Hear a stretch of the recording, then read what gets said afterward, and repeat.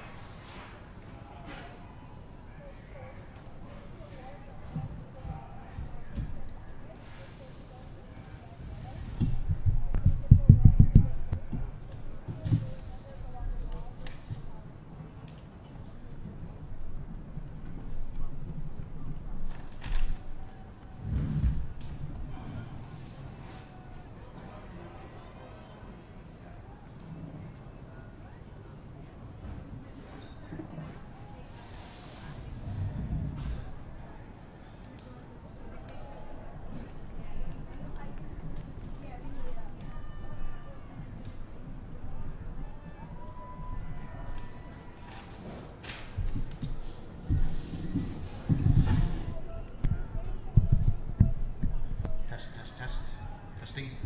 Testing 1, 2, 3.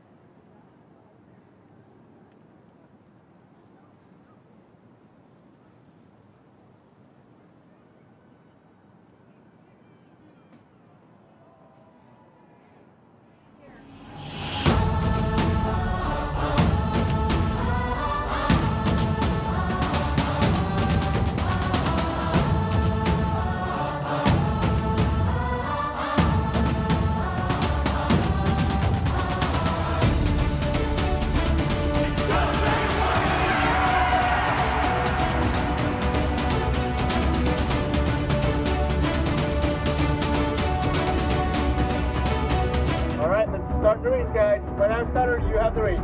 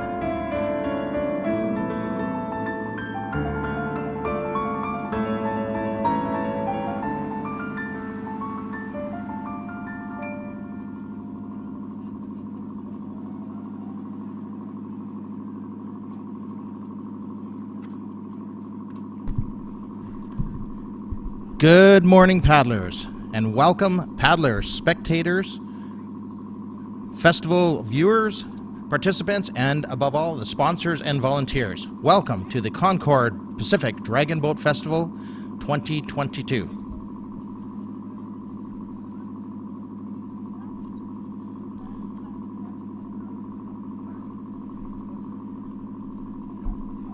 All right, for our first race, actually second race of the day, race number 2, the Mixed Junior Qualifier Heat 1. In lane 1 is InSync Able.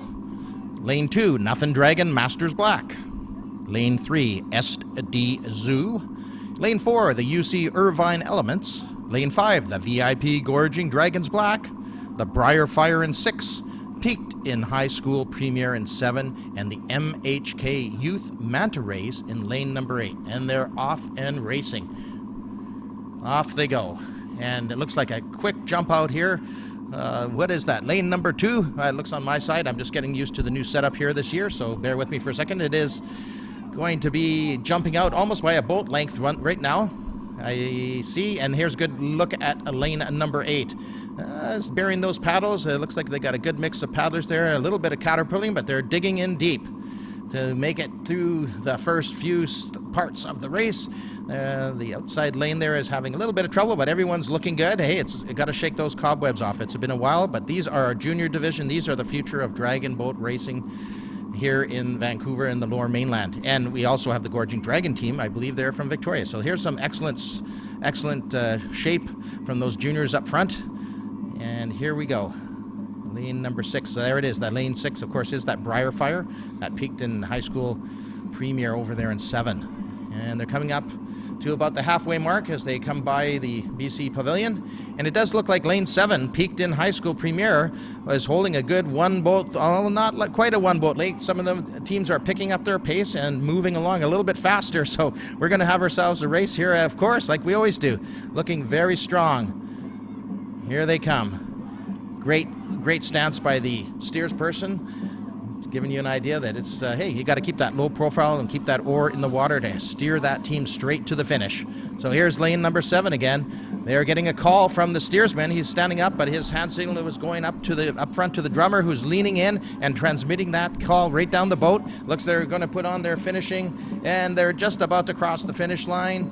Looking very strong right now, but look at the challenge coming from the other lanes. 6, 5, 4, and over there at lane number 2 also. And here they come. Cheer them on. Almost 2 boat lengths, and it's getting very close. Look at the rapid fire pushing now by lane number, looks like a lane number 5, 6, 7. Oh, it's going to be a photo finish, I believe. Look at them go. Cheer them right through the finish line. Again, some of our junior teams here, great to see them. And here, last but not least, is lane number 6 pulling through.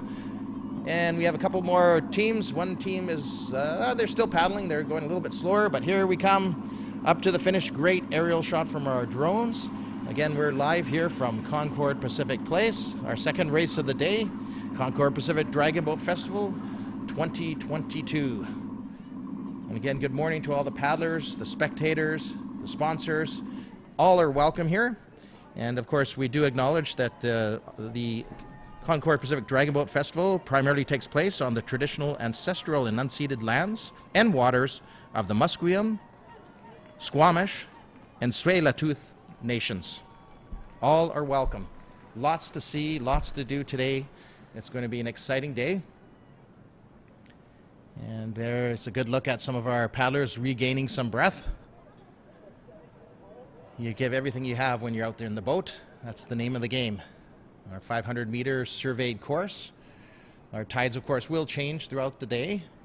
And that's part of the fun of racing here on False Creek, and something the steersmen in particular and the teams are very well aware of and well seated here. Beautiful day here on False Creek. And I took a walk around the site a little bit earlier. We have a lot going on. Of course, we have the food trucks. We have various sponsors hosting tents.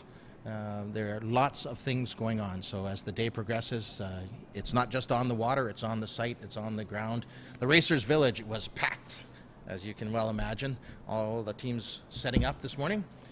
There's your results from race number 1, mixed junior qualifier race 1.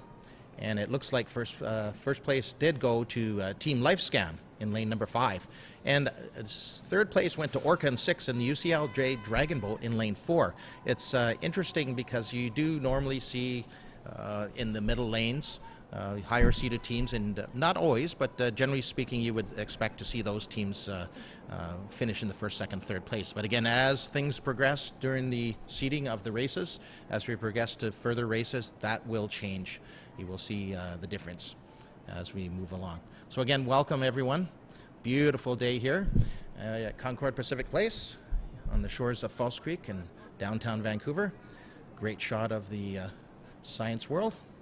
Actually, when I went into the Concord Pacific Presentation Center this morning, I saw the mock-up, if you want to call it that, and it's changed over the years.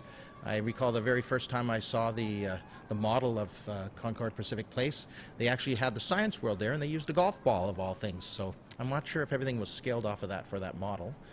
But I didn't take a close look this morning, but I will get a chance to do that. But here is a good shot of our teams heading back into that beautiful facility here at the Dragon's Ode, and just spectacular dock system here. The volunteers helping to make sure they guide the boats back into the correct berth, quick uploading, onloading, offloading. It's well rehearsed. As I say, those volunteers are so important, as too, of course, are our friends over there at G2G who manage the race part of this event. So here you can see someone's backing out, someone's coming in. Hey, it's all well orchestrated, and the teams are little butterflies maybe for the first couple of races, but they'll soon lose those as soon as they get their little warm up on the way to the start line. So we are racing from the Cambie Street Bridge towards the Science World. The finish line is marked by buoys on the water. Of course, the official finish line is digital. It is registered and taken from on top of the Concord Pacific Presentation Center, and I went up to say hello to the finish line crew up there. Looking good, and again, a beautiful day here. So let's get ready for our third race, And I'll take a quick breather for a moment as we get a nice view again of the Dragon Zone and the finish line.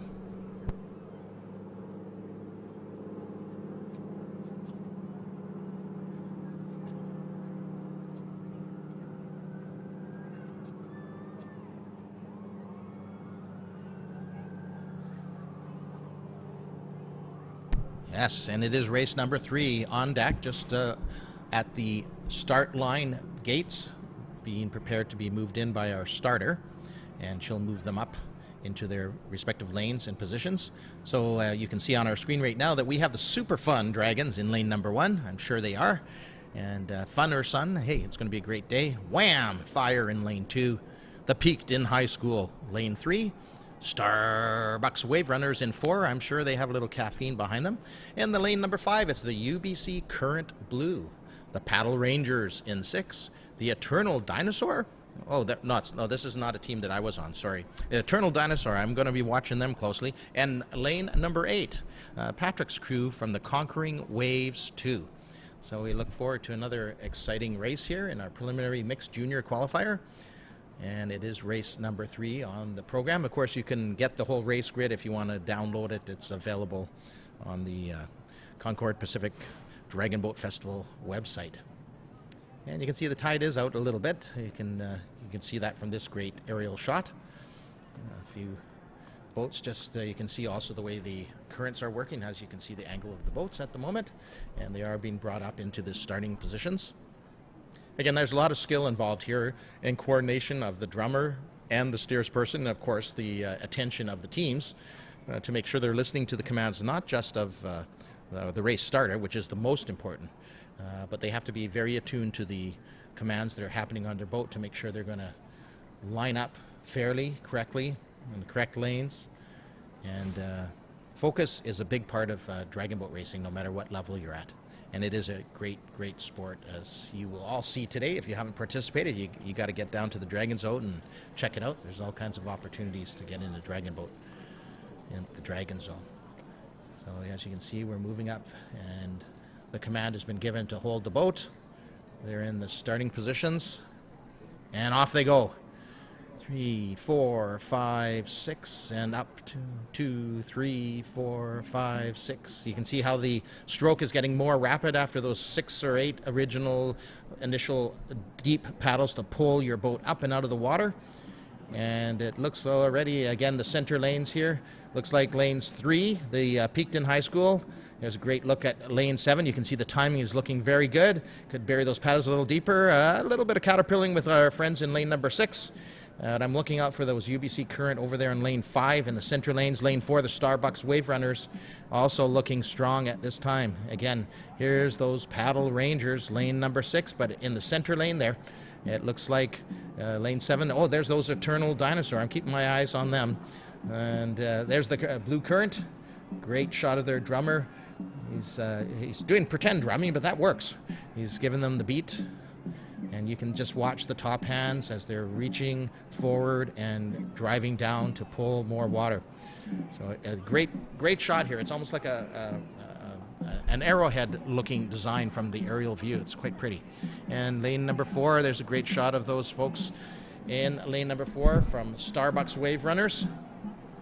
And wow, we're going to have an interesting race here for sure, as they've come past the halfway meter, after about the 250, 300 meter mark. And you have another set of boys, and a lot of teams, depending on how practiced they are, they're probably going to use those boys to call their finish, if indeed that's their standard play right now.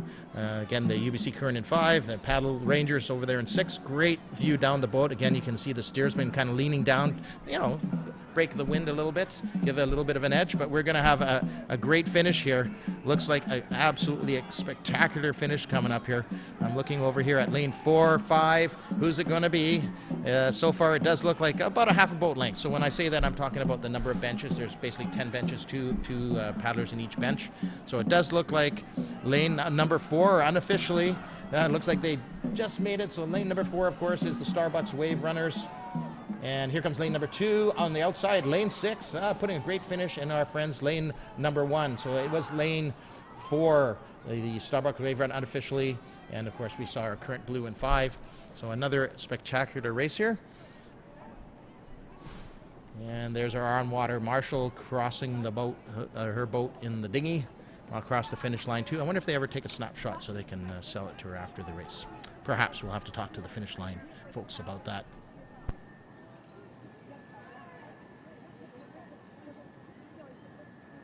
Excellent. And we have the results from race number 2. And very, very interesting finish here. It was lane number 7, peaked in high school premier in that race number 2 that came in first. The 5th in lane 5, the VIP Gorging Dragons Black, I believe from Victoria, came in second. Well done. And 3rd place went to the Irvine Elements, UC Irvine Elements. Now, I'm assuming that's University of California, but I'll learn a little bit more. I'm missing a few pieces of paper at the moment, but I will check that out for you. And again, unfortunately, NSYNC a bull did not. I think there were a no-show actually for that race, unfortunately. But again, a great finish. Lane number 8, the MHK Youth Manta Rays came in 7th position there, and the 4th place went to the SD Zoo, 6th place to Nothing Dragon Masters Black, and 5th to the Briar Fire. So again, the teams all know to check the race results. They know where they are posted, and usually the team manager will take a look at those to let the team know where they have to be for the next race. Again, a beautiful aerial shot here of the Concord Pacific Presentation Center in the VIP lounge. And on the upper right-hand corner, I see the peak. Folks are up there on the roof. I see a red tent. I believe that's the finish line tent. So just a beautiful, spectacular day. Hey, make sure you have that sunscreen on if you're out there. Of course, paddlers already would. But again, lots to see in between the races, on the water, watching those races in between. Lots of tents, lots of things to do here. Check out your friends and family. Lots to see, lots to do. Of course, there's also some beverages, so definitely you want to get out there and enjoy all the sights and sounds and tastes of the festival. And very soon the stages will be moving. The performers are going to be up there. We have a great lineup. I look forward to sharing that with you in the not too distant future.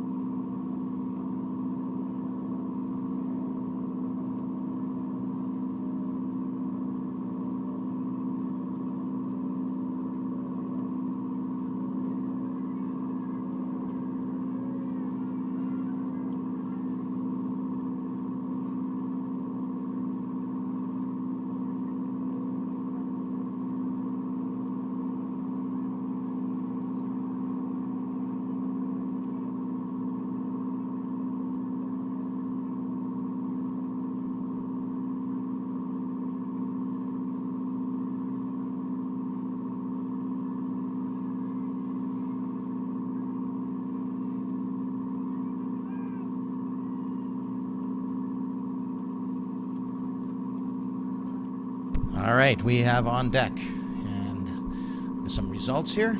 Again, from race number 3, we have the first place finisher was the Starbucks Wave Runners. They were in lane number 4. They finished first. In second position was the Peakton High School, and they were in lane number 3. And as we spoke about a little earlier, that UBC Current Blue in lane number 5 came in 3rd position, followed by the Wham Fire, followed by 5th position, the Paddle Rangers in lane 6. And in 6th position was the Super Fun Dragons over there in lane 1, and the Eternal Dinosaur in lane number 7. They actually came in 7th, so how appropriate.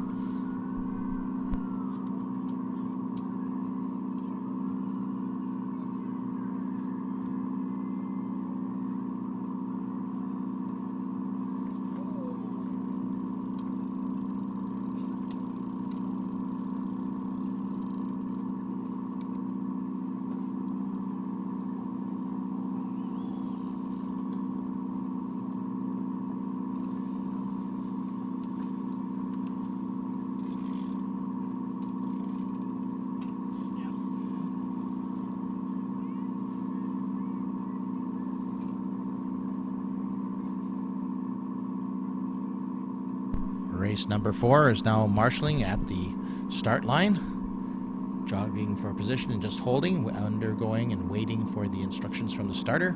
We will have another one of Patrick's teams, I believe, the Conquering Waves in lane number 1, the Nothing Dragon Masters Red in lane number 2, the Dragon Max in lane 3, Water Vipers in lane 4. It sounds kind of scary, the Water Vipers. And lane 5, the Wham Power.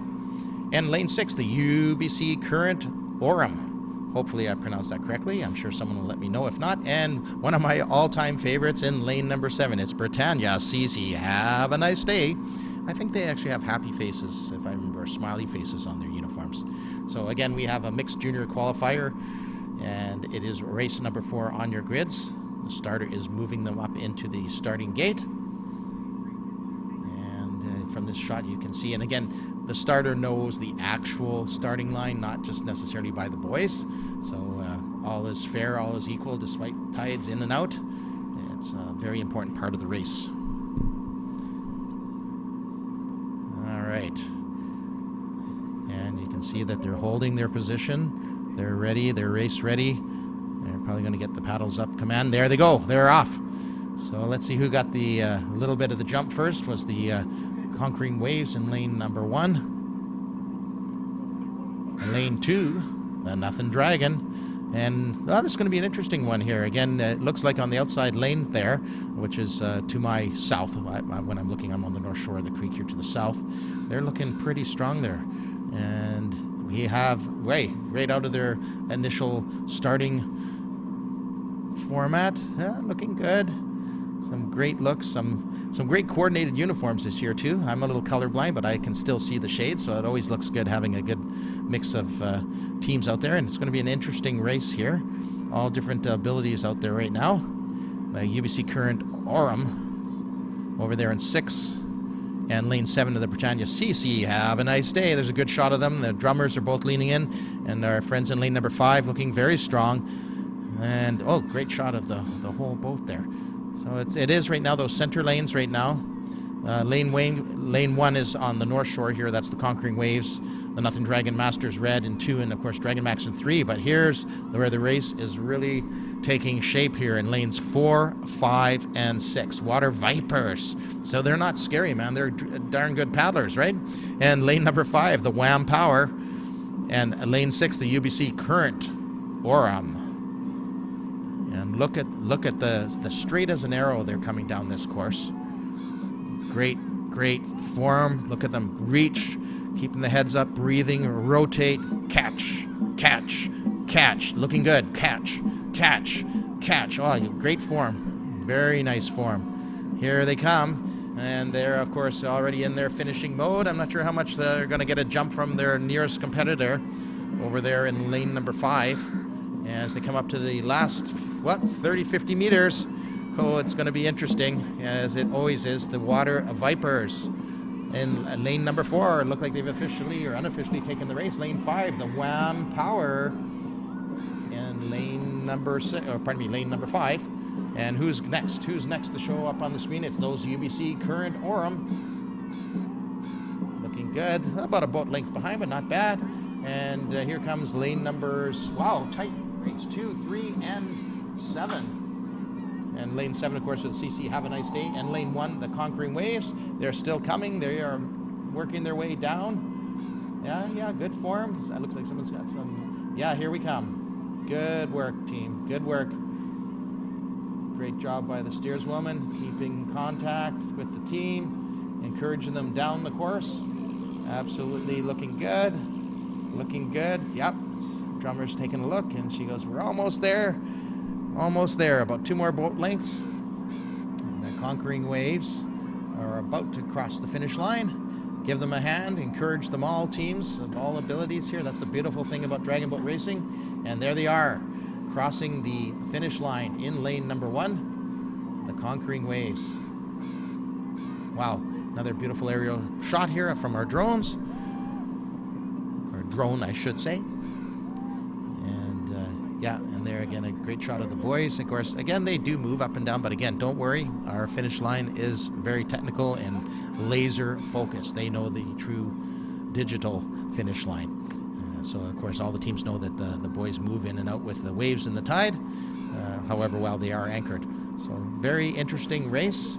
We're looking forward to a lot more races. Of course, we have our junior mixed out here today, and again, they race with the premier mixed. Then they'll go into semi-finals and finals. So, it's interesting, though, to mix up all the teams, the juniors and the premier mixed. And, of course, we're going to have later on your race program, we're going to have some specialty cup races, which are always exciting. But generally speaking, this morning we're looking at the juniors premier mixed, the heats. There's going to be premier open eventually. We'll see the breast cancer and the premier women a little bit later on today. And there's also going to be those very exciting 100-meter knockout races. So there's going to be a under 24 U Cup and a senior C Cup and cancer survivor and supporters race. And again, there's lots happening, and you have to stick around for the whole day. As I say, lots happening off the water too. The sights, the sounds, the entertainment, the food, and sponsors' tents, and lots to see and do, lots to participate in. So again, at the end of the day today is going to be something very exciting. It's the Guts and Glory 2 kilometers race. As I said, the race course is 500 meters, so they're actually going to do that race course, and they're going to turn not once but twice. So you're going to see a full 2 kilometer race, the Guts and Glory, and it will be the premier women and the open teams. So it's going to be pretty exciting stuff. You got a full day of racing. And I should let you know, we're going to have some exciting guest announcers a little bit later on in the day, I think after the lunch hour. And so that should be exciting too. You won't have to hear my voice. You can hear somebody different. So that's going to be exciting. Again, a beautiful view of the boats coming in here to the Dragon Zone. And just the perfect conditions for racing today. So again, welcome everyone to the Concord Pacific Dragon Boat Festival for 2022. Glad to be here and glad you guys are all back. It's going to be a very exciting day. So enjoy, get that sunscreen on if you're out and about, or if you're listening live on concorddragonboatbc.ca, enjoy.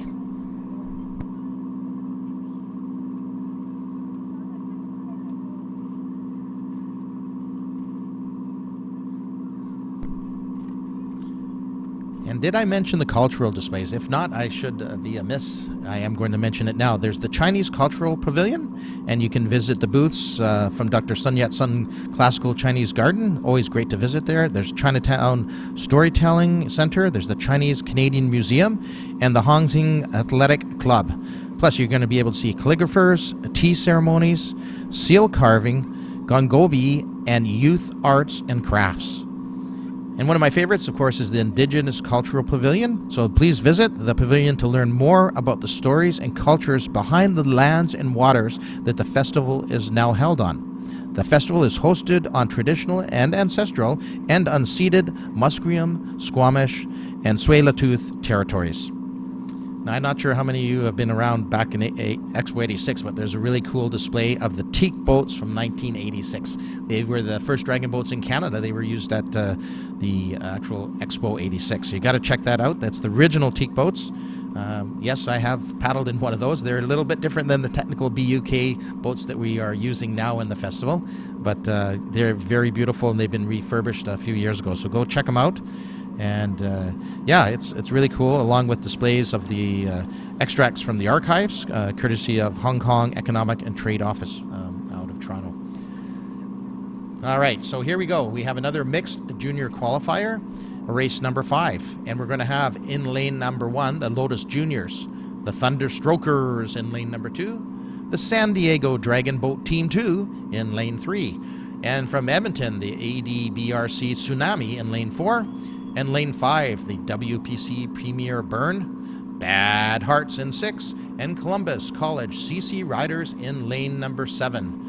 And it is from the north side of the creek to the south side of the creek. It's lane 1 starts on the north side, lane 7 is on the south side. The south side, for those viewing at home, of course, is when you see the paddlers going back into the Dragon Zone. That's the south side of the False Creek. So on the screen right now you're looking at, on the right-hand side is the North Shore. The left-hand side, if you're looking at the screen, is the South Shore of False Creek. So again, moving into the starting position. And under the control of our starter at the moment. Again, a little bit of nerves maybe in some of the boats. Could be their first race of the day. And the starter's having lane number 7, it looks like, move up a little bit. Yeah, and she has them let it run and hold the boat. There's various commands they have to be attuned to. Hold the boat, of course, you bury your paddles to make sure there's going to be no forward movement. Start there, she's letting them go. Off they go. And there again, lane 1 on the far right is the Lotus Juniors. And again, we're probably going to expect some more activity from those teams in the center lanes at this time. But there's the Thunderstrokers in 2. Lane 3, the San Diego. And here we go. It looks like lane number 4 right now with an early lead from Edmonton, EDBRC. If I have that right, the Tsunami. Hopefully we don't see any tsunamis here in False Creek other than this team. And lane 5, the WPC Premier Burn. So it is that lane 4, the Tsunami. Great view here of lane number 7 and 6. Look at the drummer. I like that stance. Getting in, leaning in, making sure her commands are heard all the way down the center of the boat. And the Columbia College CC Riders out there on lane number 7. I wonder if they know who CC Rider is, or they know the song. The Lotus Juniors, of course, in lane number 1. So looking very strong at this point. Not quite, but almost a boat length lead for the Tsunami. And the middle lanes there. Great aerial view. Again, you can really appreciate here from this shot the positions in the race. And there they are from Edmonton. Great form. And I assume that they paddle, and I'm making an assumption here on the North Saskatchewan River there in Edmonton. But look at the timing is good. Each blade is buried when they catch the water. You see how they drive the blades down? So great form. And they're coming up to almost the time that most teams would probably call a finish. I'm not sure if they're going to call a finish or not. I would think they would, just to make sure they're in practice for the additional races here, because they have well over a boat length, but that means nothing in dragon boat racing, as we well know. For those teams out there, you have to give 110% at all times. Catch, full reach, full rotation. Great encouragement from the drummer. She's using that stick as a threat, maybe. Come on, guys. Reach, catch. There's the finish. See that increase in the pace? That's your finishing strokes, as they're going to jump right across the finish line from EDBRC, the Tsunami.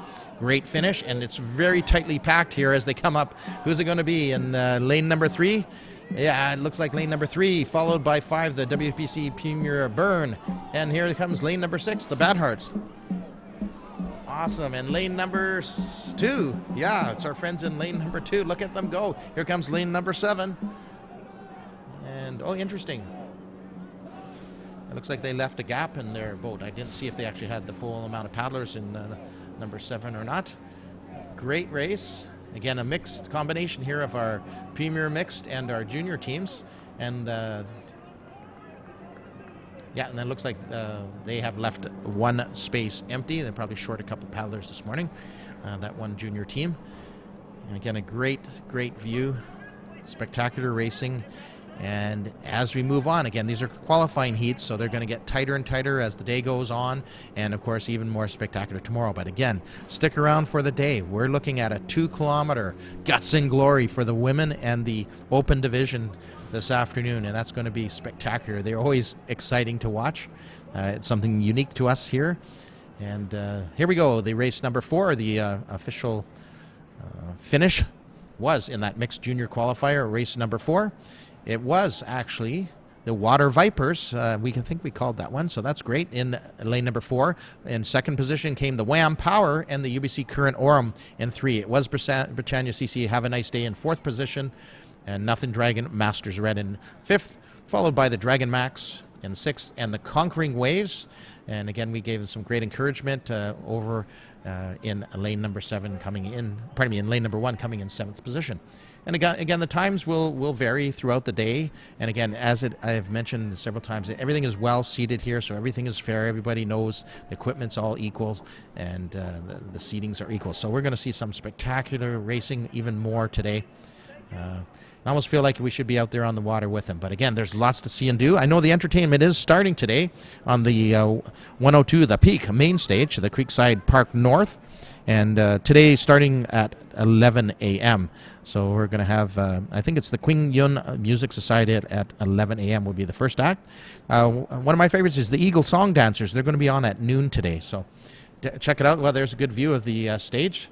Looks like things are getting set up. And no, I'm not going to do a solo this year, sorry. I've been asked, I'm sure, but it's going to be great. The entertainment is always great. So lots of things to see and do in between the races. And we're ramping up. And don't forget the food trucks. There's a lot of food trucks. I took a walk through the site this morning, and a lot of choices out there too. So feel free. Anytime the hunger pulls at you, the hunger pulls at your stomach strings, do head over and check them out.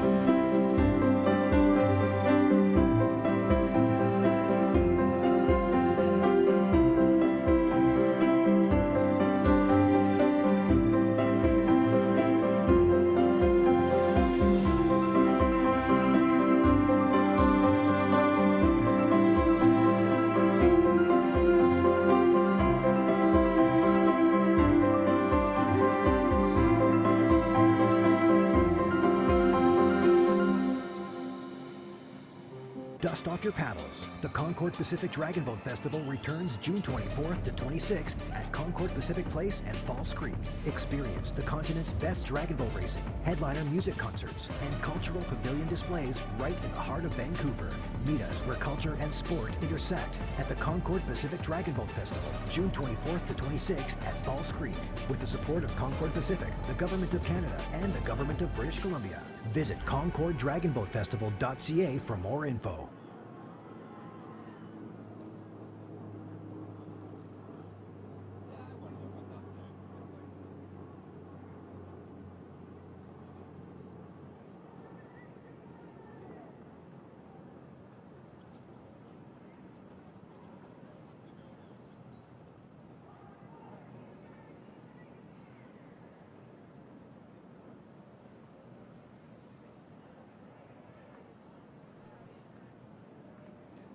Yeah, great view of some of our sponsor tents. As I mentioned, there's the Chinese Cultural Pavilion tent there I can see, the Indigenous Cultural Pavilion right on the walkway, the concrete walkway on the boardwalk, if you want to call it that, right on the edge of the finish line.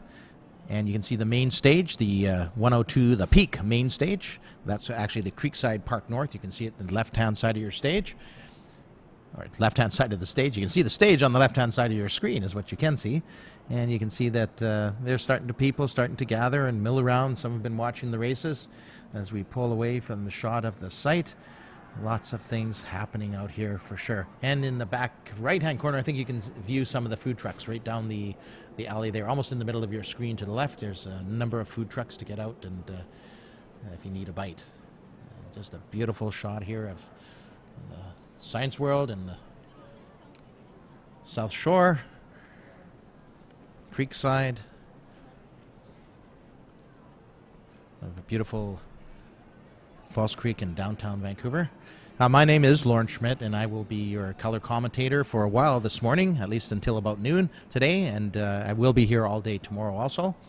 And we're looking forward to having a lot of guests with us today, particularly the afternoon races, where there's going to be a number of cups, specialty cups, and we'll have various folks announcing those races or co-announcing those races. So we're going to go now and jump into race number 6 on your race grids. So that is a mixed junior qualifier again. We are going to take care of these in the morning. And it is going to be the Raging Rebels in lane 1, the TCC Dragoneers, and the Dragon Hearts Breaker in lane 3. The Limit Breaker in 4, so we have Breaker versus Breaker, lanes 3 and 4. And the Pemberton Bald Eagle in lane 5. And my personal all-time favorite, the Concord Pacific Flying Dragons in lane number 6. And lane number 7, we have Club Sake Mixed. So this is going to be an interesting. I'm looking a lot of old colleagues there on Concord Pacific Flying Dragons in lane 6. Hello to Fred and company. And wow, we're going to watch out for those Pemberton Bald Eagles. They do have a very strong reputation as being strong paddlers, so we're going to really keep an eye on them. TCC Dragoneers, I'm not sure. They could be a team that used to be some association with the Caribbean, so it's going to be interesting to read up or take a look at them. A lot of familiar names, a lot of familiar faces when I cruised through the Racers Village this morning. For many teams, it's a rebuilding year. We're already moving into the starting positions. Now, I'm not sure how much we remember about the starts, but again, we'll check with some of the coaches a little bit later on. But the old traditional start was called a 6:16 start. The idea was to have 6 deep, shorter strokes to get the boat moving, and then rapid strokes from there to get the boat up and running. And here we go. We're a tightly packed race here. Again, it is going to be watching there in lane number 5, the Pemberton Bald Eagles, and lane 6, the Concord Pacific Flying Dragons. They are looking good. And the Limit Breaker next to the Dragon Heart Breakers in lane 3 and 4, respectively. And right off the bat, 1, 2, 3, lane number 4, when they're coming out of their opening sequence, it does look the Limit Breaker. Is that lane number 4? Yeah, interesting. So it's going to be a very interesting race here. Again, those center lanes looking pretty strong. We're having a little bit of challenge in lane number 2. It looks like TC Dragoneers are having trouble keeping straight at the moment, but they'll get it as they come around the corner. And again, great race this one is going to be. Looking forward to this one for sure. Lane number 4 looking strong. Look at that drummer digging down. The Club Sake Mix. There's a great shot of all the steerspersons, but look at lane 4. They're giving her Limit Breaker. Interesting. Very good battle from them. And the Pemberton Bald Eagle in 6. Pardon me, in lane 5, and the Concord Pacific Flying Dragons over there in 6. So very interesting race. Come up to the halfway point and beyond. Wow, look at that encouragement from the drummer, from our friends there at Limit Breaker. Their form is looking good. Good rotation, good grabbing that water, bearing those blades. That's what it's all about. Paddle harder, deeper. There we go. Very good form. Looking good. You can see the A shape when they're reaching and grabbing. Maybe a heads up a little bit. You have to always remember to breathe. That's one of the most important things. Heads up and breathe. Ready, reach and catch. And here they come right through starting their finish now. It's still anybody's race. The Concord Pacific Flying Dragons in 6, giving it their all. The Pemberton Bald Eagles in 5, and the Limit Breaker are holding off the challenge right now. But there is some movement from the Dragon Hearts Breaker, and on the outside, the Concord Pacific Flying Dragons. What's going to happen? We shall see. A little bit of gaining happening here. It does look like a Pemberton Bald Eagles are going to give them a run for the money as they cross the lane. It's lane number 5. There they are. The Pemberton Bald Eagles, then followed by lane 3, the Dragon Hearts Breaker. And is it going to be 6? It could be 6. Concord Pacific Flying Dragons. And there it is, lane 7, the Club Sake Mixed. And down below here we have the TCC Dragoneers and the Raging Rebels. over there in lane 1. And oh, you might notice as lane 1 crossed the water there, did you take a look at that boat? These are the new BUK boats. They have a completely new fleet for racing, and some local artists did the decoration. It's a beautiful thing. You can actually look at it and watch it on, I think it's still on concordlive.ca. You can see the video or under Concord Pacific. Beautiful job these local artists did. Great idea to get them out there to decorate and paint these boats. So great equipment, brand spanking new. It's awesome. Concord Pacific is putting on a great show as always here at the Concord Pacific Place here at our 2022 Dragon Boat Festival, sponsored of course by our good friends at Concord Pacific. And on that note, I should mention to you, of course, we have major public partners. That's the federal government of Canada, the province of British Columbia.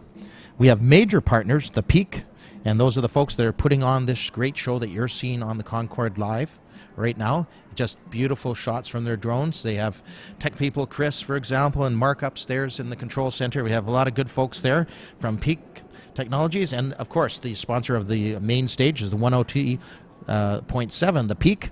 And Global TV is also a major partner. Yes, the title and festival founding partner, of course, is Concord Pacific. There we go. Our major partners, Peak Technologies, 102.7 The Peak, Global BC. Supporting partners, the Big Still Box, the Mark Anthony Group, the Dilawri Group, the Legacy Liquor Store, Oddball, Park Vancouver, Red Truck Beer, and Sun Given Foods.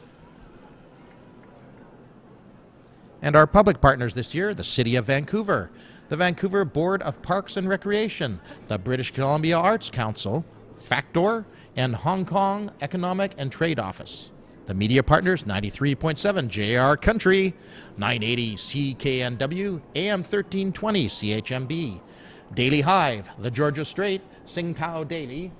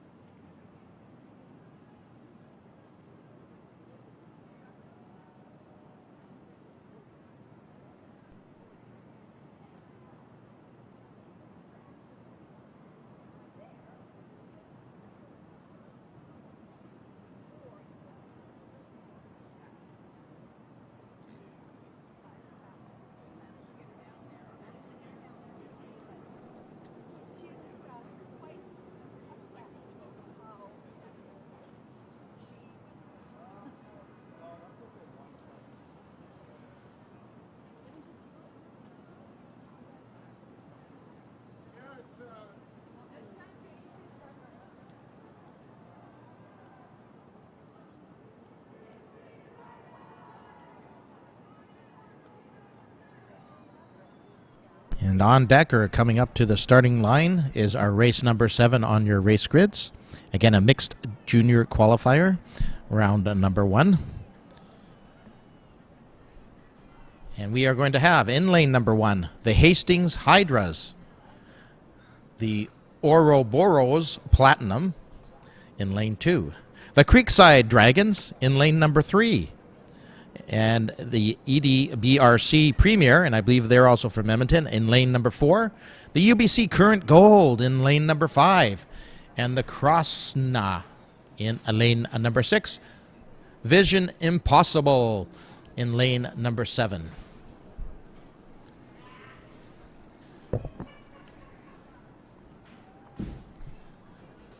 And a great side view here is some of the boats are letting it run under the instructions of the starter here, so a different perspective here.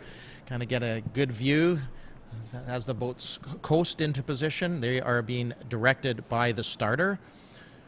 And you can see already boat number 5, lane number 5, UBC Current Gold, has been told to hold their boats, as is the Hastings Hydras and the Ouroboros Platinum in lane number 2. And yeah, already lined up, looking good from my angle. Of course, I'm not the official starter, but they are looking good, and she's letting them go. No, she's moving them up a bit. A couple of boats. She might have to pull one back. It's hard to tell. Again, she has the official line, so we can't go by the boys. And I am saying she. I haven't heard the starter, unfortunately. I haven't heard that yet this morning. And there they go. She had them in perfect form, and away they go. So again, from our angle here too, what we should see is we want to see all those paddles catching water at the same time. A very high rate right now from lane number 5, the UBC Current Gold, getting that boat up and planing on the water. And lane number 4, the from Edmonton again, the EDBRC Premier, also looking very strong. Lane number 3, the Creekside Dragons. A little bit slower start than I was expecting from them, but still looking strong. And right now the battle is going to be between the UBC Current Gold and the Edmonton Premier in lane number 4. Oh boy, yeah. And here comes the, oh yes it is. It looked like lane number, yeah, here another view. Lane number 4 from Edmonton. Lane number 5, the UBC Current Gold. Duking it out, but in fact they're paddling it out, and you can see from the aerial view we only have lane number 5 from Edmonton only about a half boat length behind, so this is going to be quite the finish for first, second, and third place. They seem aptly matched, duly matched. Lane number 5, the Creekside Dragons there in your view, and here it is. A little bit of mistiming, it's hard to say from my angle here. Oh yeah, great catch. And lane number 4, the Edmonton Premier, maybe that fast rate has cost them a little bit, it's hard to say, but they're keeping it up. And they are definitely ahead in this race in lane number 4, number 5. There's lane 4, the from Edmonton. Yeah, they're still looking very strong, keeping their heads up. There's the good view of the UBC Current Gold in lane 5, giving a run for the money.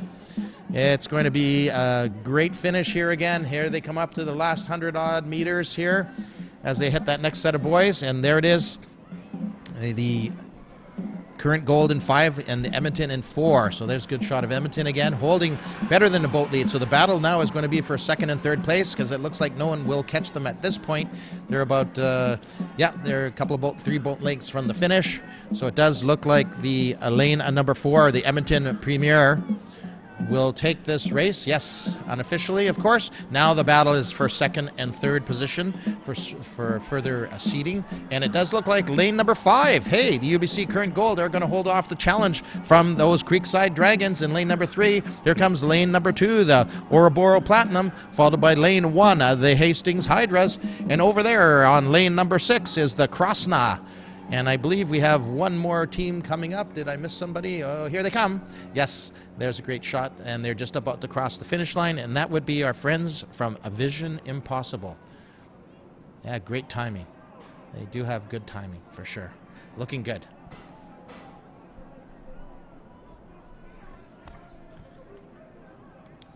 And here we go. Results from our race number 5. As you can see, it was in number 4 lane. First position went to that team from Edmonton, Tsunami. And lane number 3 in second position, the San Diego Dragon Boat Team 2. How fitting, they're called Team 2, and they finished second. And the WPC Premier officially in third position, they were in lane 5. And the fourth position was the Bad Hearts, the Thunderstrokers in 5th position, followed by the outside, the Columbia College CZ Riders and Lotus Juniors in 7th position. So that was another one of our past races. And of course, hey, look at this. We already have the results from race number 6. That's awesome. And first position did indeed go to the Limit Breaker. Got to learn a little bit more about that team. They look pretty awesome out there. And second position were those Pemberton Bald Eagles. I had my money on them for that race. And the third position did go to the Dragon Hearts Breakers. So those 2 breaker teams, I'm going to keep an eye on them as we progress. And my personal favorite, the Concord Pacific Flying Dragons, did finish 4th place, which was great. Club Saki mixed in 5th. And 6th was the TCC Dragoneers, and 7th position did go to those Raging Rebels out there in lane number 1. Some very exciting racing here. And we can see the tide's still moving out, going to a low tide here. I think I can't remember. I didn't memorize my timetable this morning, but I think it's around noonish, if I'm not mistaken. Can always look that up a little bit later. Nice view for the Krosna team. The drummer is sitting up, getting a little bit of signaling something to the steers person there. But great artwork. Look at the artwork again. Just awesome. I'll have to dig up a little bit more, even on lane number 1, the Hastings Hydra's boat, lane 1. Again, I love that design. So keep your eye out for those on the new BUK. Some people consider these new fleet of BUK boats the, version 2.5 or 3rd generation, depending on who you talk to. But these ones are actually come from Germany. They are made in Germany. They are made elsewhere in the world, the BUK boats, but these ones actually come from manufactured in Germany. So again, International Dragon Boat Federation standards, so that's very awesome to have this great new equipment. I'm quite certain all the paddlers, steerspersons, drummers, and definitely the sponsors and managers of their teams are very appreciative of the beautiful new equipment. Great shot here of the south shore of Falls Creek towards Cambridge Street Bridge as we get set up for our next mixed junior qualifier, which is race number 8. And this is going to be a good one. Dragons in Sight in lane 1. The Killarney Torpedo Turtles in lane 2. The DH Swordfish in 3. Dragon Zone Fire Truck in lane number 4. The San Diego Dragon Boat Team in lane 5. And lane 6, the Dragon Hybrids. And lane 7, the Fire Dragons. So I guess we can call this the Turtles, the Swordfish, and the Dragons. So it's going to be quite a race. So let's keep an eye on all those teams once they get out there. You can see they do a little bit of a warm-up as they're heading out to the starting line. That's, again, starting out from the Dragon Zone docks on the south shore of Falls Creek, and then they do on the outside of the course, they make their way down. And some teams might do a little bit of a miniature practice start or as they're working their way down the course. Lots of activity, as you can see, on the Dragon Zone docks, and up behind them, up on the marshalling area leading down to the docks.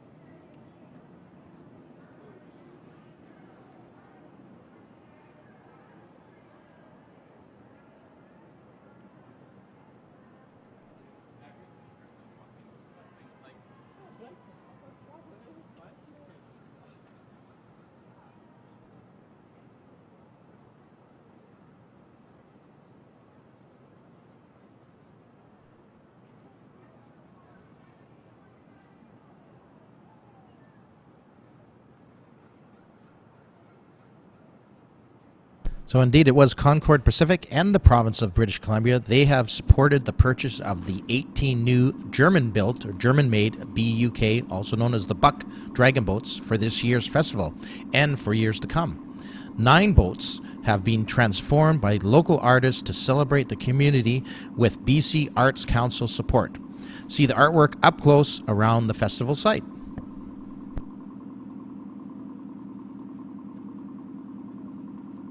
All right, we're under starters' orders now. They are starting to listen to the on-water umpire and to our starter.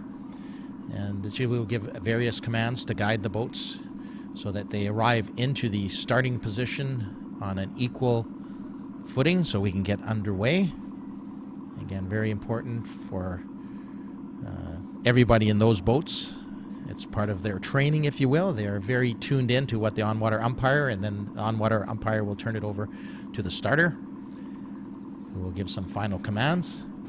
As you can tell, when you see the paddles, it's hard to tell, but when you look on the boat, it looks like they're in lane number 7, and they have their oars or their paddles up across. That's usually a let it run command. Then they holding the boat now. You saw them just drop their paddles into the water. And sometimes the steersman or drummer will just have the front 2 or the rear 2 paddlers move them if they get a specific direction from the starter, just to make sure they're all in the proper position for a fair start.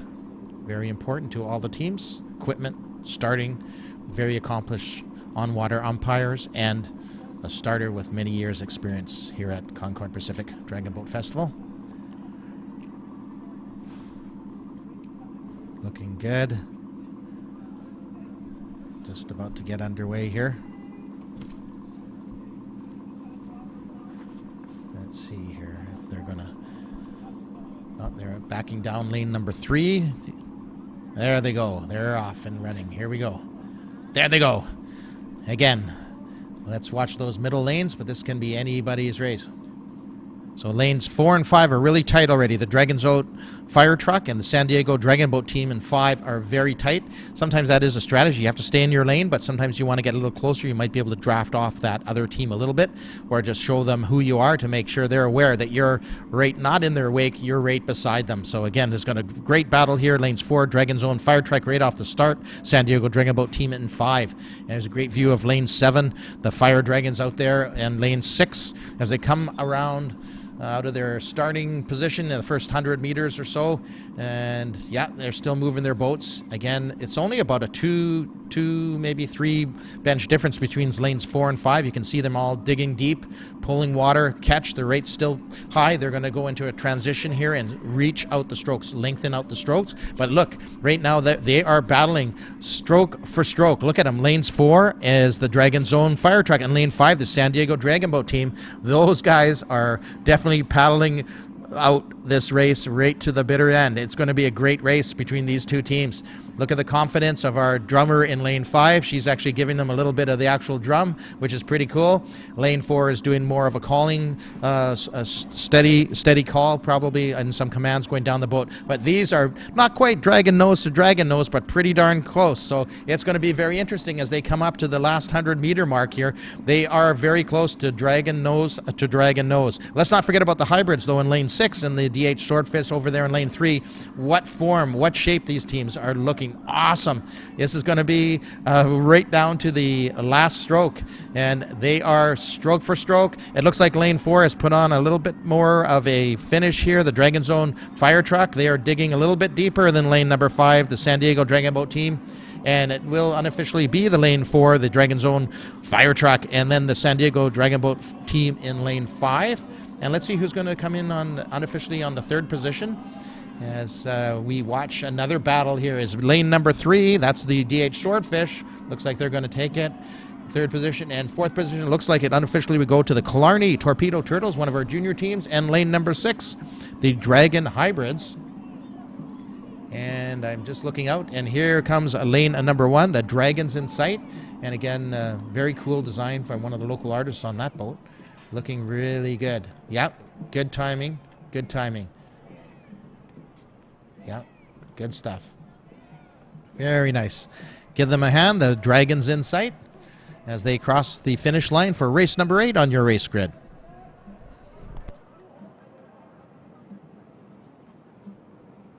And coming our way momentarily, we're going to see some more race results. And indeed, it is from race number 7.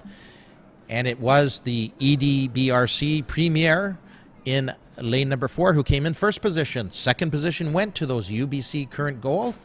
And the time, wow, the time for that finish was 2:03. So as the day wears on, and I think as the races wear on, and tomorrow also, we're going to see quite a fluctuation in the times as we start the seeding races and the tides change.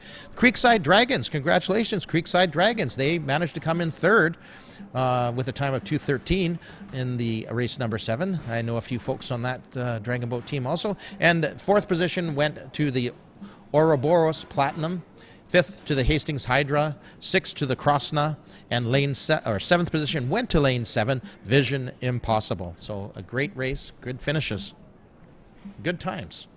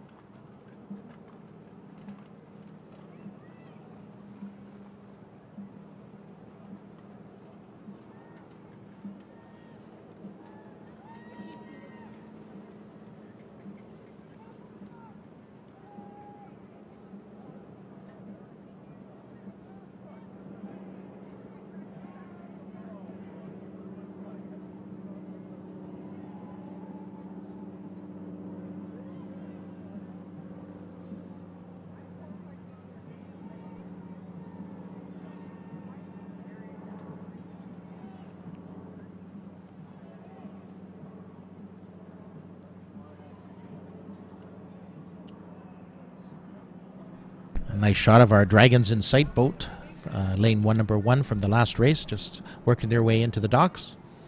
It's good to see they have some tents for a little bit of shade for the volunteers and for the G2G crews out there at the Dragon Zone on the beautiful facility we have here.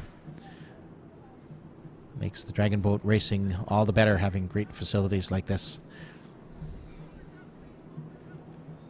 And they are being directed in by the volunteers into the various docks.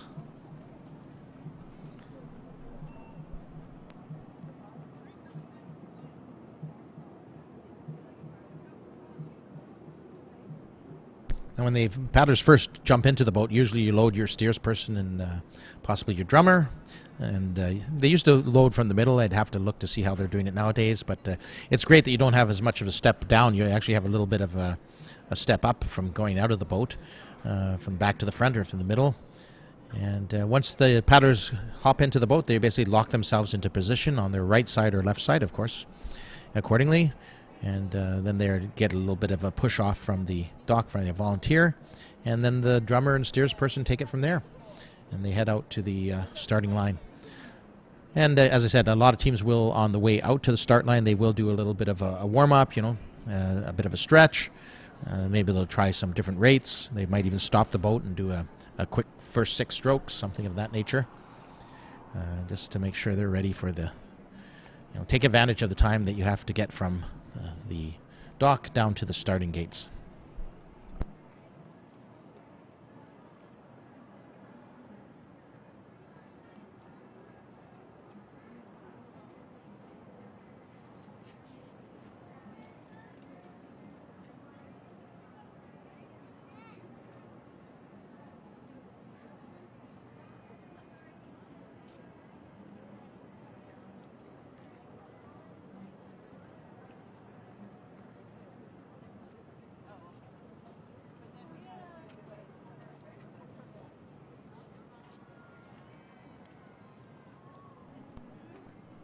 All right, sounds like we're under the starters' orders here to get started on our race number 9.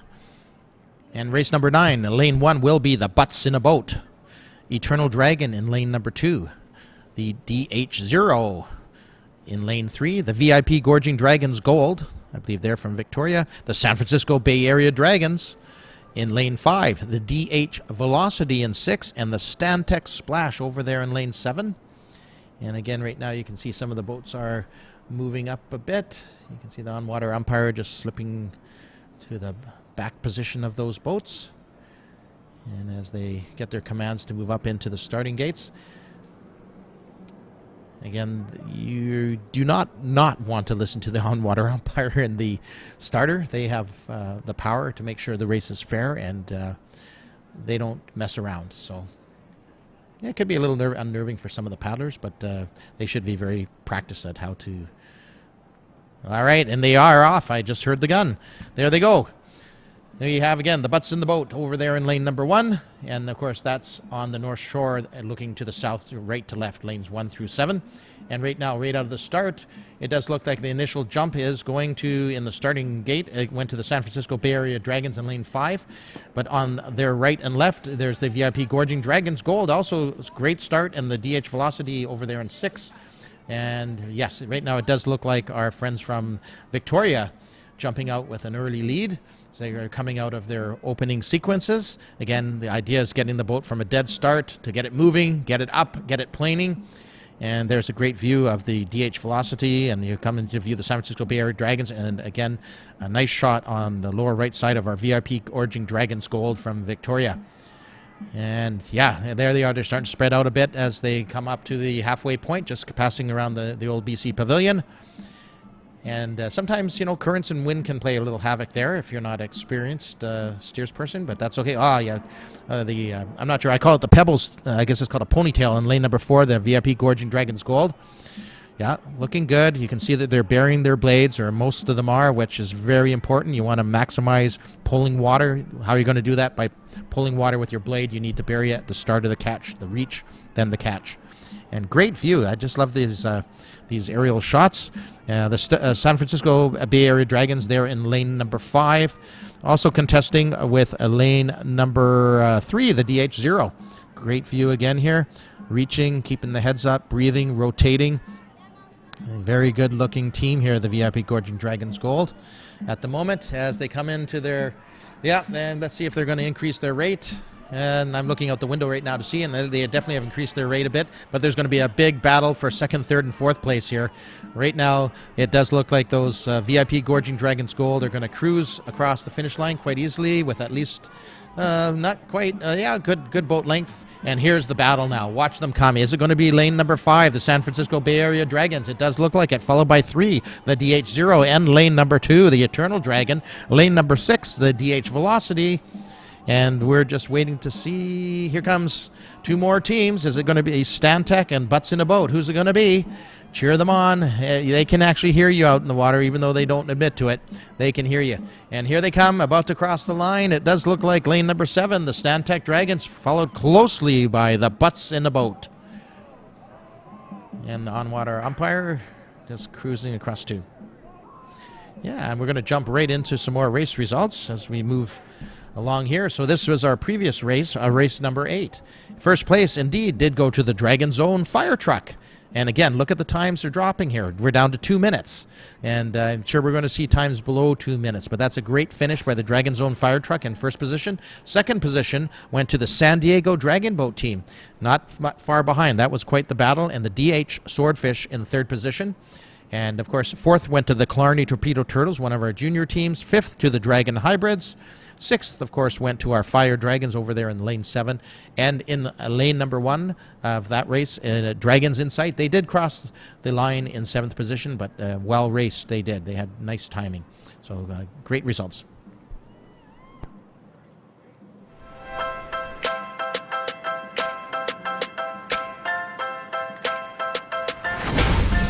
So I think what makes Criterium Racing really special is that there's always a fun family festival attached to it. So there's going to be food trucks, and you get to really see some of the best racers in North America light up. And I'm super excited to race in front of a home crowd. We're serving authentic Japanese food, sushi rolls, sushi bowls, and Irish sushi, and fried chickens. Hi, my name is Michael Bailey, and my ancestral name is Stawalkin. And at Canoe Cultures, we renovate and build canoes, and we are excited to share and display our culture with you.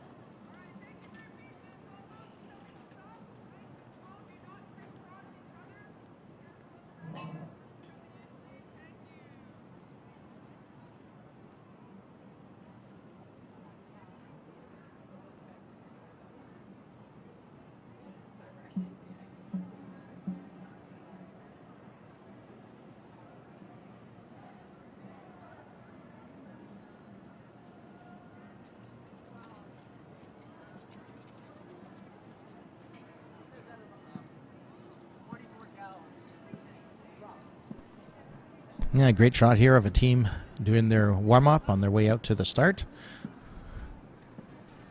Again, their idea here is to get some extension, and it's a timing drill. They reach, catch, reach, catch, and they're just going to go into a steadier stroke. And that's their let it run. The paddles are on the gunnel, and they're taking their commands directly from the steersperson there. They're letting it run, relaxing a bit. They're probably easing up their backs a little bit. You do want to have a lean at all times when you're in the boat. Oh, she's doing some sort of paddles up there. Again, watch the top hands. No, some of them are going back to their let it run command. She could be doing the front half, back half. I'm not certain at this angle. And you can see the team to the left on lane boat 5 is also doing a start, a practice start, or again, the delay drill. So just to make sure you have to nail that first stroke. Those first 6 strokes are absolutely crucial. If you miss one of those, chances are you're not going to finish first. And many coaches will tell you that a race is won or lost in the start. It's essentially true. It does make a huge difference. I mean, you just don't want to break a paddle or miss a stroke, which makes sense. It is competitive racing, or even if you're in the more recreational, it's basically how it was put to me is this way. One of our coaches many years ago, he actually was from South Africa, and he put it this way. He said, hey, it's not about winning and losing, but then he said, yes, it is about winning and losing. It's racing. However, what does it mean to win or lose is to give 110% competition to the boats next to you. So if you've given your best and the other team happens to finish better than you, as long as you can come off the boat and say that, hey, I've done my best as a team, as an individual paddler, as that group, hey, you're a winner already. So again, there's a lot of camaraderie, but again, a lot of times when you hop into the boat, the focus has to be in the boat, especially with the more competitive teams. You have to be dialed in. That was a famous saying of one of our previous coaches too. Dial in. You got to be focused.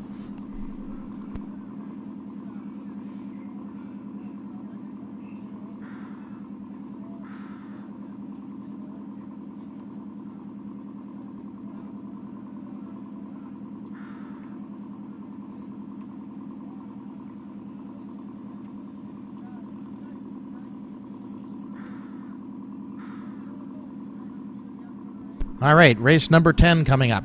Again, part of our mixed junior qualifier combination races here, and it is the Metro Vancouver 44 cheeks. So I have to calculate that out on my calculator, but I assume that means 11 people are sitting down times 2 cheeks. I'm not sure. Anyhow, 44 cheeks, Metro Vancouver 44 cheeks in lane 1.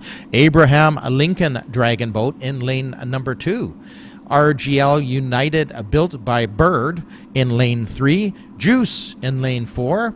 Lane 5, One Twisted Dragon, and FLCC Fortified. That's from our Fort Langley Canoe Club friends out there in Fort Langley. And Lane 7 from Richmond High School, the Flying Colts. And they're from my hometown, so I guess I can't be favorites, but I'll be watching them in this race, one of the junior teams in this race. Juice, One Twisted Dragon, and RGL United Built by Bird. That's going to be interesting, and I'm interested very much to learn a little bit more about the Abraham Lincoln Dragon Boat team. I wonder if they're from a school south of the border. At any rate, that's what we have lined up, seven boats in this exciting race number 10 on your schedule.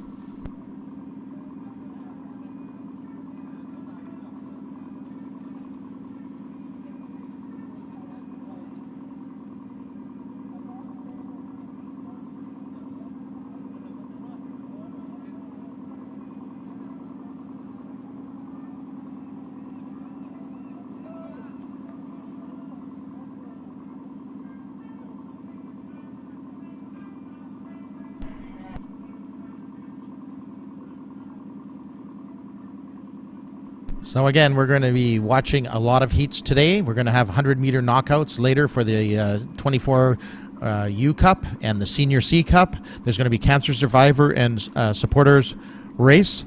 We're also going to have the qualifiers, of which we're watching right now, the Junior Premier combination. Then there'll be the Premier Open, the Breast Cancer with the Premier Women, and that very exciting end-of-day race for today is going to be the 2-kilometer guts, or the 2K Guts and Glory.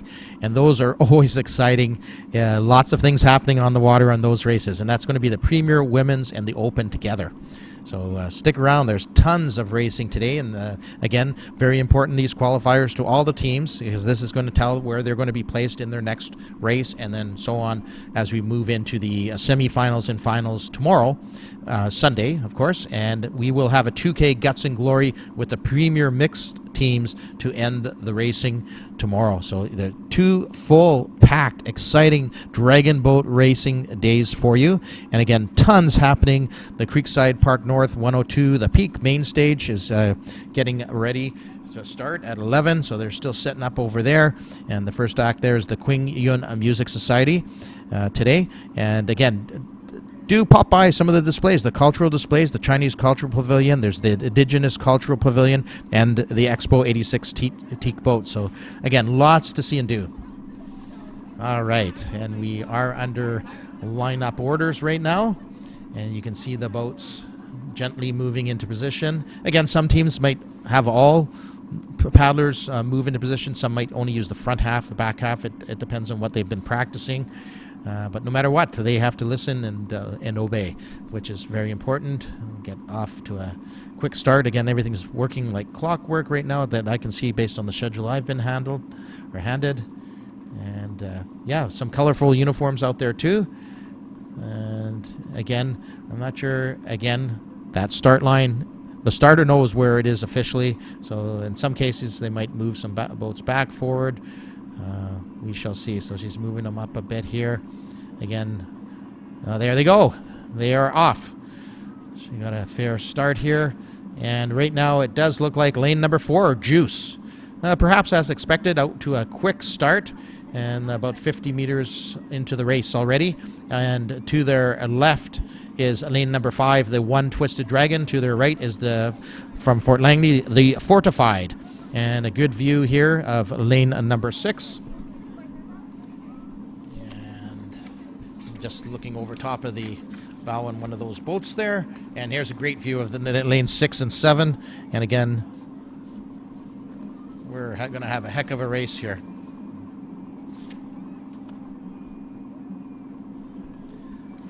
Oh, very colorful. I like that they have the matching life vest there. That was lane number 6, from Fort Langley, the Fortified. Great view of lane number 4, Juice. Perfect stroke. Did you see every one of those paddles, even from this angle?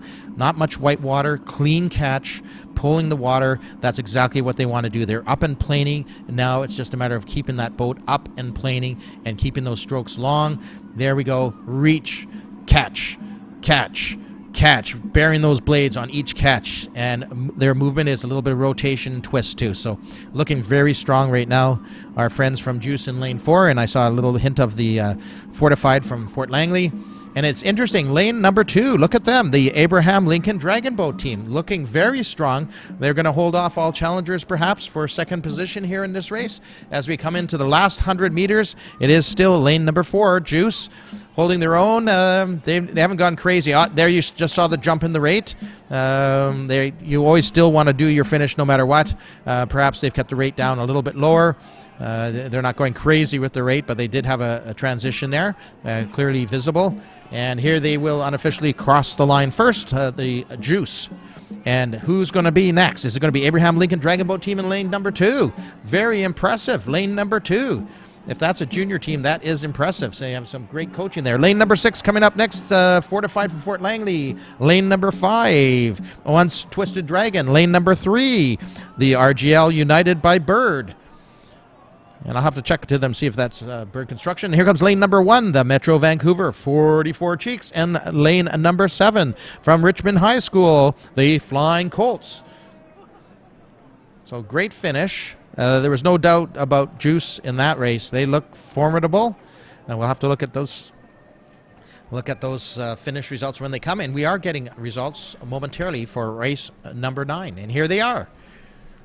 Indeed, in first place from Victoria, the VIP Gorging Dragons Gold. Again, their time around 2 minutes, so not bad. Lane number 5 came in second. That's the San Francisco Bay Area Dragons, or BAD, I think some people call them, but I prefer San Francisco Bay Area Dragons. Great time also. And DH0 came in third position. Eternal Dragon in fourth. DH Velocity in fifth. the Stantec Splash team in 6th position, and Butts in a Boat came in 7th. So I'm interested to see if Stantec is an office or corporate team. I'll have to go out and check that out a little bit later. But a great finishes there in race number time. Again, keeping our eye on those finishing times for those top 3 teams as we move through these qualifier heats. Always interesting to watch. And again, thanks for joining us here if you are watching live on the site here of the Concord Pacific Dragon Boat Festival 2022. And for those of you that are watching online, the concordlive.ca, welcome. And you're in store for a spectacular day of racing and sights and sounds. If you're on site down here, taste, smells, entertainment, everything's happening here down at the Falls Creek.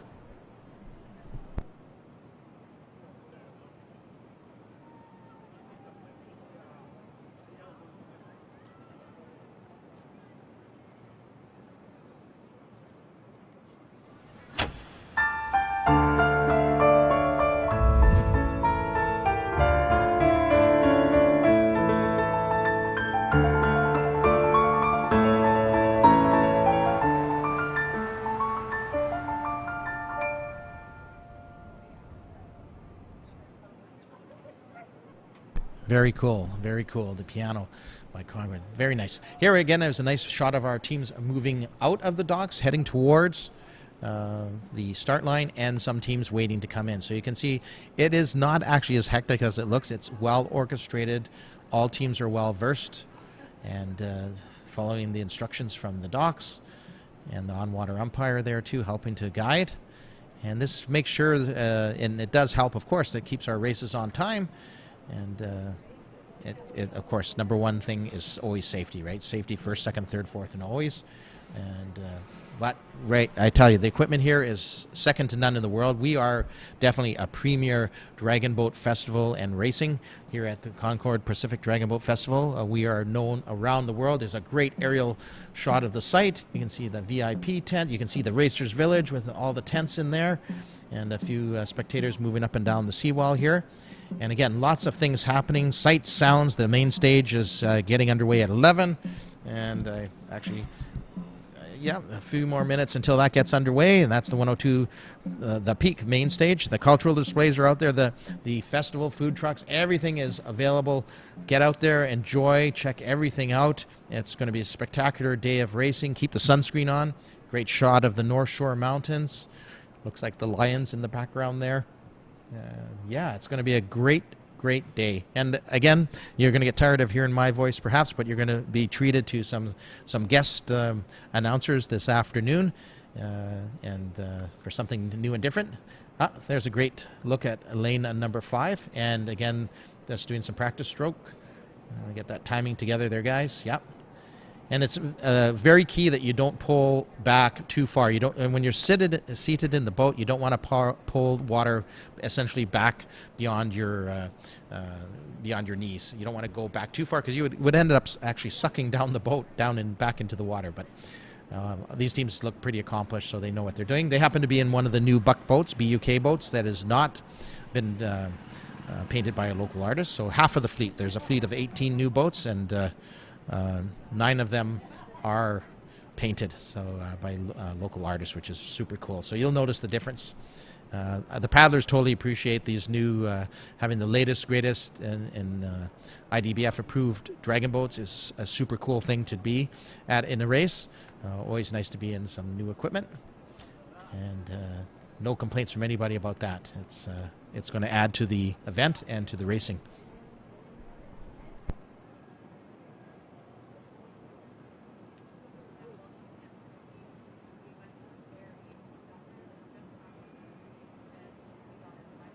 All right, race 10 results are already in.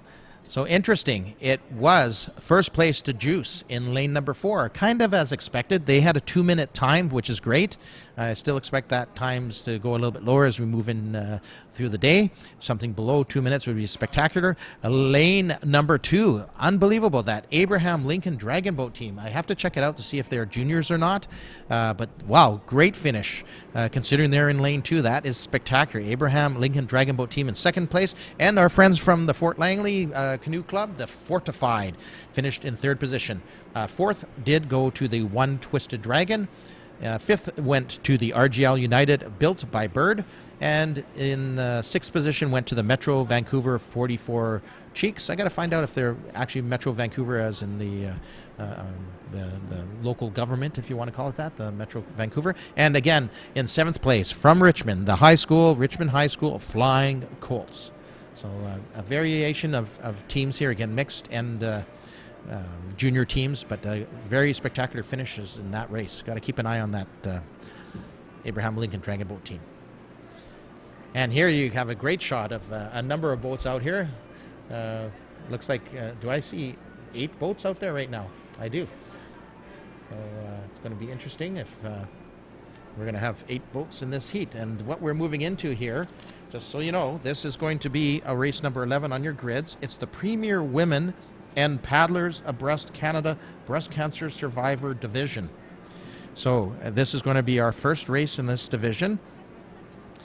And it's going to be our first qualifier. It's race number 11 on the grids, and we will have 8 boats. So you've been routinely seeing 7. So now here we go again from the North Shore, from right to left on your screen. It's the Waves of Hope in lane 1, the Chestmates in lane 2. Lane 3 will be the Sisters in Sync, and the UC Irvine Elements in lane 4, the VIP Gorging Dragons White in 5, the Orca Women in lane 6, the Dragons Abreast Toronto in lane 7, and the West Island Dragons in lane number 8. So they're all going to mill around there until they come under direct control of the starter, and we'll let you know when that happens. Just a spectacular day here. Just look at that. I mean, it looks like a postcard now looking at your screen, right? Unbelievable. So again, it is the Premier Women and the Paddlers Abreast Canada Breast Cancer Survivor Division Qualifier 1.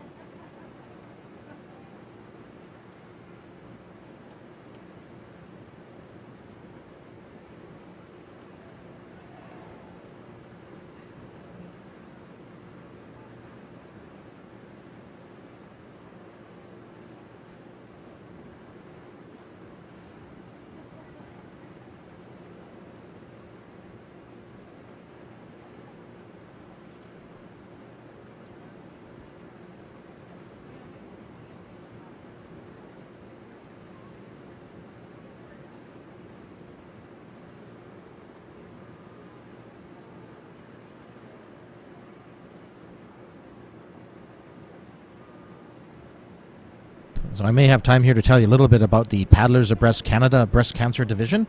The teams race with the Premier Women, as mentioned, then in a separate semifinals and finals. We welcome teams back to where breast cancer paddling began 25 plus years ago. A flower ceremony to support survivors and remember those that have passed will be held after the finals.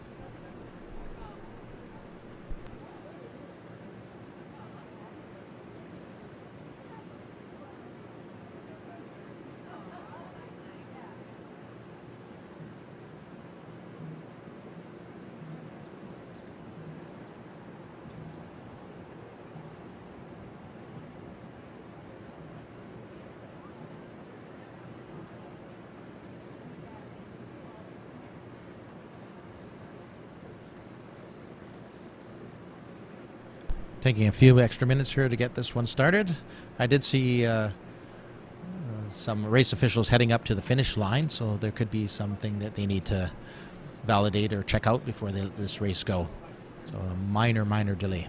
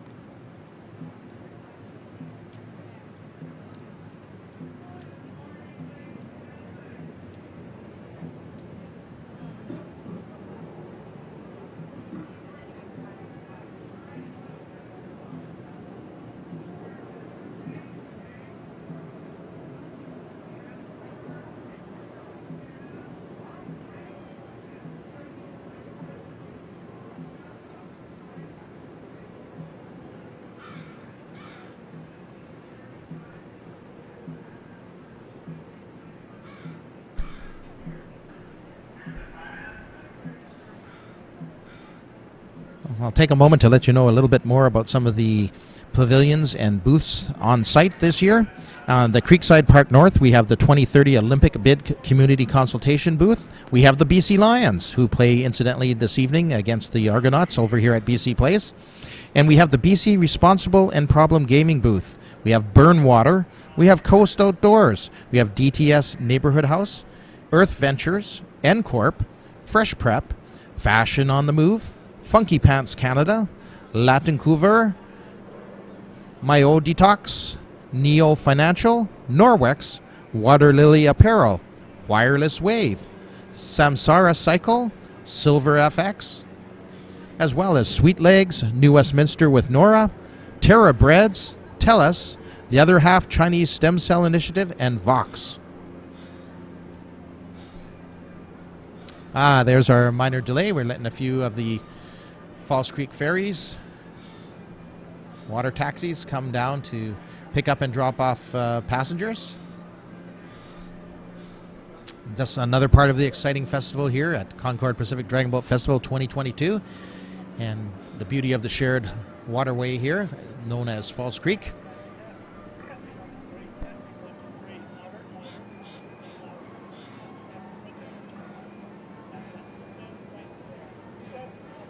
And just so you know, there is a number of food specials happening at the various vendors. So there's the cream ice cream truck, there's the Camion Cafe, there's the Dim Sum Express, in-dish food trucks here. The Insomniacs Coffee Company, as always, they are here. The Jamaica Me Juicy, they're very good. I like that booth. The JJ's Hot Cobs is here. Mr. Tube Steak. All right, that's just a few that if you're starting to get hungry. And it looks like on the screen we are starting to get some movement again. Some lineups are starting to happen here for our race number 11, the first of the women's and the breast cancer survivors division. The on-water umpire is moving back into position. And the boat's probably going to I think he's going to hold the other Falls Creek ferry for a minute. And yes, here they are moving into starting positions.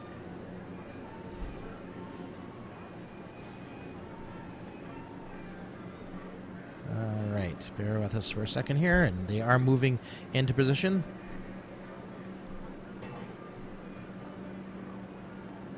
All right. Looking interesting here. Full 8 boats.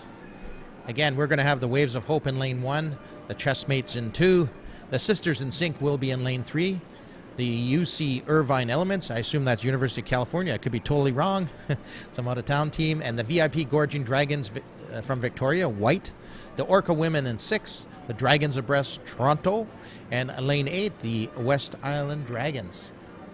And you can see it appears they're actually not really lining up at an angle like that. It's just the natural current flow of the tide right now. So not to worry, our experts on-water umpire and our starter will get them into the gates in proper form.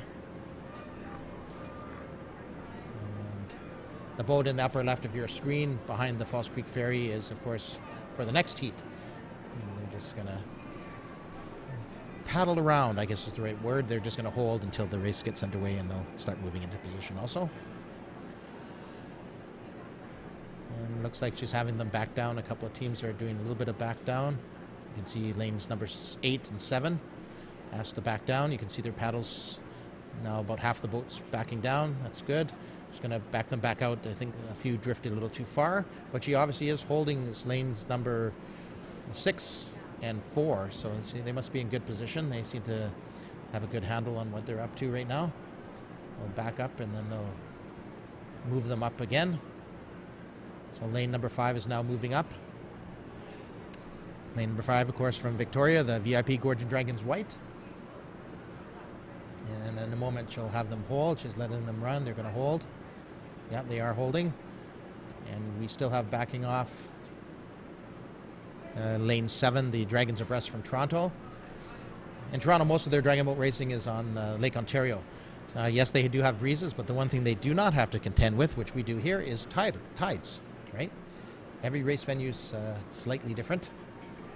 The freshwater, saltwater. Here it's kind of cool, right? We're in saltwater and tidal in Falls Creek, yet we're fully protected. But we do have winds too. And here they make their way back in and getting great direction. It looks like they're going to hold any second now, those dragons abreast from Toronto. I think she's probably going to have them hold hard there. Yeah, looks like it. Good. And lane number 3 needs to back her down. She just gave that instruction also. Sisters in sync.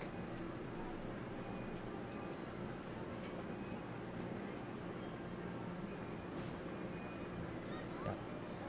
And had a couple more teams back down a bit. They're getting a little bit of the crosswind. Sometimes it comes off the pavilion there. I suspect that's what's happening. You can see the movement of the water. It doesn't look like much, but it actually is. And we'll turn your stern a little bit. So she'll just back them off again. She is having lane number 8, the West Island Dragons hold. So obviously you can see there's less cross current down there closer to the I always forget the name of it. I'm not going to call it Shady Island, but you can see the sandbar portion of it that's above, appearing above the tide. Now she's having them back down also. I don't know if they're going to let the Falls Creek Ferry go or not. I doubt it at this point, but it is possible now because they backed all the boats back out of the starting gate. So interesting names, right? So I look at Waves of Hope. I can totally understand the breast cancer survivor team. Maybe they are from Hope, BC, maybe not, but I like the name. The Chessmates, that makes perfect sense too. Sisters in Sync. The Irvine Elements from UC. That's an interesting team name. And of course, the Gorging Dragons takes its name from the Gorge in downtown Victoria. Actually, is that technically in Victoria or in Esquimalt? I think it is in Victoria. The Orca Women, I like that name too. Dragons Abreast, obviously breast cancer survivor team from Toronto, breast cancer survivors and friends, and the West Island Dragons. I'm not sure. West Island, I don't have the bio on them, but interesting team names, interesting teams. Looking forward to this first heat, the qualifier heat in the women's division, and the paddler abreast Canada breast cancer survivor division combined qualifier here. And yes, they are. Look! How did I miss that? The larger, the catamaran. Sorry, one's moving out and one's moving in. The aquabus. Falls Creek Ferries and aquabus, two different water taxis. And throws a little bit more wake, of course, the pontoon boat. Let's see here. What are they planning on doing with the aquabus on the North Shore there? I think it's probably waiting for some direction from the umpire. Yeah, you wouldn't want, of course, a boat like that going by when you're in the middle of paddling because they do throw off a bit of a wake. I'm thinking back to now, just a little reminiscing here about way back in the Expo 86 days, and actually the first Dragon Boat races, I guess, technically would have been actually that year in 86. It was on the opposite side, so not this side of the Cambie Street Bridge, which you're seeing on your screen, but on the opposite side. And then when they started officially doing Dragon Boat races on this side, we actually raced from the Science World to the Cambie Street Bridge, and it was a 640-meter race, 640. So it was interesting because most visiting teams were used to paddling a 500-meter race, and so it made for interesting finishes. And of course, yeah, then from there we ended up going to the 500-meter race, and that's where we are today. It's surveyed, so it's a perfectly official race. So we'll leave it at that, and let's see what happens here. We'll give them a few minutes for those women's teams to move into the racetrack.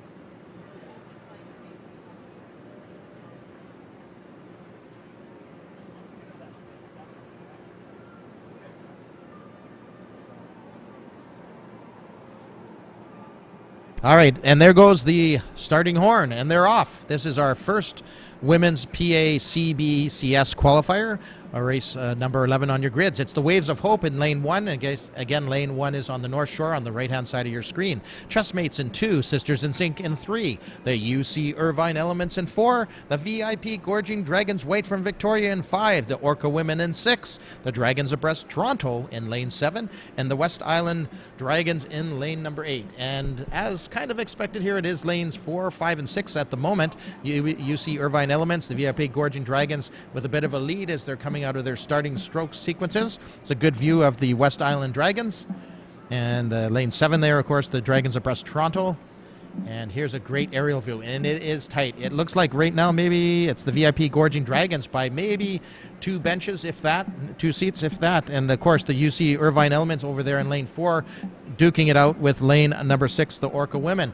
Great shot here. We see a drummer giving some time there over in lane number 6, the Orca Women. Lane 5, it is those VIP Gorging Dragons White, looking very strong. Again, our arrowhead, which kind of makes sense here. Usually the faster teams happen to be seated in the center part of the course. A good form, but hey, we're getting a big push here. Looks like lane number 4 is going to hold their own right now. Those UC Irvine Elements are not giving up against the VIP Gorging Dragons in lane number 5. We're coming up to almost the last 100 meters of the race, so it's going to be an interesting mix to see what the ladies end up doing, or these teams end up doing here. It's still a tight race between lanes 4 and 5, the UC Irvine Elements and the VIP Gorging Dragons, but the Orca Women are not out of this by a long shot. Good form, they're bearing those blades, they're breathing, they're keeping their heads up, reaching, catch, catch, catch, catch, bury that blade, catch. There we go, looking fine. Some good loud calls going down the boat from encouragement. Great view of the drummer on the UC Irvine Elements. They are battling it out here. I don't know what's going to happen here. It's going to be one of those dragon nose to dragon nose finishes. It's going to be a great finish no matter what happens. UC Irvine in 4 and VIP Gorging Dragons in 5. And unofficially, it was lane 5, followed by lane 4. And here comes lane number 6. Yes, it's the Orca Women. They're going to cross in 6th position, about a boat length behind the 1st and 2nd. But here comes very hotly contesting that position is lane number 3, the Sisters in Sync. Here's a great shot of lane 1, Waves of Hope. Sisters in Sync already crossed. Chessmates in 2. And lane number 7, the Dragons Abreast Toronto. Whoa, got myself dizzy there, sorry. All right, and here comes lane number 1. And 2. So it is the Waves of Hope followed by the Chessmates, and on the outside it looked like lane number 8, the West Island Dragons. So this was our first race today with 8 boats. Again, we're in the women and the breast cancer survivor division's first qualifying heat.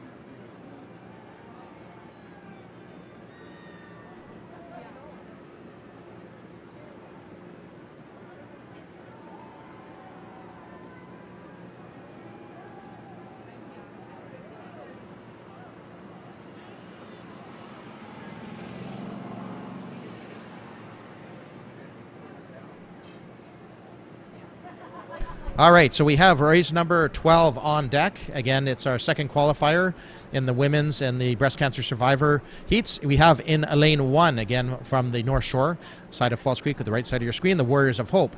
The Chemo Savvy Pink Thunder in lane 2. Concord Pacific Flying Dragons in lane 3.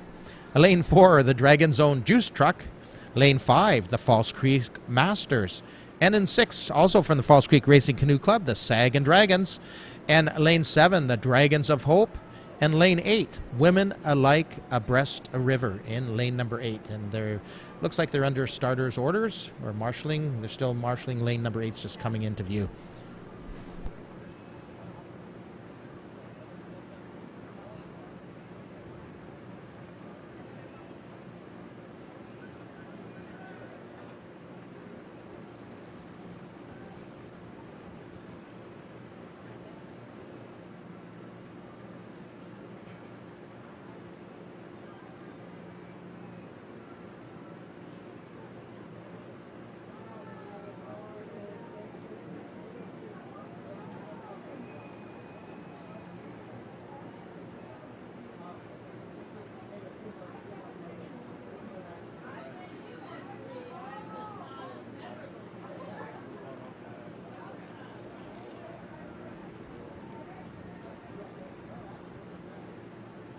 All right, they're underway.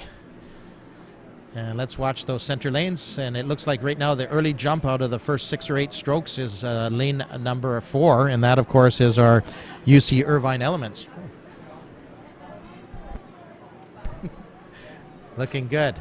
Looking good. So as they break out now, here's a good view of our lane number 8. You can see the paddlers aren't 100% in sync there, but you can get the idea. So that's, perfect paddling is totally in sync, but they're doing their darndest to keep that boat moving. Lane number 8, but indeed it is lane number 4, the UC.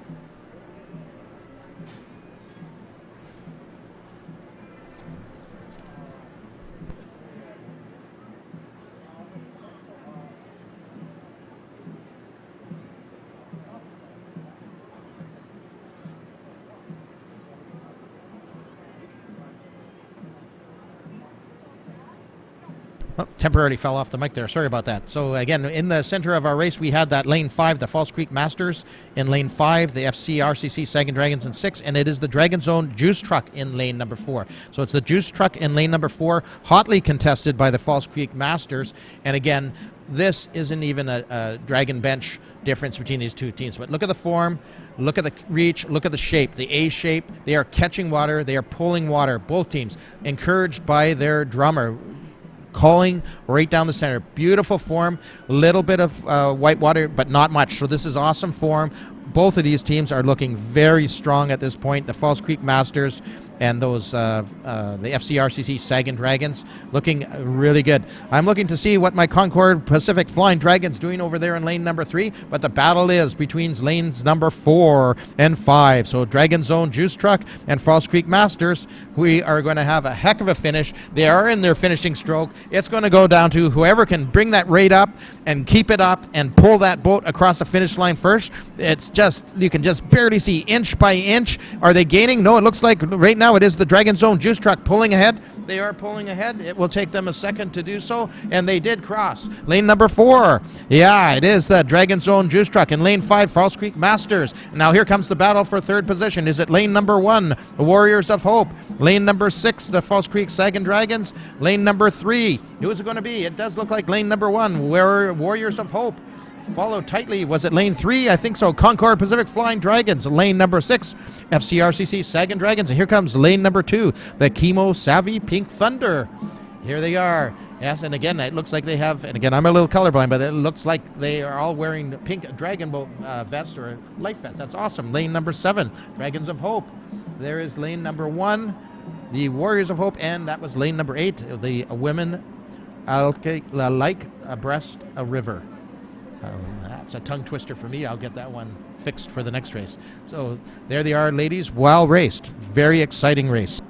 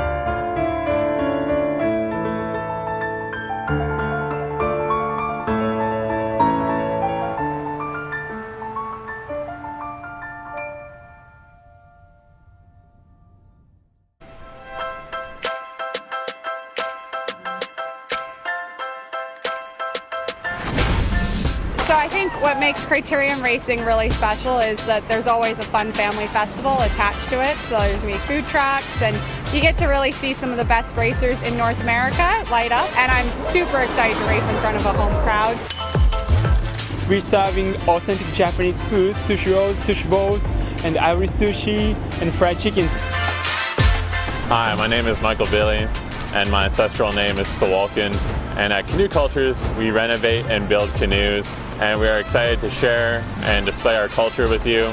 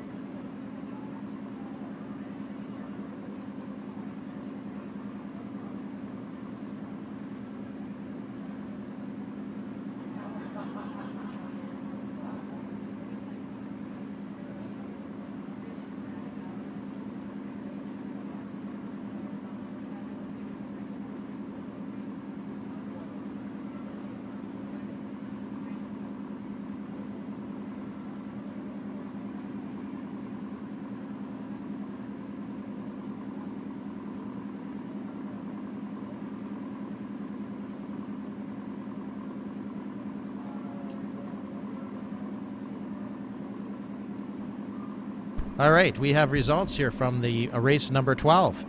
The first place went to lane number 4, the Dragon Zone Juice Truck.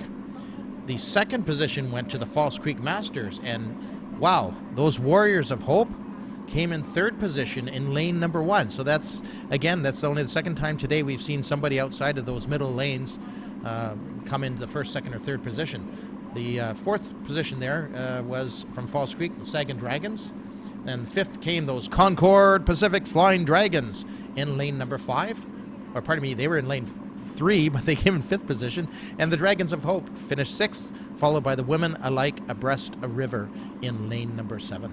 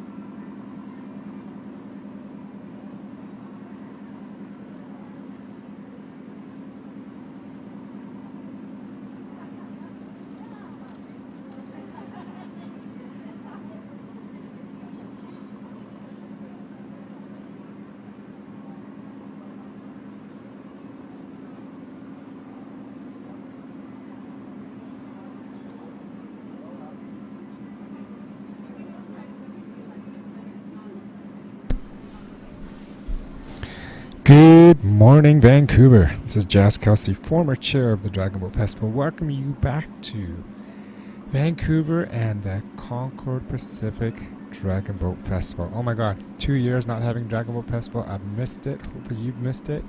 The weather is fantastic. It's a great way to start off dragon boating again. So welcome. We are going into race number 13. This is the women's PACBCS qualifier number 1. And in race number 1, which is on the North Shore, it'll be the North Shore Dragon Busters. In lane number 2 will be the Chemo Savvy Pink Lightning. In 3, Club Saki Women. In 4, FCRCC Senior C Women. In lane number 5, EDBRC Tsunami. In lane number 6, it'll be the Saints Preserve Us. In lane number 7, East West to Brest. And in lane number 8, Wonder Broads BCS Windsor Essex. So again, welcome back everybody. Welcome to all the paddlers here. It is great to be back. Great to have the sunshine and all of our vendors and sponsors and all of the entertainment that we have. I hope you spend the day today and tomorrow enjoying the races, enjoying the events, enjoying all of what our sponsors have to offer. And a big thank you to all of our sponsors for making this happen. So look forward to seeing you out there and watching these races.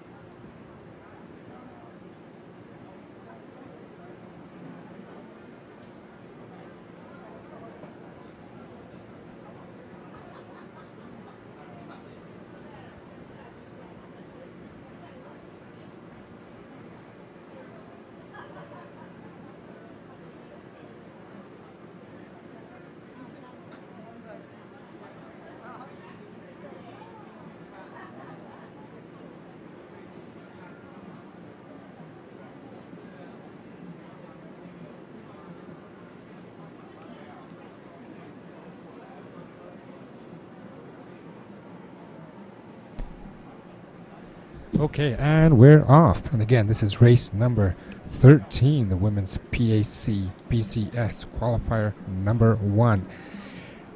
And we're about a third way through the race right now, and it looks here's a great shot, an overhead shot of the teams. It looks like it's a race right now between lane number 4 and lane number 5. That's the FCRCC Senior C Women and EDBRC Tsunami. Oh, I remember being out on the water. So good to be out there. Look at how these people are working hard, working together. Just an amazing feeling out there. And it's a great overhead shot again. Lane number 4 and 5. Followed by lane number 1, which is the North Shore Dragon Busters. Approaching the halfway mark here.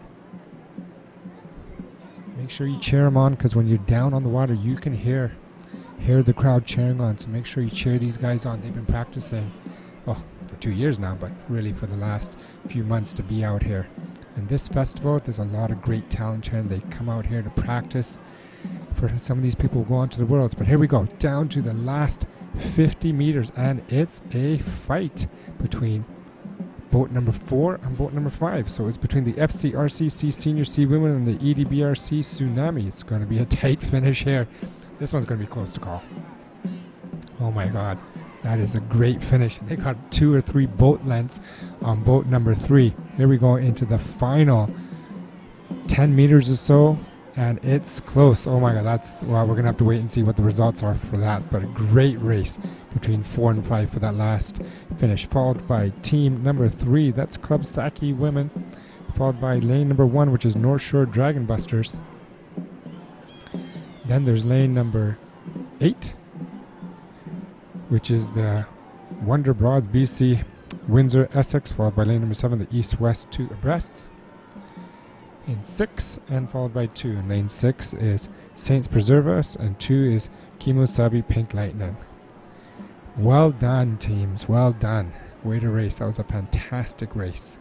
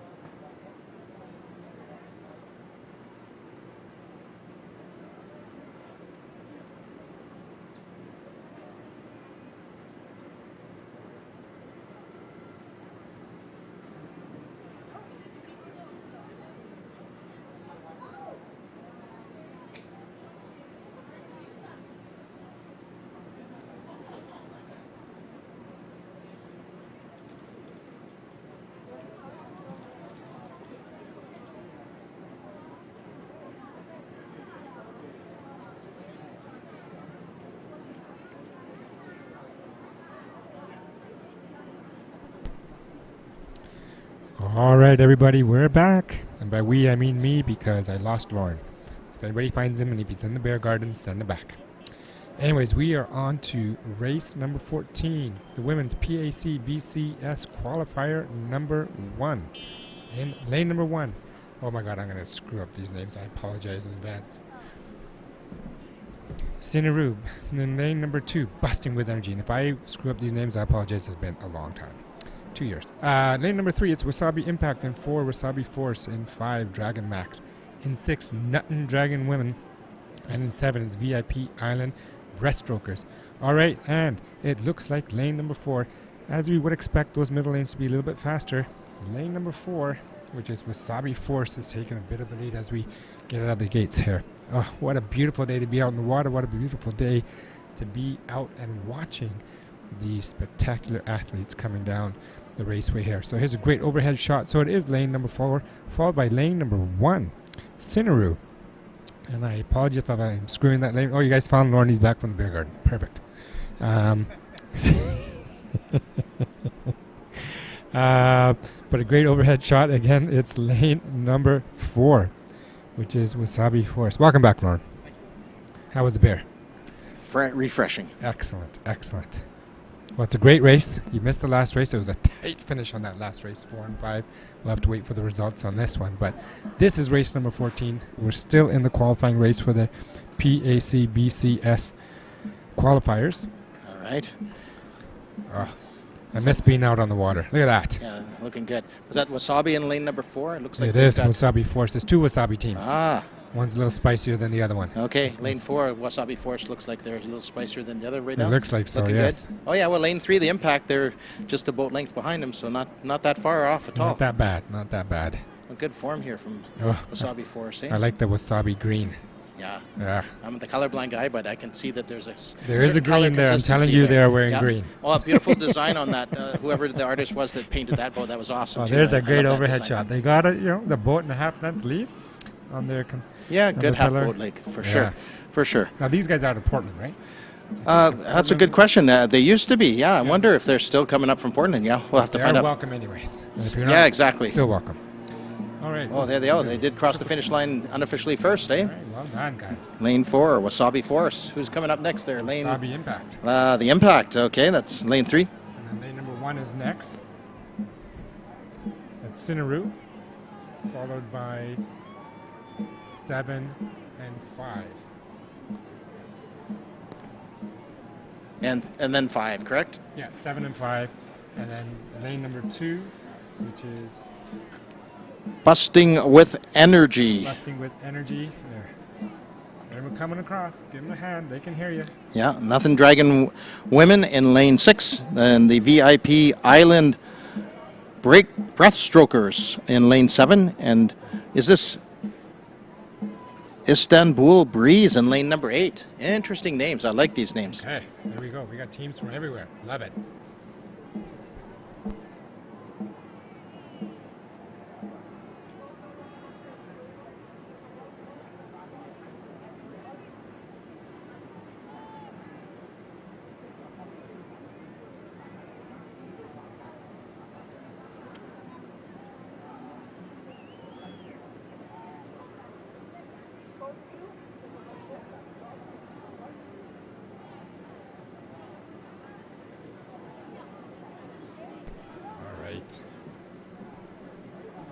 That was a beautiful race. Okay, here, look at this. Race number 13, the results. There you go, Jazz. Go for it. So look at that time between first and second. So EDBRC just snuck in by 7/100ths of a second. Yeah. Faster than FCRCC Senior C Women. Wow. Yeah, so that's definitely the length of the whisker coming out of the nose of the dragon. At so least that whisker. Yep, the Tsunami from Edmonton. So this they did really, really well there to hang off the and fight off the battle from Falls Creek Racing Canoe Club Senior C Women. So that was definitely a great battle. And hey, Club Saki Women came in third, eh? Yeah, but look at the difference. I mean, even tight, very tight. seconds behind. Yeah. Those first two teams, elite teams, you can just see the caliber that's coming through. And a time of 2:25. I remember back in our days, that's still a good time. Oh yeah, exactly. Nowadays, in 2 minutes, probably when you get down to the more advanced team finals, right? And it does depend on the time of day too, because of our tidal effects. Exactly. And whales coming in and out. And all Yeah, that kind yeah, of well, stuff. exactly. Orcas, yeah, you got it. Yeah.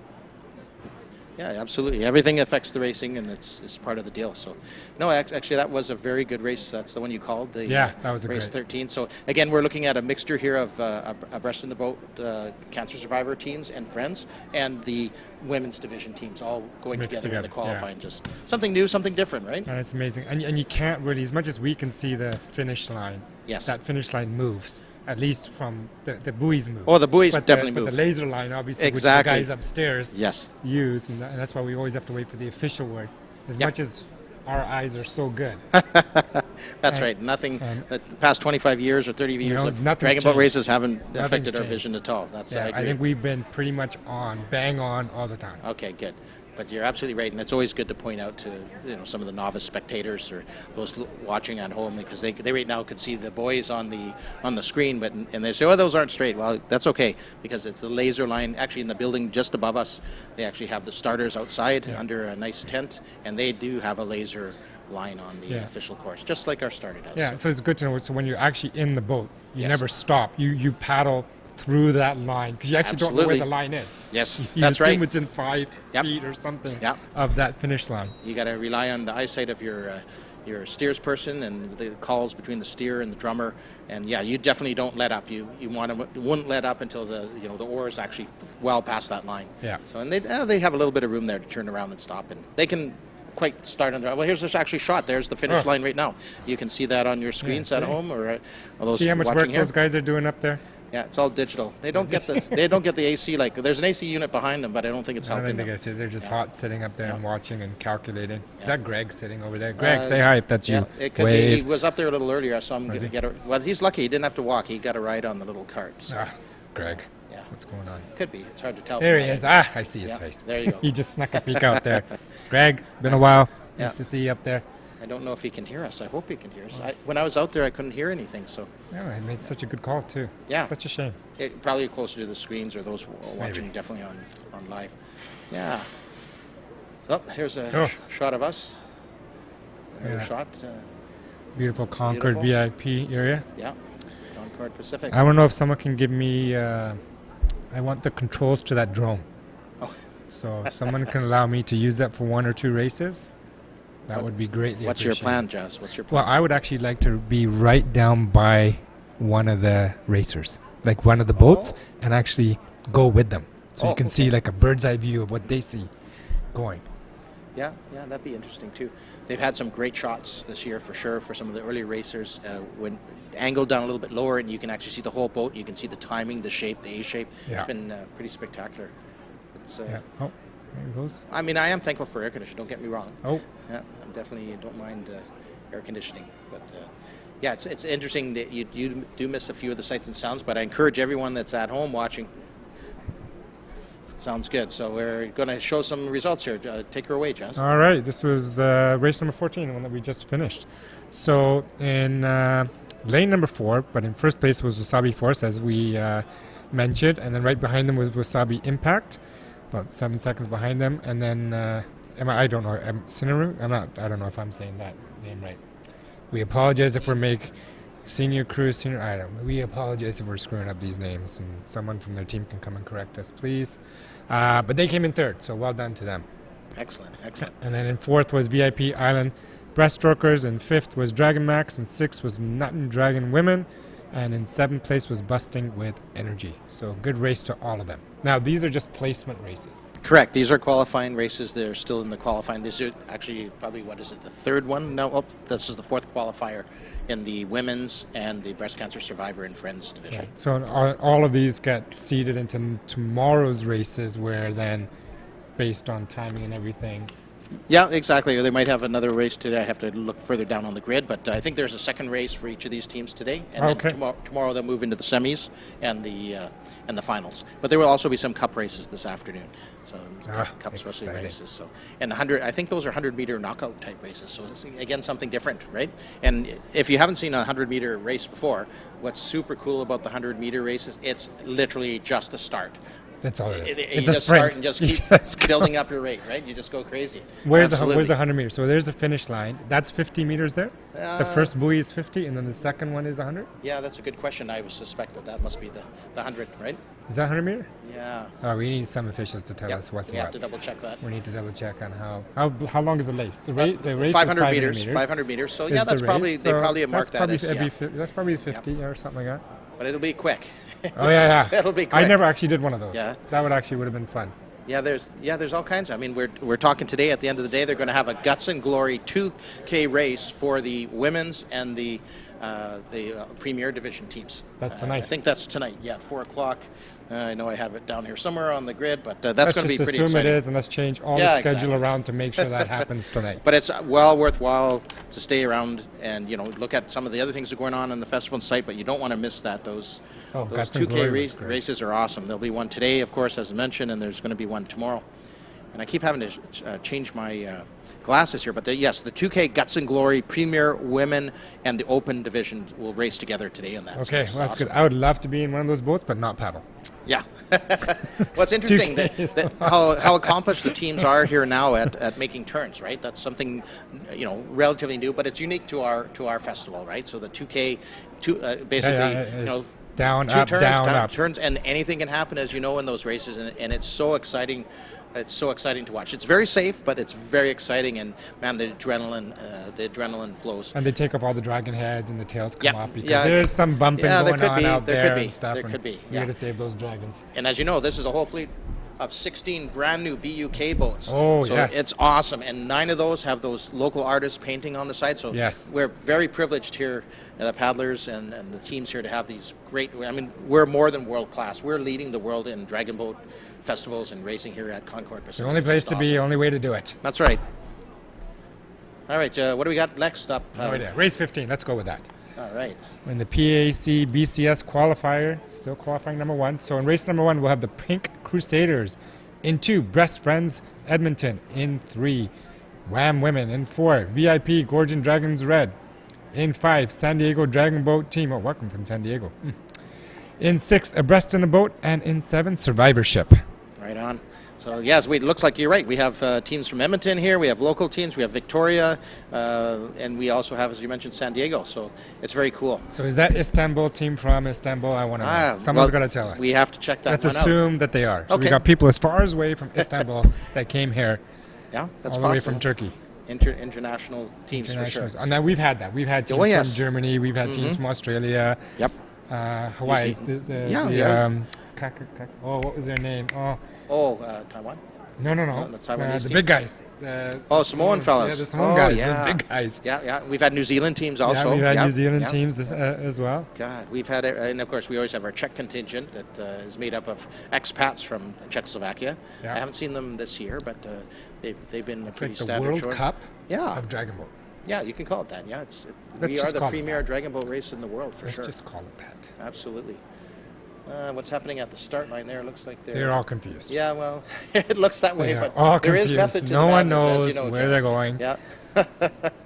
Yeah, I hope that the starter and Great the on-water official, umpire maybe. don't have a word with you there, Jazz. But Someone's got to figure this out. Yeah. They'll figure this Organized out. and sort them confusion, out. yeah, It's it's good They're stuff. just hanging, Yeah. waiting for. But you can see the the actual bathtub here at False Creek is actually filling up a little bit, if I'm not mistaken. Are we still on the low head towards our low tide? I forgot my tide I don't table know. at home Did this you morning. bring that with you? That's like a No, natural I thing for left you to it have at- with you. I did normally have that, and it should probably What's be in my going bag. on? But I did not realize this was called the bathtub. Now I have a different, completely view of what I am looking at. the ring around the top. You can see right? the You top. yeah. Someone needs to get one of those little, what are those little brushes? What are they? Oh. The guy that bald guy that. What's that? Oh my God. Like the white brushes that you clean shit with all the time. Oh, Magic eraser. Oh, Someone's yeah, got to take a yeah, magic yes. eraser out there and start cleaning this bathtub. you got that right. Yeah, it's interesting. I think one of the fellows that used to call the races here, he was always warning people about the creek rats. yeah. But he was referring to the dragon boat team of the day called the creek rats, right? Not the physical rats in ones the that creek. would be Well, on. we won't talk about those Exactly. ones. Exactly. No, so there's just so much to do here today outside. What do we got? You know, actually, you can take a look here. I mean, we have on the main stage, the 102.7, the peak main stage, which is on the Creekside Park North. Can't miss it. Yep, and we have, it's almost 12 noon, and that's one of my favorite acts coming up at 12 noon. It's the Eagle Song Dancers. Are you going to dance? Yeah. Well, they told me very graciously that they prefer to perform and that I can watch. So that was... good. Okay. Yeah, Well, and- these are being nice. Yep, exactly, and it actually is there. I really enjoy that show, and Aisa, I think is how you pronounce it, at 1 p.m. But that's some of the live entertainment. Of course, there's lots of things to do that on the North Shore there. Also, if you want to call it that, on the Creekside Park North, there's the Chinese Cultural Pavilion. Yeah. And the Indigenous Cultural Pavilion. You got to check both those. There's a lot going on in both of those. Okay. And it looks like they're in the starting position. Look at how quick that was. They're back in, Yep, and they're off. off. Oh my God. So here we're going to See what watch, I happens. guess, as they do their initial, to get the boat up and running. I'm not sure, what did your teams do, a 616? Yeah, or we did a something traditional? 616. Yeah, So the usual 616. The first 6 very short, strong to Yep. lift that boat out of the water. absolutely. Absolutely. And the VIP Gorging Dragons Red in lane number 4 are looking awesome. Just some great shots here from the drone. So lane number 7, actually, they're looking pretty strong too. The Survivorship out there, they're abreast in the boat over in 6. So again, get out there, cheer your team. Oh, look at that hand signal by lane number 7, the Survivorship. That was an interesting call. And lane number 5, we have the San Diego Dragon Boat Team 2. So it is really easy. It's a battle right now between lanes 4 and 5. Jazz, it looks like the VIP Gorging Dragons Red. They're doing awesome. They are battling it out neck and neck with, lane 4, the VIP Gorging Dragons Red, and the San Diego Dragon Boat Team 2 in lane 5. And we're going to have quite a finish here. So pretty. And actually, I'm actually quite impressed with lane number 3 there, the Wham women holding on their own. They have great timing, and here's a great close-up shot where you can see the A shape. So we are digging deep. Most of the blades are hitting the water at the same time to catch, and they are pulling water. That's a little so bit of white important. water, but they're looking good, looking solid, right? Very solid-looking teams here. And we're coming up to almost, the 400-meter mark very, very soon. And most teams, it's going to be interesting what they're going to call, if they're going to call an early finish or not. You don't normally see that in the initial qualifying. They'll usually go with the boys as a practice and think they're at the 400-meter mark. So I see some communication here. Actually, great view actually of lane 3 there, the Wham women. And Oh, I like lane that 4, band, she's Wham. Remember yeah, them? Wham, Wham. Wham. And here you go. You remember those guys? Yeah. And look at them dig deep, pulling water, catch, pull, catch. Yeah, they picked up their pace a bit. They're going to hold off all challengers. It looks like unofficially, it looks like it is going to be lane number 4, the VIP Gorging Dragon Red from Victoria. There we They're go. about to cross, and again, as Jazz has told you, they just push through all the way. You don't stop. And there's lane number 5, Jazz. It looks like the San Diego Dragon Boat team. Yep, number 2. And then lane 3, the Wham women. Wow, great finish there. And it's going to be 7 and 2. Yeah, let's encourage the rest. So it is the Survivorship in 7. Lane number 2 is the Breast Friends Edmonton. I And love number that. 6. In lane 6, of course, Abreast in a boat. And then Yeah. Followed up by Pink Crusaders. Yes, lane number 1. So well raced, ladies. Absolutely spectacular race. Very exciting. Could hardly wait to see the finish times on that race. It's been very good. So here you go. Here is where you don't have much energy, and if you're leaning on the paddle there, just holding it in position, you're getting a good cool down shot from your steersman and drummer. But mainly, you're just trying to catch your breath, right, Jess? Or somebody's cracking open a beer. Something like that. Yeah, you can see Lauren is way more technical than I am. Well, fair on enough. that stuff. Fair enough. Well, they have isn't it Red Truck? Isn't Red Truck our beer sponsor? They should just race to the Red Truck. Okay. And then the first team that gets there, they all get a beer. Well, that's the thing here. We have, I think it's been described as the largest beer and wine garden in British Columbia. Yep. At our Concord Pacific Dragon Boat Festival. So within the bounds of the site, you are allowed to grab a beverage and and cruise around and check other only things if you're out. of age, Lauren. Oh, Don't yes. tell anybody to just go there. Well, I just turned 19, so I was celebrating. Okay. What can I say? Oh boy, too much fun. That's all it is. Just gotta have fun. This is it. So it looks like, Jazz, looks like we're going to going on? race number 16 that's on deck or Makes coming up sense. is going to be the Premier and Open Division team. So this my should God. be pretty exciting, and it should be interesting to see those times. And we don't have full heats of 8 boats initially, but it's going to be pretty cool. That's, Okay. so at least we have. Which is really good. Okay, so we're going into the open division. So this goes. Anybody's going after anybody. This is it. Yeah, But again, lined up by, generally speaking, the faster teams from history. And Yeah, and the exactly. middle So they or whatever. kind of precede them here also, and you'll usually find in the center lanes, the 3, 4, 5 are usually 5's usually here, just based on known seating from regattas, etc. So. And of course, they're always the unknown. Sometimes it's the out-of-town teams, and particularly you weren't here earlier, or you might have seen it on Concord Live, or you might have been out on the site. But there's a team, and I believe it was a high school team, Abraham Lincoln, secondary perhaps, That was the name high of school, the- maybe from. That was the name of the Yeah, team? name of the Abraham team, Lincoln? and they were in lane 2, and they came in like 2nd place or 3rd place. Nice It's dog on the unbelievable. back of the bike. Like it. Oh, yeah. He's just chilling. Absolutely. So we have a site here. Of course, we're not just looking at sites. We see the boats returning back to the Dragon Zone from our viewpoint, and we're looking on. And we get to on the people screen. watch. Yeah, the people. A lot We of are people. people watching. People do walk by here, but we're behind very dark glass. Yeah, so we can make comments and no one can see us. That's Okay. great. Yeah, exactly. And it looks like we are starting to line Nope. up for our next race, of course. So, and if I'm not mistaken, this again it says Open Division Round 1. So this is our initial qualifier. And go ahead, Jez, if you want to call All them right. out by lane. So we got teams through lanes 2 through 6. And lane number 2 is Nut and Dragon Masters Black. In 3, it's VIB GD Senior Open. In 4, EDBRC Premier. In 5, Wham. Didn't they just race? It's a different team, It's though. the open. I know, it's Yeah. their open But still, team. some of the paddlers could have jumped off that one boat back into this onto one. the other ones, yeah. Absolutely. And then in lane number 6 is Dragon Max. Yeah, exactly. And the VIP GD, I'm sure, is Gorging Dragons, so they must be from Victoria. The EDBRC is the Edmonton Dragon Boat Racing Canoe Club, and they paddle, I believe, on the North Saskatchewan River up there in Edmonton, or Edmonchuck, as some people call it. But I guess I should stick to the formal name, Edmonton. Whatever suits your fancy. Oh, yeah, I've spent a lot of time up there, too. Yeah. As long as we don't get in trouble, Lauren. No, definitely not. I think I've been at in one enough time, trouble. I have to be honest. At one time, being a BC Lions fan in those years that Edmonton used to, the Edmonton team of prior years, they had a dynasty up there. It was not much fun going to a game. You could get pelted with snowballs of all things. It was crazy. But that's in the past. In the past, my friend. Absolutely. So, yeah, it looks like she's got them lined up very well. As you can see, they're just moving into the starting gates. It's looking really good. And we're almost about to get started. Yeah, looking really good. All right. Looking good under starters orders. And we're going to have a fantastic race here. Again, it's the Open Division, round number 1. And looking good. All right. So very excited. Yeah. There we go. And they are away. Here we go. Lane number 4 from Edmonton, the EDBRC Premier, jumping off to a bit of a head start there with a couple of boat lengths. Not boat lengths at all. We're talking two Seat lengths, benches, if we're that. talking, Exactly. yes. But we have a hotly contested race here.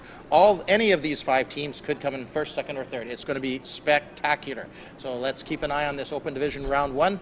It is forming into that normal triangular shape, again, just by the nature of the bathtub we have here at Falls Creek. So no worries there. And the seating, and look at the form, look at the shape, look at the timing. Even from this level, it's not much white water, and that's what you want to see. When they're catching their blades in the water and look at this. Look how deep they are pulling. You can see how they're, wow, this is awesome race. Look how excited Lauren is I just getting. love this. Lauren is Lane getting number so 5 excited. from Edmonton, the Premier Division. Look at them go. And it looks like it's a mixed crew or full open crew. They could have men and women in the boat. That looks awesome. Like, yep. And they're putting on a good show right now. But they're not fighting off. Whoops, somebody actually dropped off the race there, it looks like. A little bit of steering trouble there. But no worries there. That's looking very strong here. That VIP Gorging Dragon Senior Women. Here is a great view of the drummer from Edmonton. Look at her calling down. She's holding on for dear life to that seat. The new seats on the new BUK boats are a little different than prior, so you have to get your comfort. If you're a drummer, you need that wedge your comfort. way in. Hey, honestly, I used to hold the seat too, but that's another story. Okay, lane number 5, looking very strong too. Who is that again? Sorry, I've lost my track here. That's the Wham. Is that the Wham Open? No. Yes. Yeah, it is. Okay. No worries. Okay, sounds good. I don't have a sheet of Okay. paper in Yeah, front of me. no, It looks good. no worries. I have my trifocals on because I have to read off the sheet here. So it is lane 6, the Dragon Max. But here they are. Look at the A shape. Look at them catching water. You can see that they're pulling water. Every stroke, Looks they so are effortless. moving. Look at the final push as they cross Ooh, the line. 3. Great battle for second position. Is it going to be, who is it? Lane 3, I think. It looks like lane number 3. Yeah, the VP Gorging Dragon Senior Women. And Won lane by number Wham. 5, the Wham Women. Here comes Dragon Max, and we're looking for the Nothing Dragon Masters Black. Yeah, so what a race. Another great race. And again, as Jazz has told you so many times, you just watch that camera. Don't go by the boys. If you're a team, you always blast through, right through. A great shot here of the Nothing Dragon Masters Black. And yeah, she has one hand on the seat, always a good idea. And does she have yeah, she actually has a drumstick too. But look, even their cool down shape is good. And that's what you want to see. Here they come. You gotta look good on when you're out there. Well, exactly. I mean, is that why they always put me opposite the camera on the boat? Yeah, I'm trying to remember now. it is. But, No one told you? well, I'm sure Greg scolded me a few times, but well, what was that? No, again, it's all about doing your best when you're out there. I mean, we're in the open division, so we're expecting big things from these teams. And Dragon Boat Racing at its best. I mean, you missed a lot of the juniors this morning. They were awesome. We're going to see more of them, and they mixed with the regular mixed premier teams too. So it was really great racing. Good. Yeah, it's good to give them a spirit of what it's like. Yeah, right? why not? It Love was those great. juniors, but Yep. not in a weird way. Just kind of in the Dragon Boat way. Absolutely. Yeah, okay.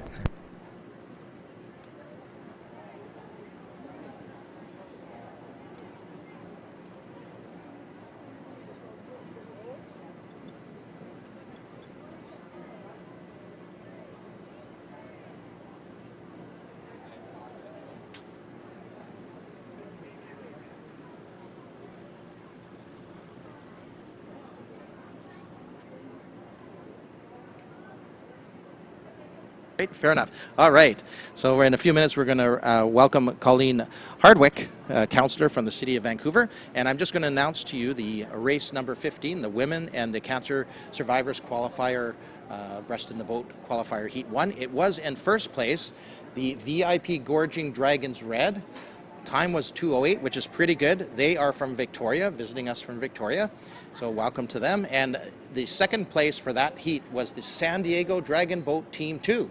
That tells me they have 2 teams here at least, and they did come in second place, and they were in lane number 5. And the third position went to the Wham Women, which was in lane number 3. Very respectable time, 2 minutes, 14 seconds. And consecutively from there, we have fourth position went to the Survivorship, and we also had 5th position to the Breast Friends Edmonton. That's a bit of a tongue twister, but I like it. Breast Friends Edmonton, a breast cancer survivor team, which is great. And 6th place went to a Breast in the Boat, one of our local breast cancer survivor teams. And 7th went to the Pink Crusaders. Absolutely. Yeah, I turned it on for you. Well, I just would like to acknowledge a Breast in a Boat. One of the founders was the late, great Jane Frost that we just lost within the last month, who was a major supporter of women's dragon boats, especially women dealing with breast cancer survival. And so a great loss, and a big shout out to a Breast in a Boat. Much appreciated, I'm sure, from everybody here. And I think later today they might even be doing one of their famous rose ceremonies, the flower ceremony, which is to remember all survivors and those that are no longer with us. So Nice. Well put, well said. You're no stranger to a microphone, I can tell that. That's awesome.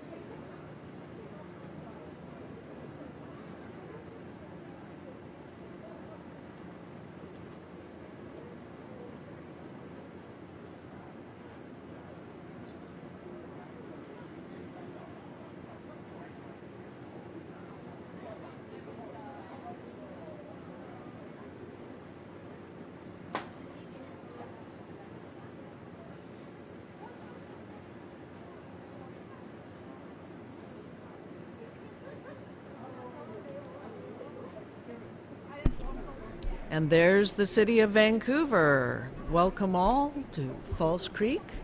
This beautiful summer day, finally.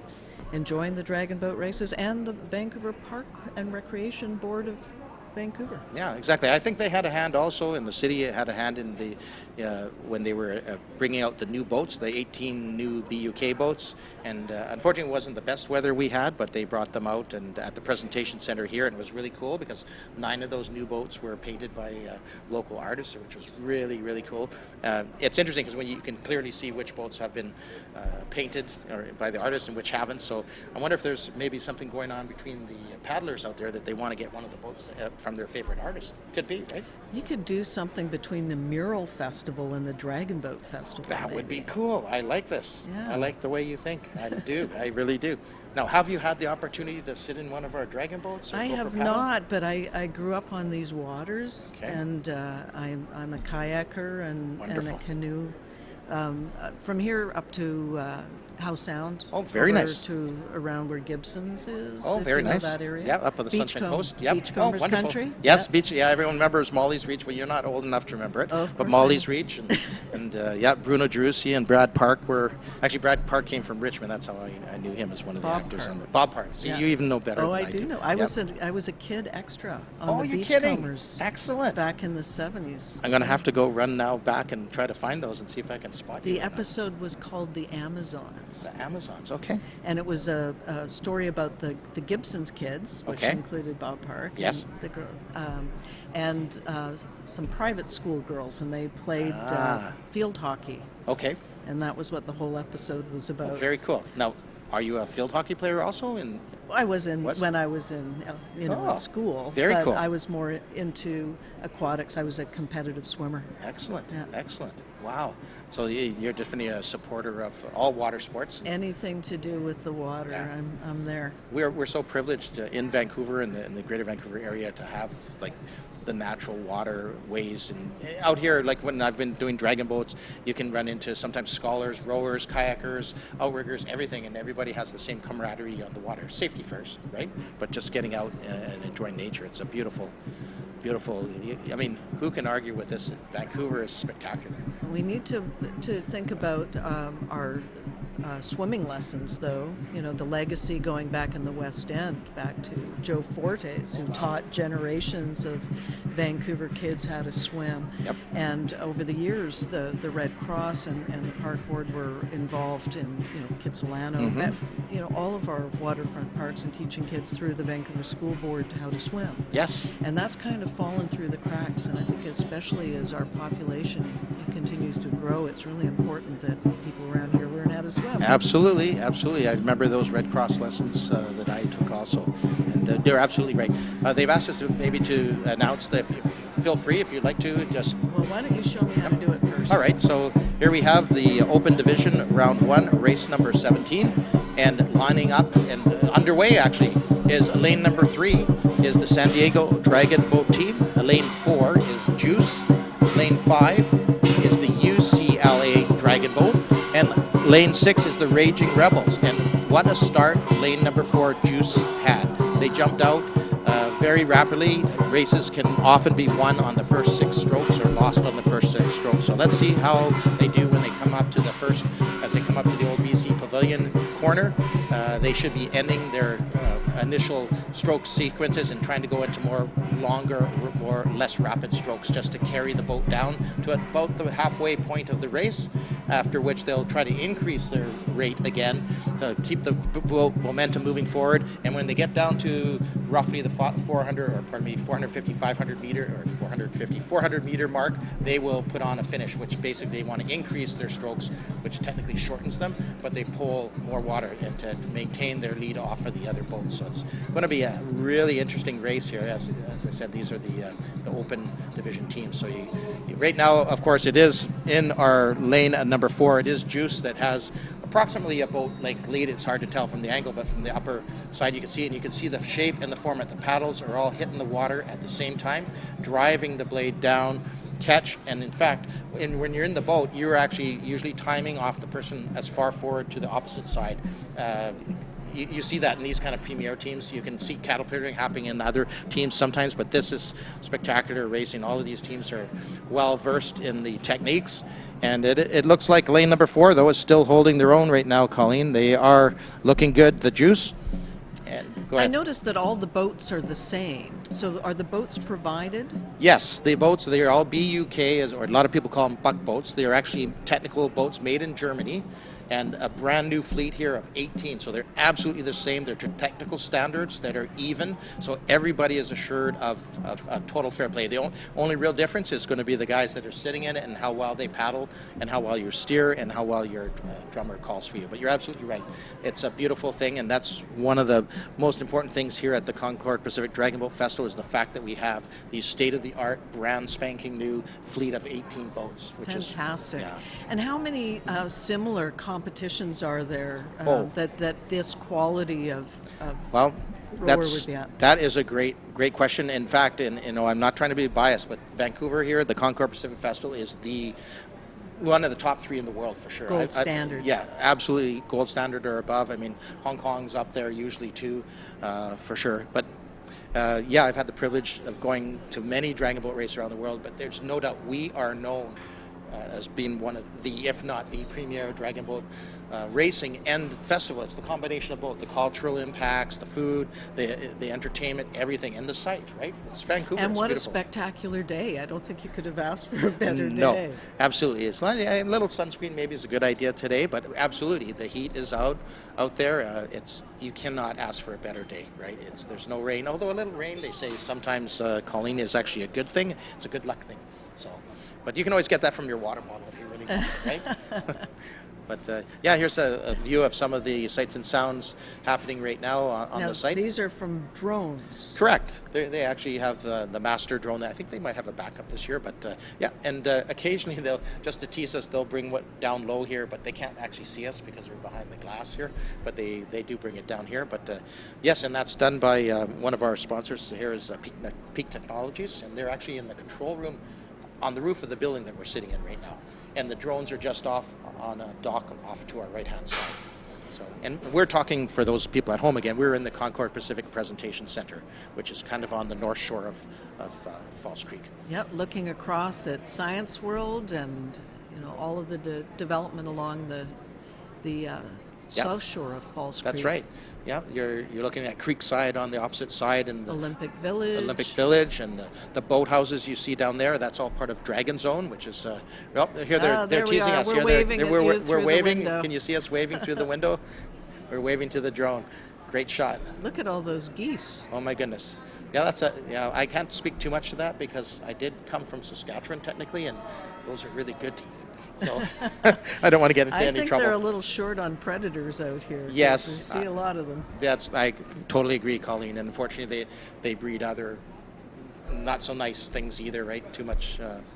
You know how it is, and it's no fun walking through the park right now with all the goose stuff there. But because there's the oh yeah, drone. there's the drone there too. Fantastic. Yeah, they have a number of different angles in the camera. They do a great job. Those fellows at Peak Technology do a great job here. So I'm interested in asking you a few more questions, Absolutely. if you don't mind. So all of how many different teams have come in here to compete? This year we have about 120 teams. And how many people in each boat? Each dragon boat physically on the water will have 20 actual paddlers, 1 steersperson, and 1 drummer. So 22 is what we have in our races here. Wow, so that means we've got a couple thousand participants. Oh, easily, probably, yeah, exactly. Because most teams on the official rosters, you would carry a total of 26. So you always have your 20, your steersman, your drummer, and then you would have normally 4 spare paddlers. We call them spares because they, depending on your coaching, they might put you in for a certain time of the day. You might perform better, et cetera, et cetera. So there's 26. Oh, one of my favorite acts is coming on the stage. Oh, fantastic. But no, please, sorry. No, I didn't please mean to go. interrupt you. Too bad we can't hear them. Yeah, over here. that's the one thing I have to be honest, Colleen. Normally, pre-COVID, we would be sitting out in the tent just outside there, and we can hear ourselves, which can, at least for me, is a scary thing sometimes. But you can hear the sights and sounds and smells of the festival. So you can hear the drums, you can hear people calling on the water, especially when it's lower tide. You can the sound raises up, and that's really a cool thing. Especially been involved for so long, it just gets the adrenaline going. Like even watching on the screen here really can get you going. But I mean, the beauty of this sport, which incidentally, my wife might be watching, but I met my wife through this sport also, and it's all ages, all levels. The junior teams many from the high schools here in Vancouver, and actually even one from Richmond, they participate through the Milton Wong Legacy. They don't have to pay any fees or anything to join the dragon boats, and it's great because it brings up new paddlers. I mean, you have to keep feeding your sport, right? Yeah. So it's a really good thing. So you have the junior teams, as we like to call them, and then you have, of course, we have the specialty teams, which you've already mentioned. For example, breast cancer survivors. We have Conquering Waves teams that are mental health challenge. Persons can participate in that team. How do people find out about that? Sorry. No. They just letting us know. Sorry for the interruption. They're just letting us know that we're going to rerun race number 16. So that just came from our technical crew upstairs. So I'm not sure what the reason was, but we're going to rerun that one, and then we can get back to our questions. But actually, it's here we are again rerunning race number 16. Again, we don't know the actual official reason why, but we do have. If you feel comfortable in listing them off, it's totally up to you, Colleen. Well, so running through, it's the number is the lane that they're in? That's correct, the lane number. And it's from the North Shore to the South Shore is the same way they're listed. Okay, well then in lane number 2, we've got Nothing Dragon Masters Black. In lane number 3, VIP GD Senior Open. In lane number 4, EDBRC Premier. Number 5, WAM Open, and in number 6, we've got Dragon Max. Very cool. Well said. Thank you. And I just heard from upstairs that the reason they're rerunning, there was a technical failure on one of the timers. So they are rerunning to make sure everything is 100% fair and accurate, which is always the best thing about this festival too. We are very attuned to the needs of the paddlers. So lane number 5 is from Edmonton. That's the Edmonton Dragon Boat Racing Canoe Club Premier team, and they're holding their own right now by about a half boat length. Their nearest competitor is in lane 5, the WAM Open team, and the VIP GD Senior Women. GD is Gorging Dragon. They're from Victoria. And here's a great look at them. So do you think you're tired after doing that and having about 15 minutes? But then again, that's where in some cases having those spare paddlers can come in handy, right? You have 26 on your roster. You can feed them in the boat if appropriate based on your situation. So again, just look at them leaning in, great form. They're doing a little bit of reach and rotation. It's a different sport in that way. It's a different style of paddling than your kayak or outrigger. So again, it's about reaching, catch, and rotating and pulling the water back to about your knee. So great. Here's that drummer. She always has a good hand in the seat. I like that. And she's calling down the center of the boat so that everyone can hear her commands. Sometimes there's somebody in the boat that's scheduled or spotted to actually echo or repeat the command, but usually the commands are repeated by your steersman because you want to be able to hear at both ends of the boat. Wow, look at them go. Yeah, and the timing is, look at that timing, is spectacular. You can see how the paddles are all hitting the water at the same time. Only a little bit of white water up front, but very little white water. So that's very, very good paddling. That's showing the technique as best as you can. So it looks like they're going to still finish in first place again, the EDBRC. Yeah, from Edmonton. And whoa, that was a close one. It looked like lane number 3 there, Colleen. That's the from the Gorging Dragon Senior Women. And then there's the WAM Women in 5. Who's coming up? They're just having a rest already. Lane number 2, Nothing Dragon Masters Black. It takes a lot out of you to do back-to-back races. But look at they're trying to keep their form, and their goal is to cross the finish line. Right? I mean, for a seniors team, that's awesome. Regardless, I mean, I've been on boats that are supposed to be, competitive teams, and we've been beat by seniors. Again, it's all about technique and timing. Timing is everything in dragon boats racing. So it's a really cool sport, and again, all ages. Right? How old usually do kids get started in dragon? Yeah, it's usually so. It's a grade. It seems to me it's usually the grade 10, 11, 12s. I'm not sure about the grade 9s or 8s if they actually have that program over here at the Dragon Zone. But generally speaking, it's high school. Although I have seen it because you can rent boats, privately through Dragon Zone. I have seen events where they have younger kids. But again, I mean, the beautiful design on that one. One of the main things, of course, is to be able to, you have to be able to sit in the boat and carry on. But yeah, so it's good that they're starting them young. It could go younger, right? There's no reason why not, right? A little bit of safety training and technique, because it's all about technique and as long as they can swim. Well, there you go. You got that 100% right, and I like that. Like you spoke earlier, I think that's a great thing that the city can get. back and hopefully help support again. I do remember those days of my Red Cross swimming. They don't do that anymore. You know, you used to get your badges, and I still have them in my Very scrapbook cool. somewhere. Very cool. But, and my kids did too. I've got a couple of kids in their 30s. Okay. But I've now got grandchildren. Very cool. During this term on council, I had Excellent. a baby granddaughter and a grandson now. Yeah. Congratulations. That's awesome. But I want them to be able to learn how to swim as part of their education. Smart idea. Absolutely. Just want to get that out there to anyone Yep. that's listening. Absolutely. Would you like to? Okay, we're gearing up for our next race, number 17. I thought we had done 17. Yeah, actually, this is the results from 17. Oh, it's the So, results. Yeah, sorry. Okay. Well, then I guess this is first place went to Juice, Correct. and second place went to the San Diego Dragon Boat team. Third went to the UCLA Dragon Boat team, and number 4 in fourth place is the Raging Rebels. Yeah, very, very interesting, because if you look at the time for Juice, 1:55, they're the first team to break the 2-minute barrier today. Wow. So and those are spectacular But times. so did San Diego. Exactly. In second place, San Diego. It's interesting. And UCLA, obviously from California. My guess is they're from UCLA in California. So very well battled out race, but very close in time. So this open division is where you get more your premier teams, if you want to be more competitive, maybe is the right word. And so it's going to be very interesting, because that was only like one of the qualifiers. We have a few more qualifiers to finish before we decide. There's actually a total of 3 qualifiers for this division, so it's going to be very, very hotly contended. And again, the times do change a little bit because of the tidal effects going in and out, but it all evens out because of the way we seed the races. So Well, the tide was way out this morning. Oh, yeah. I was down at the beach. yeah.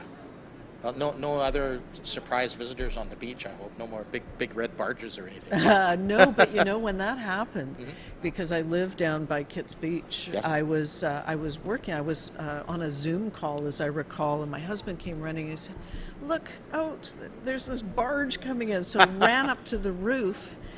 I took my laptop, because it had my camera and the laptop Yes. up with it, and held it up so that everybody could see the barge coming in, and then of course it landed on the Yeah. beach in the west Still end there, I think. But yeah, last time I looked. But no, that's pretty cool. It's different. And, hey, man, we're on the water, so anything can happen, right? Never seen anything like that. Yeah, no, that's only once in my life. I was actually visiting Gabriel Island with my wife and my kids, and we're staying at father-in-law's cabin, who was oceanfront, and Jen woke up in the morning and said, "You can't believe it. There was literally the same thing, but it was loaded with lumber, and people were trying to do self-salvaging until they finally brought some very large tugboats in, and then because the tides there aren't as extreme as we were getting, they were able to relieve it. But it was interesting how many people just appeared in all kinds of boats just trying to take some of the lumber. It was kind of dangerous in many ways, Wow. but that was a little different situation. But Well, it's different, you know, because we get so many storms out there. We end Yes. up with boats on the beach all the time, Yep. and sometimes they'll stay there for quite a while Yep. before anybody comes and removes and them. exactly, yeah, it's a mixed jurisdictional thing from what I understand. I mean, we've had that issue here for years. Like you can see various boats that they appear, and you every now and again you'll be out paddling and you'll go by one and they offer you a hot dog or something.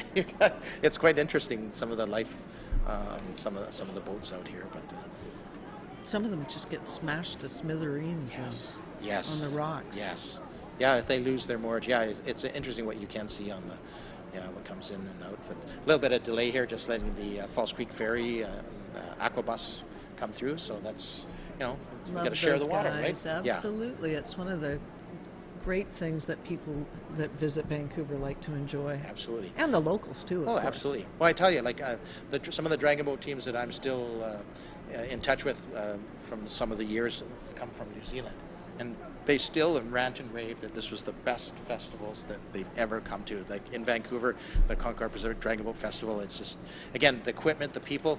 The interesting thing is that when they first started racing here after Expo 86, and they brought the races to this side of the Falls Creek, of the Cambie Street Bridge, between the Cambie Street Bridge and we used to call it the Expo Ball, the Science World. The course that they did was 640 meters. And this course that you're seeing today is a 500-meter course, which is more or less a world standard for International Dragon Boat 500 Festival. meters. 500 meters. But we were racing 640.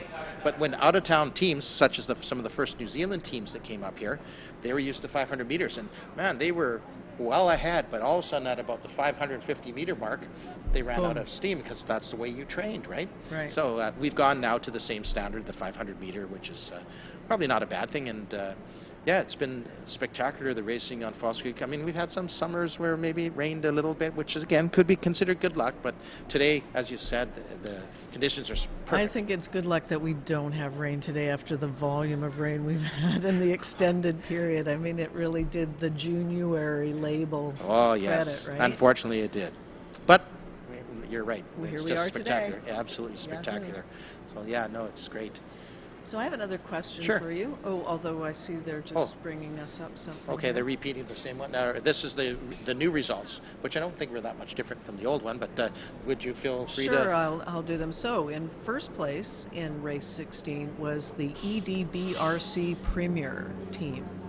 In second place, the VIP GD Senior Open. In third place, the WAM Open. In fourth, Dragon Max. And in fifth, Nothing Dragon Masters Black. Exactly, and look at those times for the Edmonton Premier team, 1:57. So again, broke the 2-minute barrier, which is pretty amazing. Yeah. So my next question was, if there's 2,000 or 3,000 people that are actually directly participating in the racing, when they come here, where do they stay? So okay. Yeah, I mean, within the city, like how much are they contributing to the city for accommodation? and such, Do or they just- stay in hotels? Do they billet? Do they? Okay, it's a mix. It's a So mix. so the teams that come from out of towns might be billeted, and again, I'm not sure how it's working because of the COVID thing now, but I can think of one team, for example, Concord Pacific Flying Dragons. They always host an out-of-town team. So even if they're not providing or helping them with accommodation, they've helped ahead of time to arrange all of that. Plus, what they do down here on the site, they share one of the Racer Village tents, like you see on the screen, and they will provide the food for their breakfast, lunch, and dinner while they're on site and such. So it's kind of a shared responsibility they take to bring on board like an out-of-town team to make sure that they feel really welcome at the festival. But in the past, again, I'm thinking of some of the New Zealand teams that have been here. Yeah, some of them stayed with some of us paddlers, and some also stayed in hotels. It depended on their preference.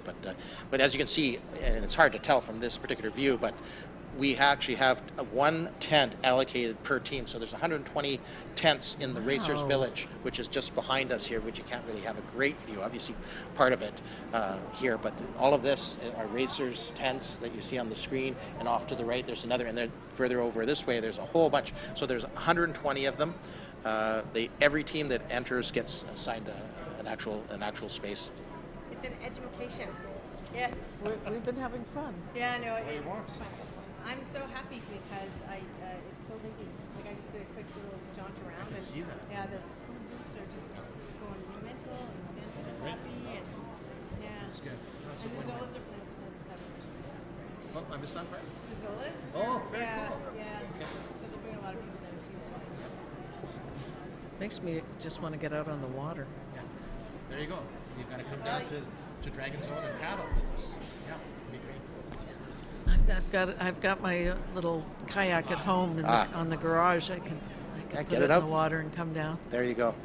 You see, I'm surprised I don't see more people in paddle. Various craft out right now. Yeah. Usually they block them off. They usually ask them to, other than the actual aquafairs, you can't technically block off, of course, but Right. usually most people are pretty respectful if they know the races are on. Sometimes you can get kayakers, or I think a couple of years we actually had some outrigger canoeists that came in and just kind of moored to watch some of the races. But yeah, and well, as you know, there's everything out here on Falls Creek. So Well, we'll be back to having the fireworks. Oh, yes. Again, and those days we get so many boats out on the water. Yes. It's huge. yeah, and all types too. I've had. In past years, I've actually, before the clubs restricted it now, but I was a member of the Falls Creek Racing Canoe Club, and we paddled out of there, so Falls Creek Community Center, just down at Granville Island, and we were allowed to take dragon boats out, but it got a little hectic because it was darker, even though we had a proper light, so just for safety, we don't do that anymore. But you're right, there's all kinds of other craft you can go out and take a look. Another great aerial view here of the Concord Pacific Presentation Center here.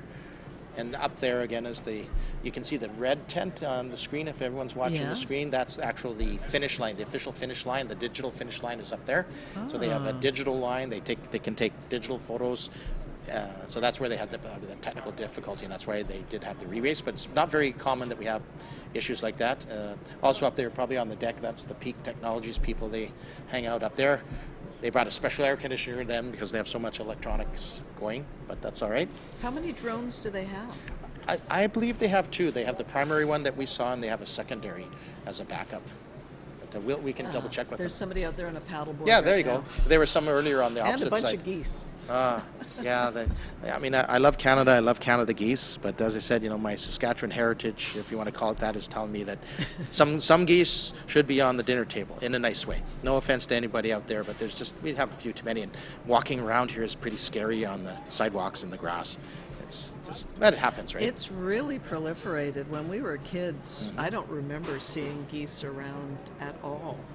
But again, my grandpa, your experience in Saskatchewan, used to shoot them. Yeah, exactly. We hunted them. The farmers were always happy because if you get a flock of 50 or 100 geese on a freshly swathed, quarter section of land, they can be gone. Clean it out. Yeah, clean it out.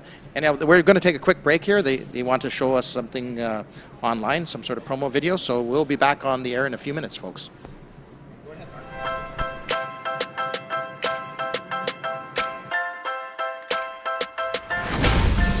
So I think what makes Criterium Racing really special is that there's always a fun family festival attached to it. So there's going to be food trucks, and you get to really see some of the best racers in North America light up. And I'm super excited to race in front of a home crowd. We're serving authentic Japanese food, sushi rolls, sushi bowls, and Irish sushi and fried chickens. Hi, my name is Michael Billy, and my ancestral name is Stawalkin. And at Canoe Cultures, we renovate and build canoes, and we are excited to share and display our culture with you.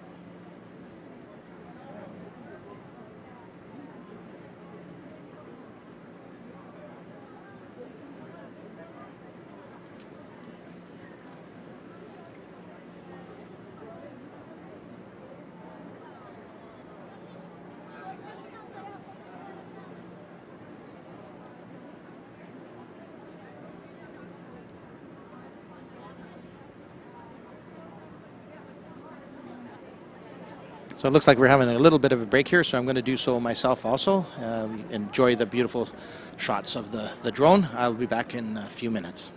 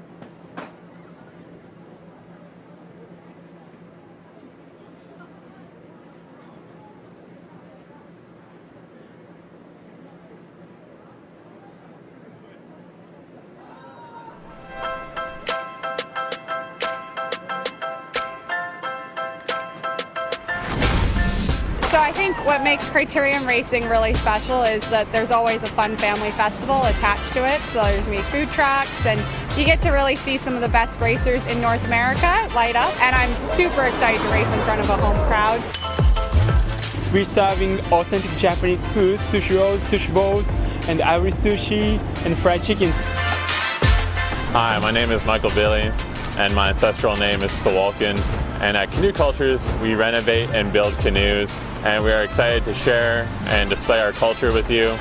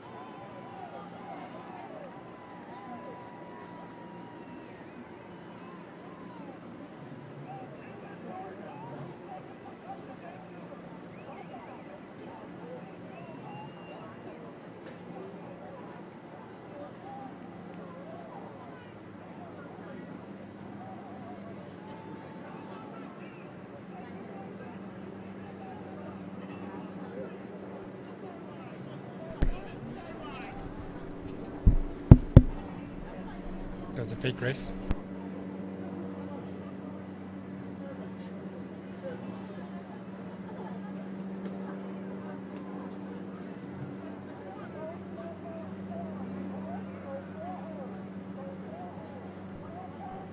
Right away.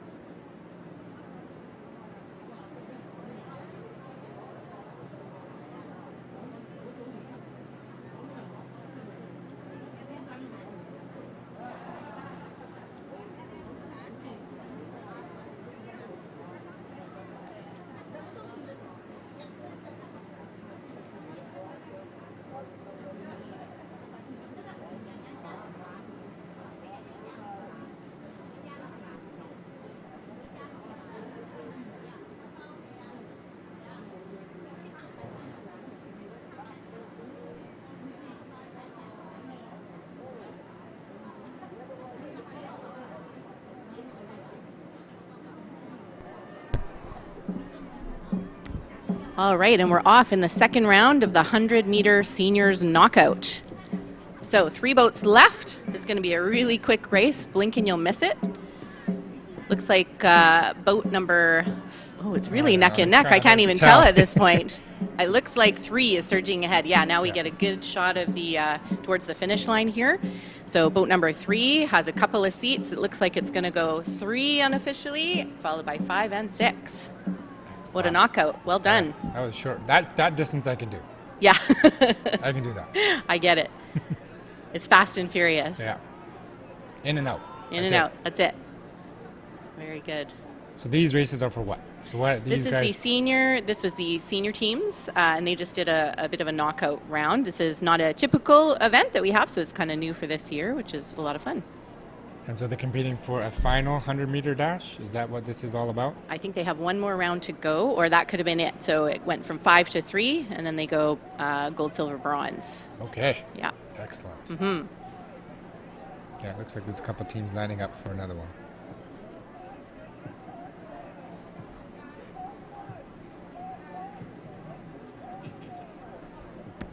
So that was the final, in fact. So it'll go gold, silver, bronze. So we'll have to get the team names and update you when we have them. Well, they did very well.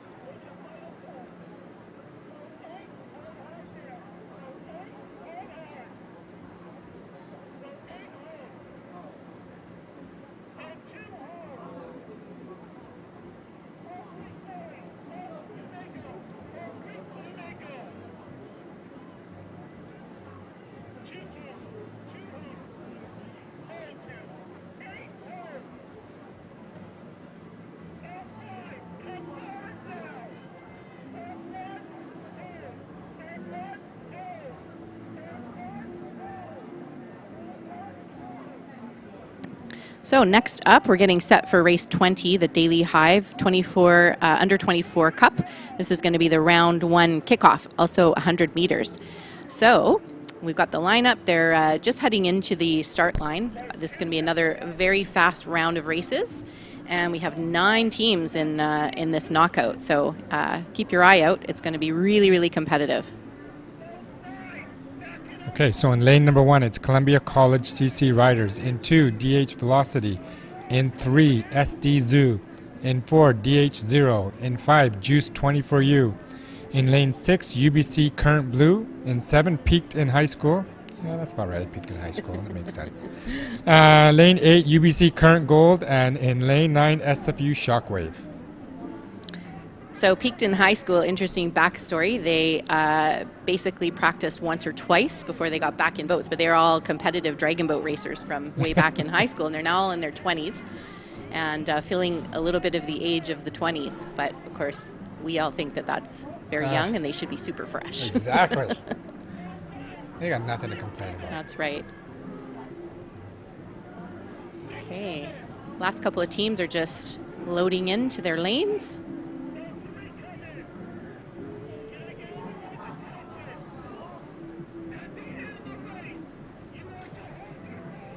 So regular race is 500 meters. Correct. So this just is a 100 100 meters. meter knockout. And normally in a regular race, it's taking you 50 meters to 75 just to get up to speed, to That's get right. the boat up and whatever. So here it's a sprint, start to finish. That's right. Basically, they start and then they finish, but they basically just do a start. Yeah. Yeah, and that's it. They just keep doing their ups all the way through the finish line.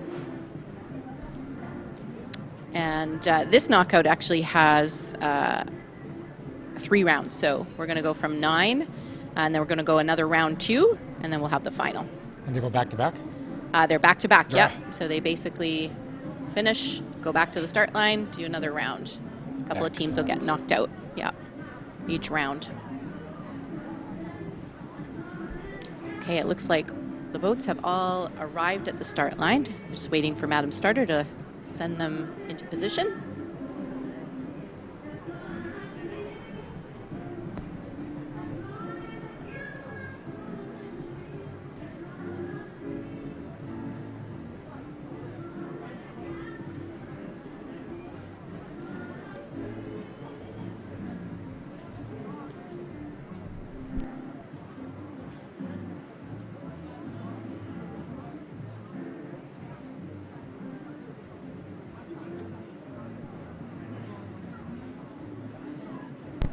There's all these strategies on the start line. I remember when we used to paddle.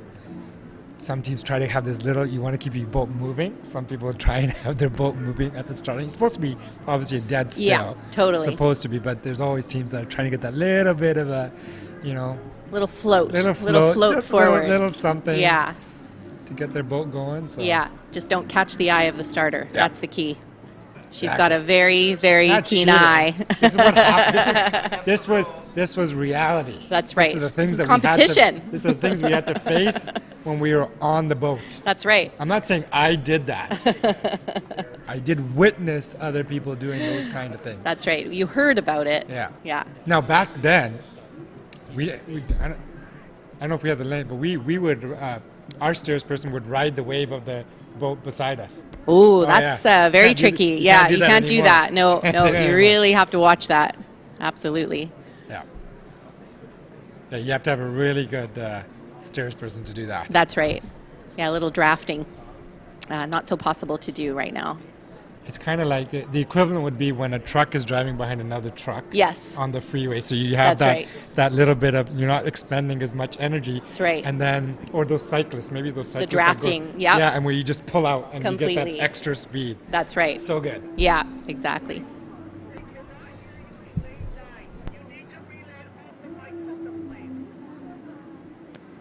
All right, looks like they are inching up towards the start line. Oh, she's backing them down. Madam Starter's backing them down a little bit. Do a little reshuffle. It's those people It's a that are lot of trying to teams. sneak ahead. Yeah, that's right. The strategy is at play. Yeah, exactly. So backing down a little bit. And the teams are used to this, of course, and especially these teams, they're all very experienced, even though they're under 24s. They're very competitive, very experienced teams, so this isn't really going to phase them too much. They're Except used those ones to it. that peaked in high school. I don't know about those guys. That's right. That was it. Right. That was glory days are over. Well, we have to say nice things about them because most of them are the children of my fellow team paddlers. So I'm on the. You have to say nice things. I have to say very do. nice That things. doesn't Yeah, mean they're all lovely children. I don't know any of them.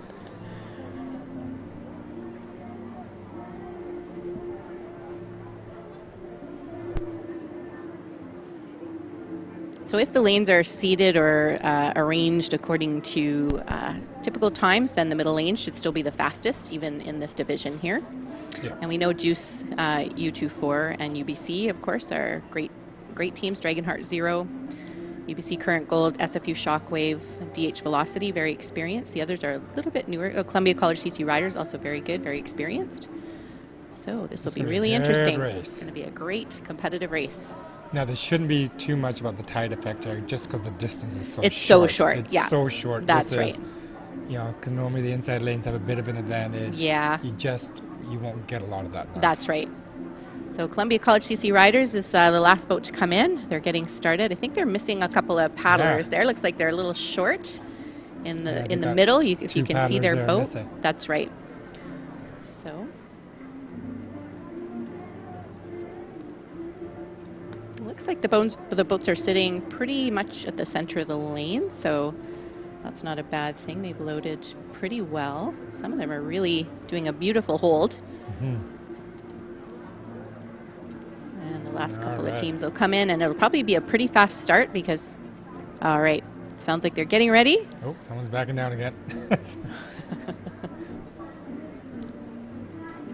There we go. Such a short race. That extra foot will make a difference. It really will.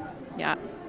So they're really going to have... There they go. Okay. They are off. Very fast start. Okay, so let's see if we can see. So, yeah, the middle, center three lanes looks like 4, 5, and 6, or 5, 6, and 7. Off to a really great start. It looks like at Juice this point... 24U. Yeah, that's right. Juice out by a couple of seats. Oh, second place is going to be tight. It's going to be very tight. Oh my God! You know what? So lane 6, 7, 4, who 3, can call 7, it, right? 4, 3, 7. Oh my gosh. Oh wow! Too close to call. Was a tough one to call. Absolutely. We'll just have to wait for the results to be posted up here. Wow, great racing. But look at what two short people, just that for a short race can make such a big difference. Sure not does. Having two people. Yeah, you need the power, right, for the start. Yeah. A good race still, but that's hard to catch up with that difference. Absolutely. Such a short race with two less people. Absolutely.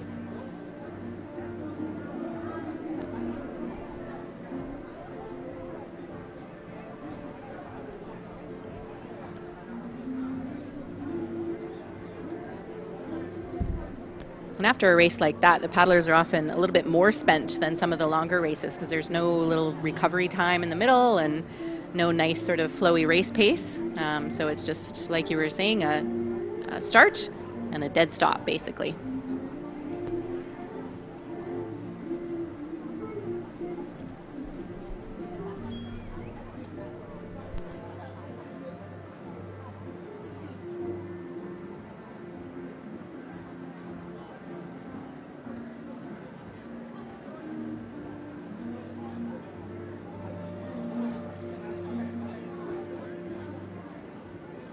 So the teams that are still in it are heading back out to the start line to do it all over again.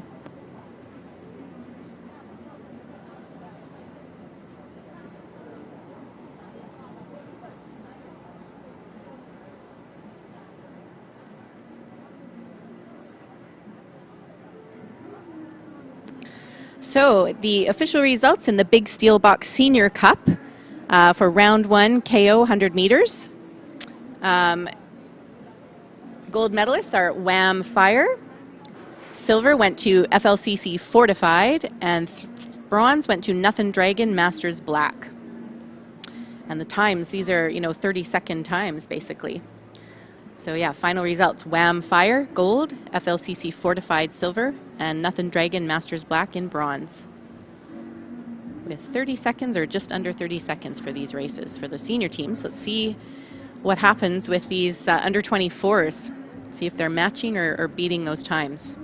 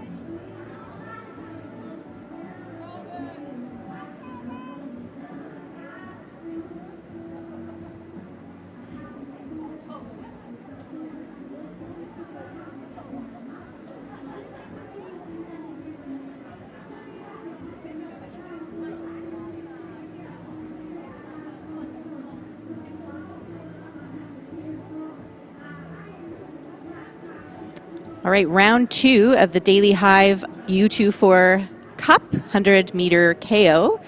So lanes 1, Columbia College CC Riders, and lane 9, SFU Shockwave, were knocked out in the first round. So the remaining teams are in lane 2, Dragonheart's Velocity, in 3, SD Zoo, in 4, Dragonheart Zero, in 5, Juice U24, in 6, UBC Current Blue, and in 7, Peakton High School still in it, and in 8, UBC Current Gold. So back at the start line for the second round of this 100-meter knockout.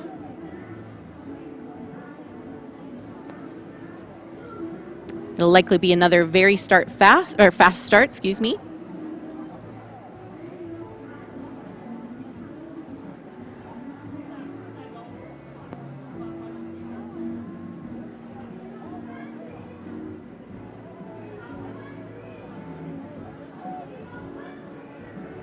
And away they go. So they're already into their ups, and they're probably going to stay there. Looks like Juice might have a bit of a lead. Yep, that's right. Lane number 5, Juice, a little bit of a lead. They're just veering off a little bit, but doing really, really well. Looks like 5 and 7 are going to be very tight. Lane number 5 coming across first, 7 unofficially. It looks like 3, maybe 2. After that, again, very hard to tell. They're so closely matched, these teams. Pretty amazing racing.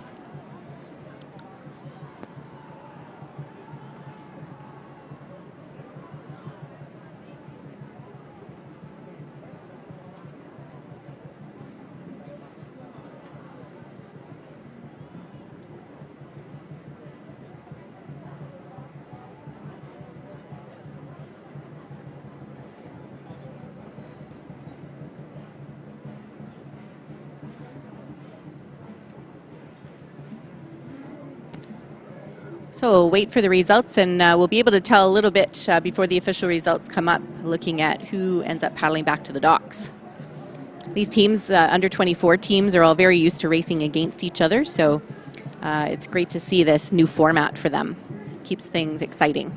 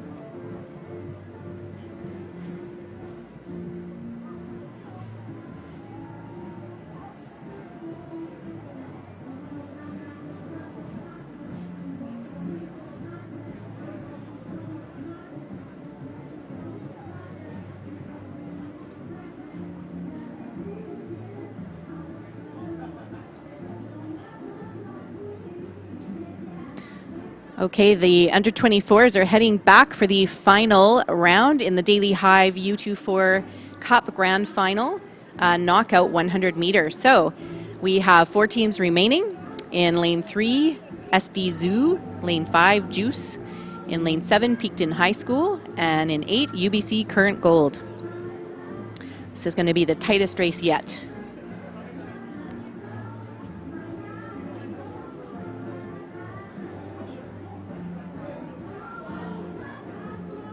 So these teams are paddling out to the start line, probably taking a little moment to try and relax the muscles with a light paddle so that they can get all ready for the last sprint.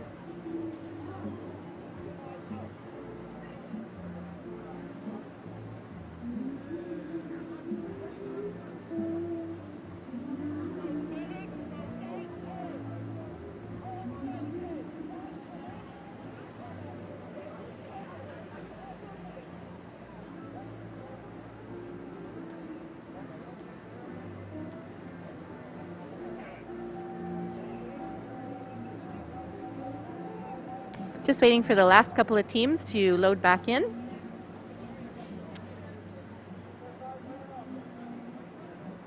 And it looks like they are just waiting to be called to the start line. And they're heading towards the start line lightly. And again, this is going to be a very fast start and a very fast race. So keep your eye on lane 5. They seem to have been the leaders in the last couple of races here. All right, approaching the start line.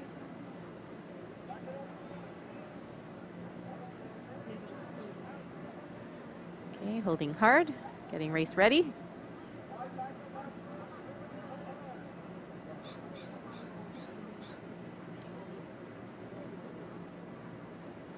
All right, everybody's holding hard and in race position.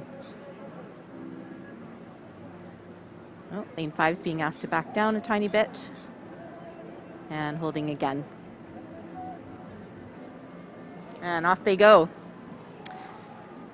So this is going to be a very evenly matched race so far. It looks like they're neck and neck with Juice maybe pulling ahead a little bit. Oh my gosh, yeah, Juice is still surging through. It looks like they're digging really, really hard, but it's going to be a very, very close race. Lane 5 Juice is coming ahead through the start line. Looks like 8-7, followed by 3, unofficially. So again, we'll have to wait for the official results to see who placed in gold, silver, and bronze position. Great racing.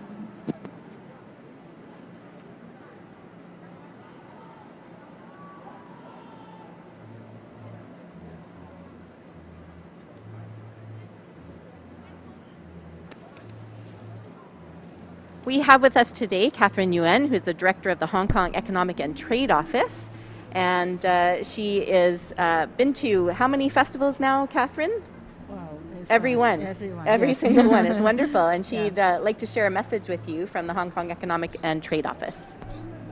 Hello, everyone. Good afternoon. It's really exciting to be here at today's Dragon Boat Festival. And I am bringing my director's greetings. Well, the Hong Kong Economic and Trade Office is proud to be a sponsor and be part of the festival again after 2 challenging years.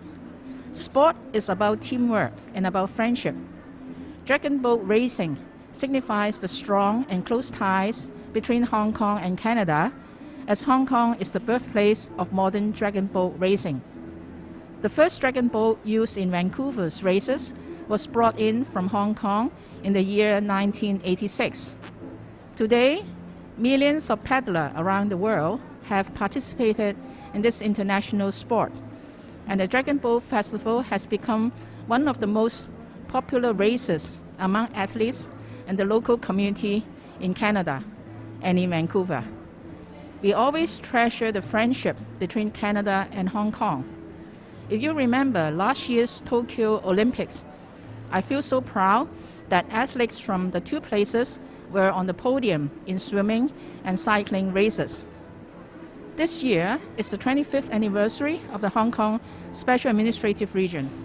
To celebrate the anniversary and the friendship between Canada and Hong Kong under the theme of A New Era, Stability, Prosperity, Opportunity, our office is bringing some Hong Kong updates through a series of events ranging from art and photography exhibition to business and academic conferences. You are invited to visit our office website for information on these events and join us on these occasions. Finally, I wish you and your family lots of enjoyment at this weekend's festival. Happy paddling. Thank you. Thank you so much, Catherine. It's always such a joy to have you here, and we really appreciate all of the support that the Hong Kong Economic and Trade Office has given to the festival for so many years. Thank you very much. Have a wonderful festival. Oh, you too.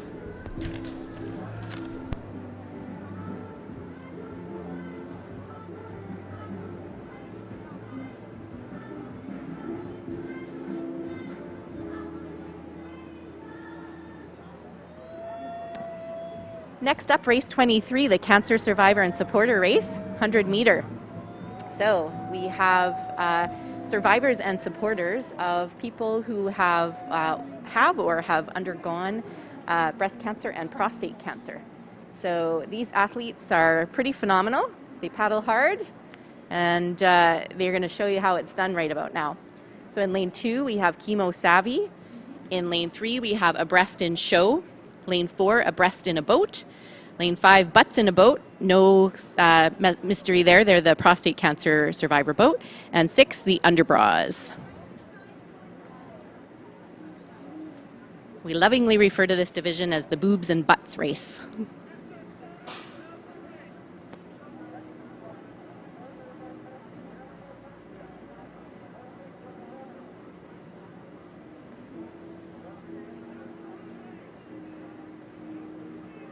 Boats are all marshaled in their lanes and just waiting to be called up to the start line.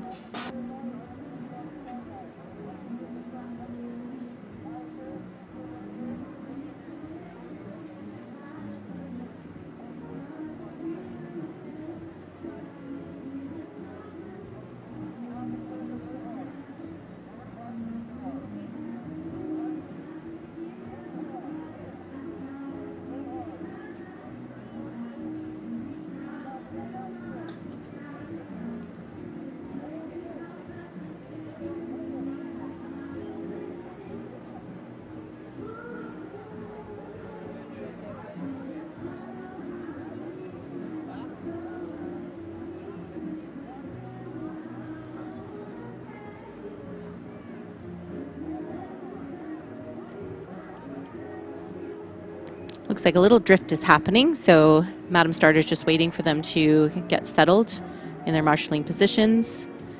And very gently, oh, and away they go. Fast start, just like the other 100-meter races. So this should also be a very competitive race, competitive division here. Looks like lane number 5 seems to be a lucky lane for this round of races. Looks like they've pulled out ahead by about 3/4 of a boat length, so they're doing very well so far. Looks like they're going to stay in that position through the finish line. They're going hard. Everybody's giving it their all, staying in that starting strategy. So it looks like unofficially 5, 4, 3, followed by 2, and I believe 6 on the far side of the creek. So we'll have the official results for you in a few minutes. Fantastic racing.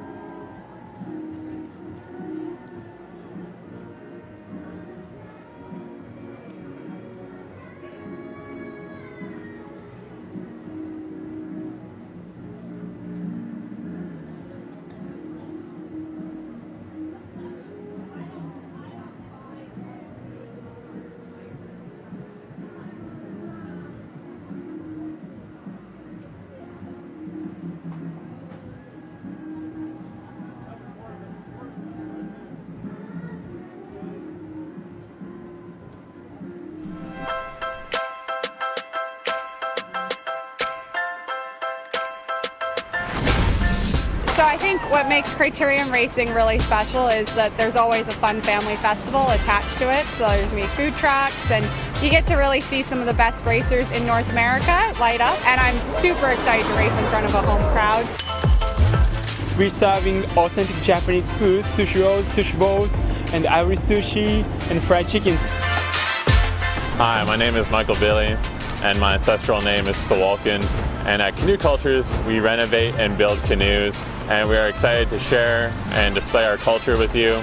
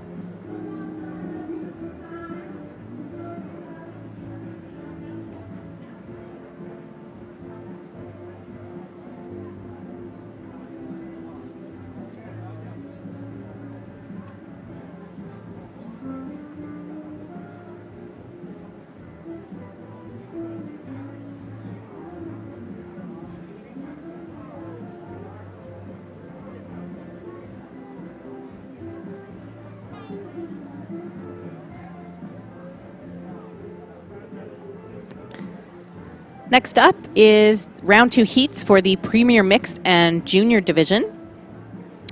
The teams are just starting to head out to the start of the course. We're back to 500 meters here, so they'll take a little more time to get out to the start lines, and we'll have a lot more breathing room during these races.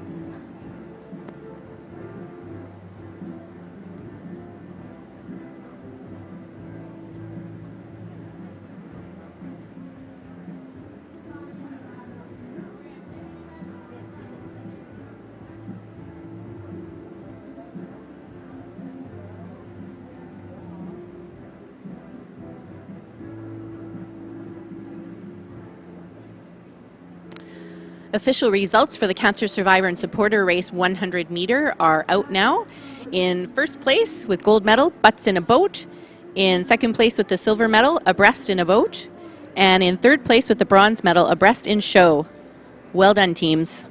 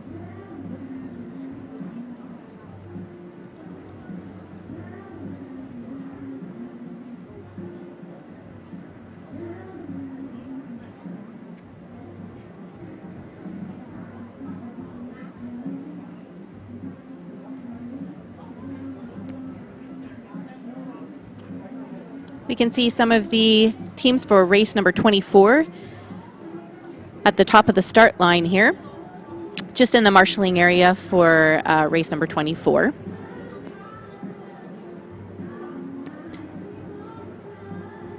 We have 6 teams in this race. In lane 2, it's going to be MHK Youth Manta Rays. In lane 3, we have Dragon Max. Lane 4, Club Sake Mixed. Lane 5, Thunderstrokers. Lane 6, Super Fun Dragons. And in lane 7, Circle Back. And we'll take another look at them when they're all ready in their lanes at the start line.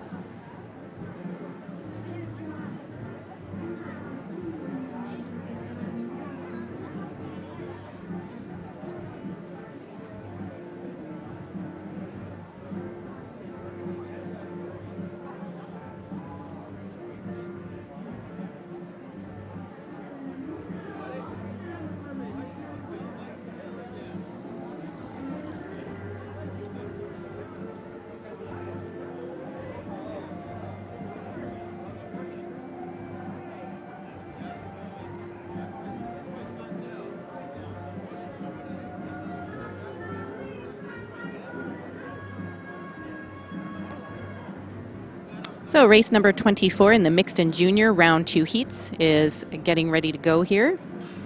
Just starting to line up in their lanes.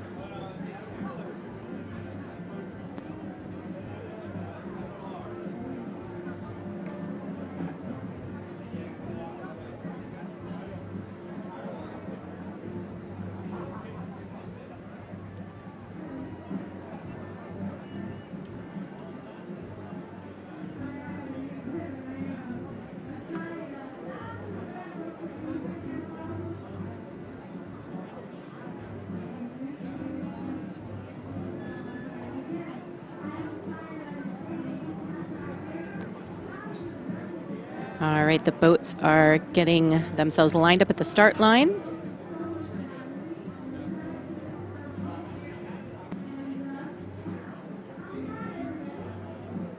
Looks like everybody's in position.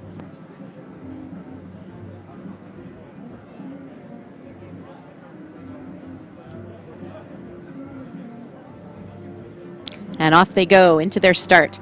So 500 meters in race 24 for the mixed and junior round 2 heats. Looks like the boats are off to a good start.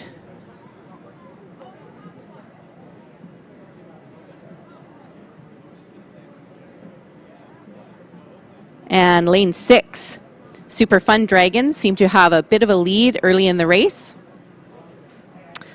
Pretty competitive with lane 7 beside them, circle back. Followed by the Thunderstrokers. Have a nice close-up shot here. They're now in their race pace, looking good, beautiful timing, digging deep, digging hard. You can see in lane 6, their body position is looking really good. They have good reach, good rotation, and that is really helping them stay ahead. Digging deep in the water, getting those paddles fully buried. They look nice and relaxed, though. If you can see, they're working hard, but staying relaxed. The other teams are working very hard, lanes 5 and 4, to catch up. In lane 4, Club Sake Mixed is starting to get a little more momentum there. But lane 6, Super Fun Dragons, has a very strong lead at this point. This is just the second heats, remember, so the teams start to even out as the festival goes on and as we work through to the semifinals and finals. So we're still in the heats here. Lane 4, Club Sake Mix. You had a nice shot of them there, working really hard to try and stay with the leader there. And here they come in their last 100 meters of the race. Lane 6 has a beautiful lead, followed by, it looks like, lane 4 doing their best to surge. You can see their boat still surging. Lane 6 still surging ahead, still actually doing really well. Lane 4 is working really hard to maintain that second position and to pull up as much as they can on lane 6 there. So it looks like lane 6, Super Fun Dragons, is coming through the start line first, followed by lane 4. That is Club Sake Mixed. It's going to be really tight for third. Looks like lane 5, followed by lane 3, and here comes 7. Very nice racing.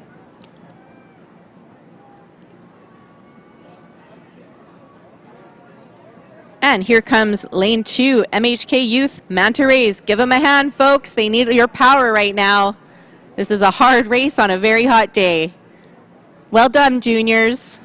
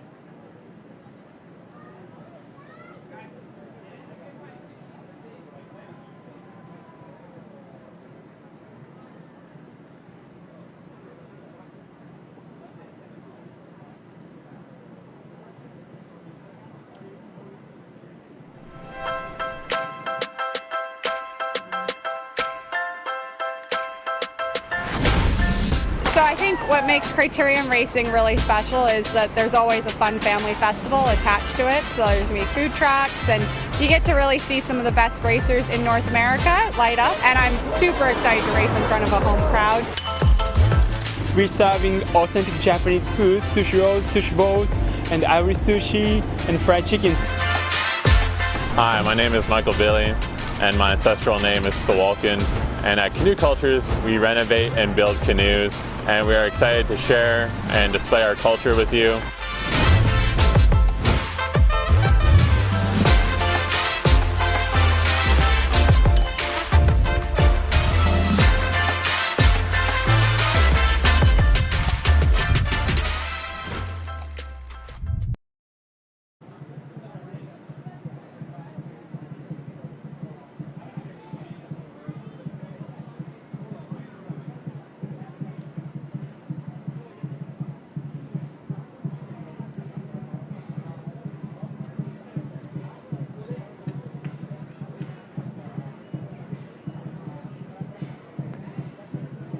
Next up is race number 25 in the Premier Mixed and Junior Divisions, round 2 heats.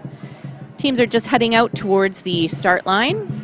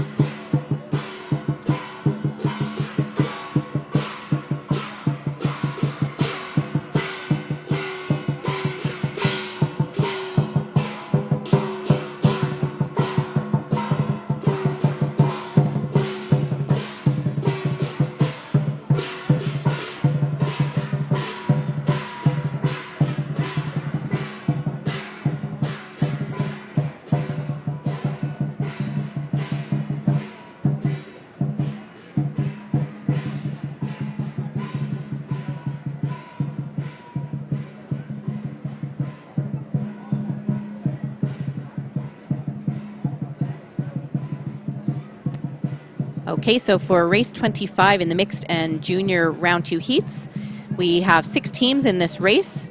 In lane number 2, we have Eternal Dinosaur. Lane number 3, Columbia College CC Riders. Lane number 4, Hastings Hydras. Lane 5, Nothing Dragon Masters Red. And their club mates in lane 6, Nothing Dragon Masters Black. And in lane 7, the RHS Flying Colts. They are in the water marshalling area just up at the start.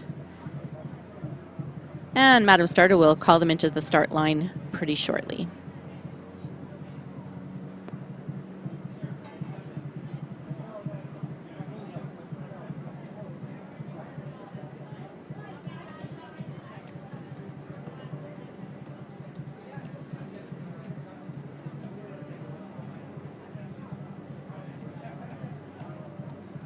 The boats are making their way slowly and together up to the start line to get into race-ready position.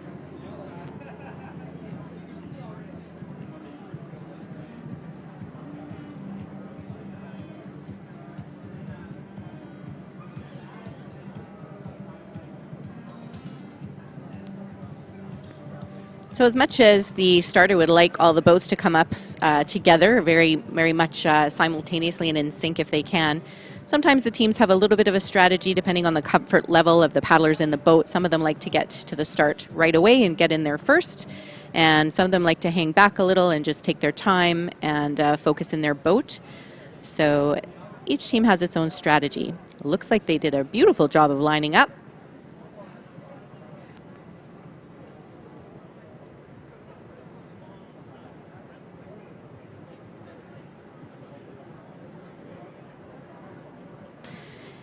And they are off. Looks like quite an even start. We do have some junior teams, a couple of junior teams, and the majority are the mixed adult teams in this race.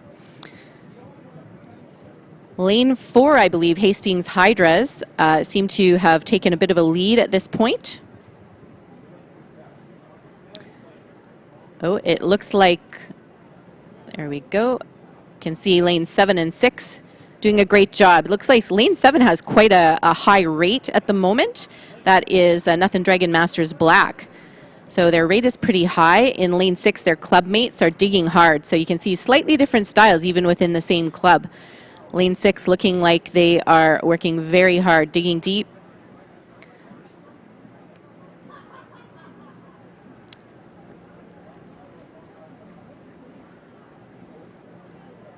And they are approaching roughly the halfway, 2/3 mark here.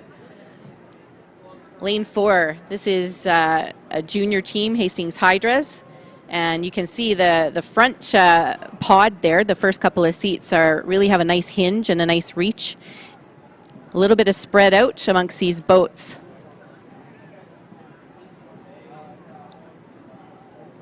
And it looks like there are 3 that are clearly in the top 3 positions at the moment. But there's still more than 100 meters to go, so anything can happen. Lane 4, the Hastings Hydras, are in the lead at the moment.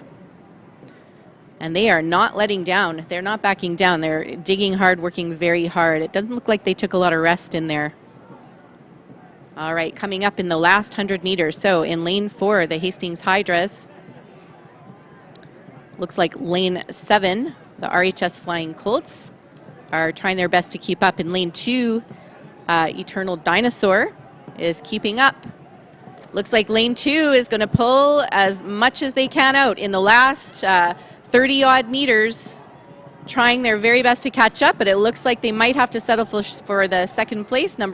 Boat number 4 coming through first, number 2 coming through in second place. And in lane number 7, the RHS Flying Colts, followed by 3, and it looks like 6. A little bit tight there, so we'll have to wait for the official results to see the last couple of slots there. Really interesting races right now with the juniors and the adult teams racing together. As you can see, some of the races are not as evenly matched at the moment, but that really starts to even out as we go into the semifinals, and of course in the finals, all the teams are very evenly matched within their divisions.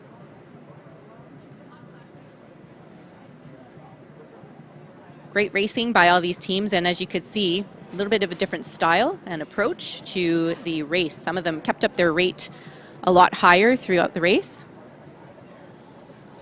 We're going to have the results up for you in just a moment. For the mixed junior round 2 in race number 24, gold medalists are Super Fun Dragons, with the silver, Club Sake Mixed, and with the bronze, Thunder Strokers.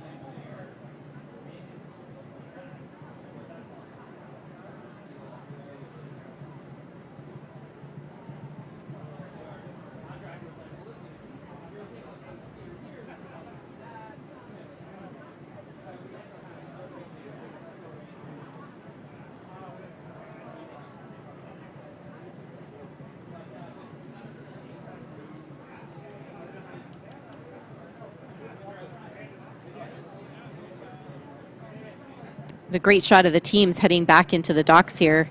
And this gives you a chance to actually see the gorgeous new boats that we are using this year with the amazing artwork. You can see explanations and close-up shots of the artwork on flags around the festival site.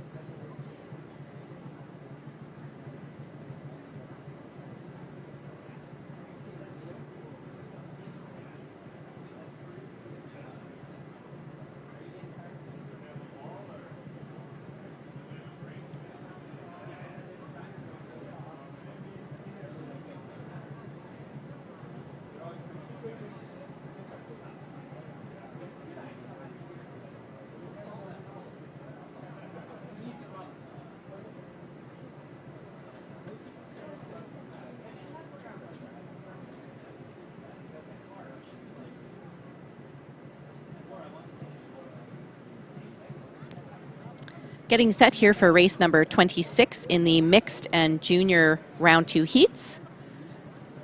Boats are just heading into the marshalling area on water, and we should get underway very shortly. We have 7 boats in this race. Just waiting for the last one to pull in here.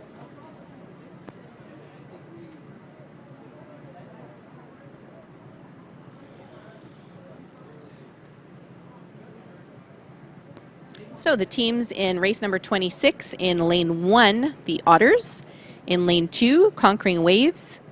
Lane 3, TCC Dragoneers. Lane 4, Dragon Hybrids. Lane 5, Paddle Rangers. Lane 6, Dragon Cult. And back in lane number 7, Butts in a Boat. Quite a different range of experience for the boats in this particular race. We have some adult teams that have been paddling for a very long time together, and we have some really brand new teams. So in lane 1, Otters are a Learn to Paddle program. I think they've just had about 4 practices and are brand new paddlers. So give them a lot of support as they're coming through the finish line today.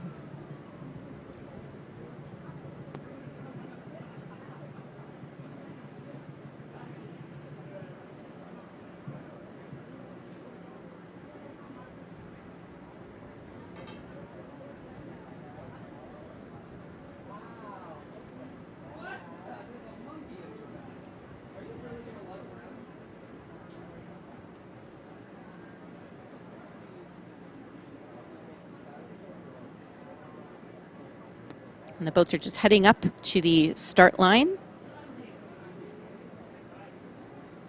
getting in position to be race ready.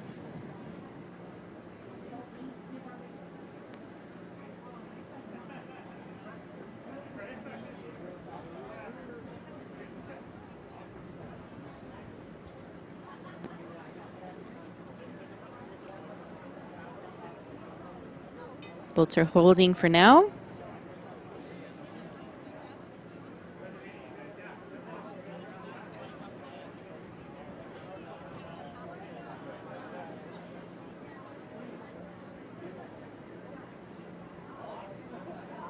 A little bit of reshuffling in lane 5 there.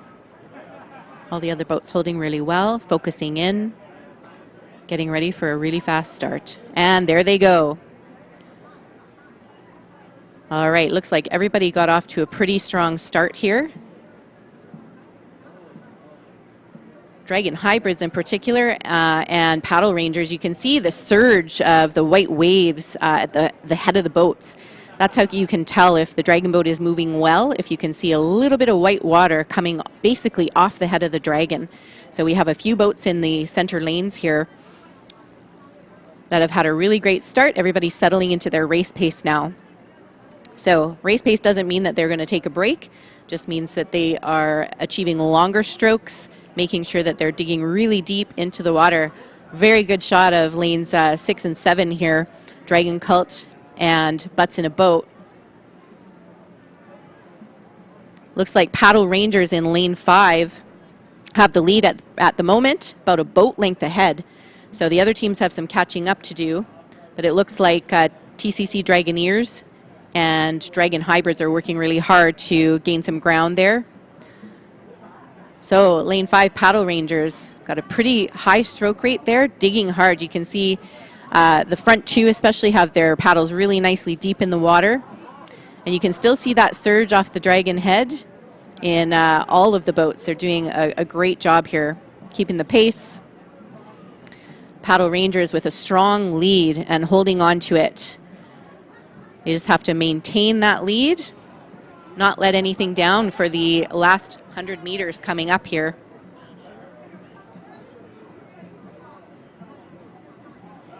So lane 3, TCC Dragoneers has done a good job of gaining some ground in second place at the moment. Lane 5 still leading Paddle Rangers. Looks like they're going to maintain that through the last bit. Now they've upped their pace a little bit more, working really hard, digging deep. Still to see that surge coming off of the Dragon's Head. They look a little tired, but they're holding on. And it looks like in lane 3, TCC Dragoneers are going to come through second. And unofficially in lane 4, Dragon Hybrids coming through third. Followed by lane 6, Dragon Cult. Lane 1, Otters. And in the far lane on the south side of the creek, Butts in a Boat. And here comes lane number 2, Conquering Waves. Give them all the spirit you have right now. They're working hard. They got to dig deep for this last 30 meters or so. Give them a huge cheer as they come through the finish line here. They paddle in support of mental health, and they need all your love right now. Here they come in boat number 2, Conquering Waves. Give them a hand.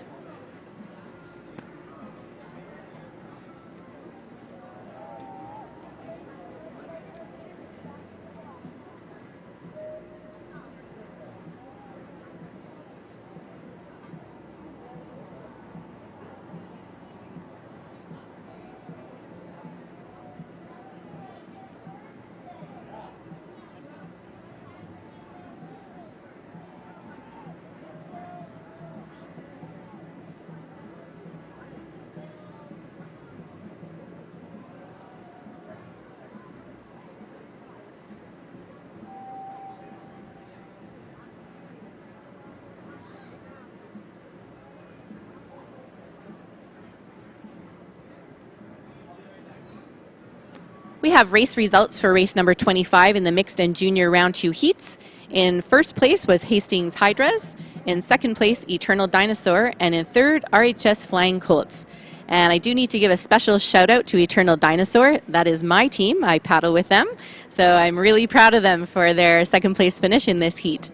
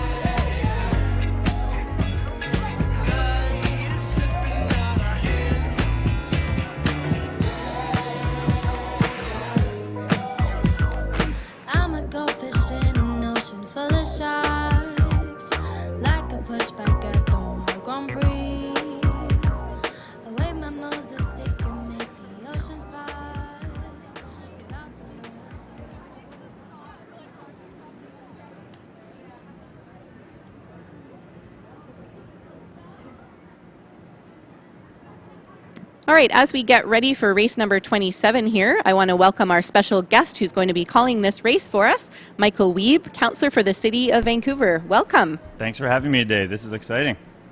This is so exciting. You've been to many, many festivals with us. I have. And I was here when we opened up the accessible dragon boat across the water Yes. from where we are today, and it's great that we have a team here, Dragons in Sight. Looking forward to seeing them race today. That's right. This is a sport that does not discriminate. We want to get every single person that we can on the water. So we're really proud of that. Dragons in Sight is a team that has both sighted and visually impaired paddlers working together. Yeah, and the first day after I got elected, I took my mom on the water because I had been, when we were at one of the events, someone said bring us down, and so my mom, who's in a chair, was able to get on to a boat, and it was the first thing I did as an elected official. That is amazing. Oh, what a proud moment. And also I'm on Metro Vancouver, so I'm cheering on the Metro Vancouver 44 Cheeks in this race. Yes, that's right. We're allowed to play favorites just a little bit because we're not actually helping them. We have some race results from the last race coming up very shortly, and as race 27, the paddlers are just in the water marshalling area, just waiting for a couple more boats around the corner here.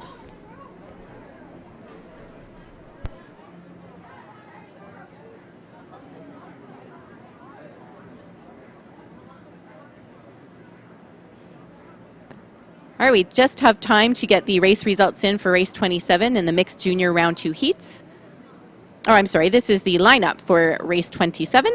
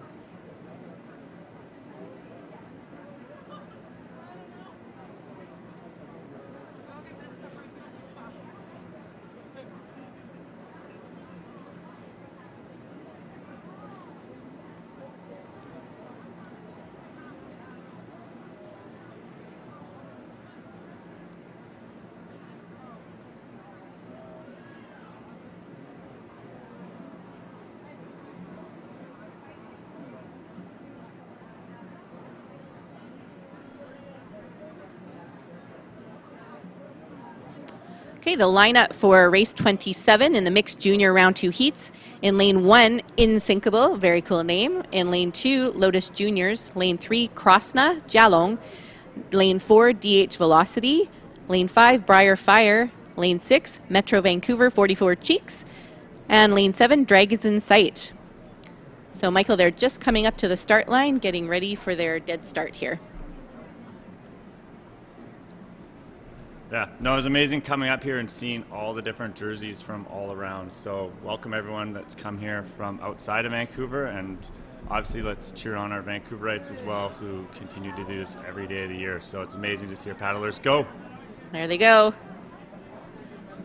Looks like they're off to a really good start. Lane 4, Dragonheart's Velocity. Looks like they pulled out a little bit ahead of the pack there. We do have junior and adult teams in this race, so again, it's not going to be a very evenly matched race, but it's still very exciting racing. They're really competitive right now. They're all giving it. They sure are. Great shots of their tactics here now. They're settled into their race pace, so a little more relaxed.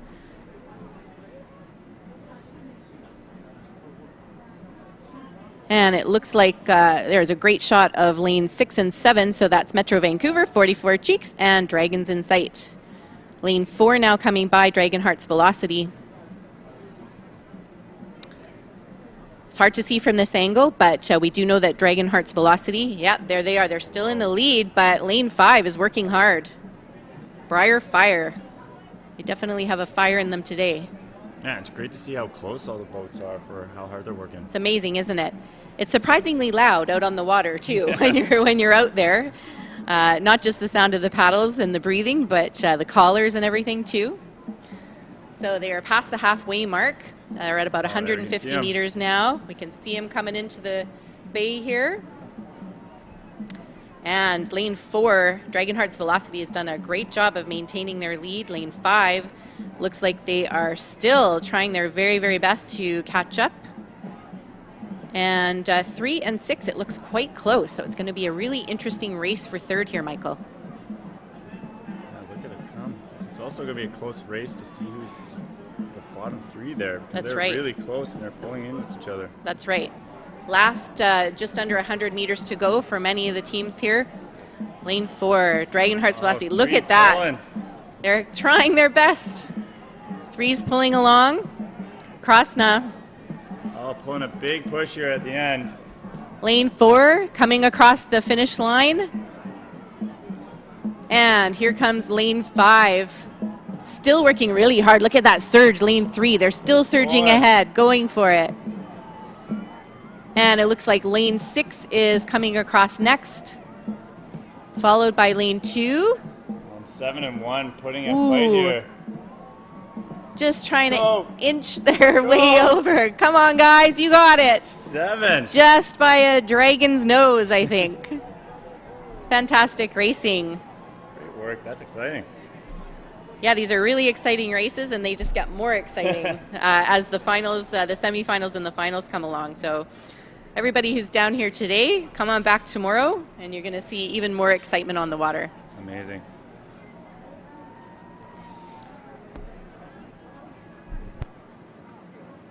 So we have some results from race 26 in the mixed and junior round 2 heats. In first place, Paddle Rangers. In second place, TCC Dragoneers, and in third place, Dragon Hybrid. So the placement in the race actually determines their advancements to the semifinals. It's amazing. I'm loving all these names. It's pretty interesting to see what people have done. There's some very clever plays on words going on for sure. Yeah. How many ways to use dragon? So what countries do we have people from here today? So today we only have teams from the US other than Canadian teams.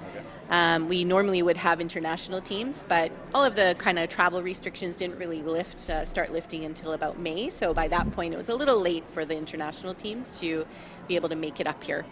So we hope next year we can have everybody back. Amazing. Yeah, but we still have 132 teams this year. Yeah, so it's thousands of paddlers. Busy day. Busy, busy day.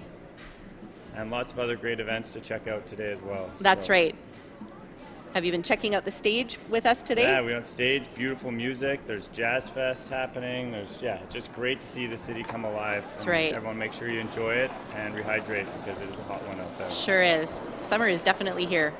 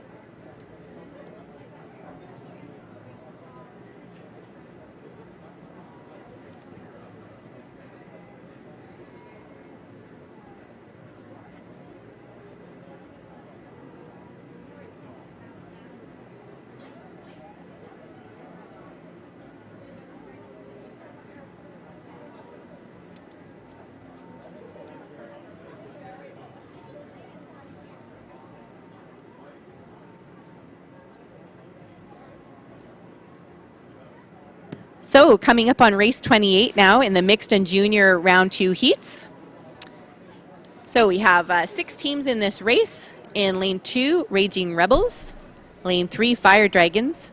Lane 4, RGL United, built by Bird. Lane 5, SFU Shockwave. Lane 6, Stantec Splash. And lane 7, Vision Impossible. So we have a couple of corporate teams in here, and some university teams, some other adult teams, as well as another visually mixed team. Which is amazing to see how diverse each one of these races are. It's amazing. Absolutely. Yeah, the paddling community in Vancouver is extremely diverse and very welcoming to all. Yeah, and obviously at the City of Vancouver, we're doing a lot of work to clean up the water quality. So one of the things I've been leading is trying to improve the water quality here in False Creek and bring in more fresh water. And so you're going to see us continuing to rewild a lot of the shoreline. Oh, wonderful. And we're going to see here just south of Science World to be the next park that we're going to be building. And so some of the boardwalk will be moved back and a naturalized beach be formed. Oh, We're fantastic. obviously working here with Concord as well on the revitalization of a lot of this land, where we're going to create way better access to the water and probably another island or two, because they're really good to clean up the water quality. Absolutely. That's good news. As a paddler, I really appreciate the improvements in water quality. Yeah, and there's great organizations called Swim, Drink, Fish, and others that have been testing the water quality in False Creek. And surprisingly, over the last 2 years, we've gotten to a point where most days it's actually swimmable. Oh, wow. And we could get to a point where we could make this a primary contact and make it an actual swimming. Oh my gosh, that would be I know incredible. that people thought that was just a dream, but wow. I think with the right team we have, with our green infrastructure and engineering, we're going to make it happen. So let's make it swimmable so that people can make sure that when they are in the water, they don't have to wash off after. Absolutely. Even though I believe that everyone still should, I think it's a great thing to get to a point that we can really see the wildlife come back as well, which is a big key. Most definitely, yeah. Keep that eco-diversity going. Yeah, I went scuba diving in False Creek recently, and we were looking at the anchovies. Because wow. we have anchovies coming back here. Oh for my the first gosh, time in a long amazing. time. Yeah. Well, the fish will be happy. All right, looks like they're getting ready again. That's right. Everybody looks like they're settled into the race line, getting race ready, holding hard. And they are off. Looks like another good start here. Very evenly matched, actually, this round of boats here. The one on the edge is looking good from this angle. That's right. Looks like that is lane 7, Vision Impossible. And the middle 2 lanes are pulling out a little bit ahead, just coming up on the first 100-meter marker here. There we go, and got a nice shot of lane 7, Vision Impossible. Working hard, digging deep.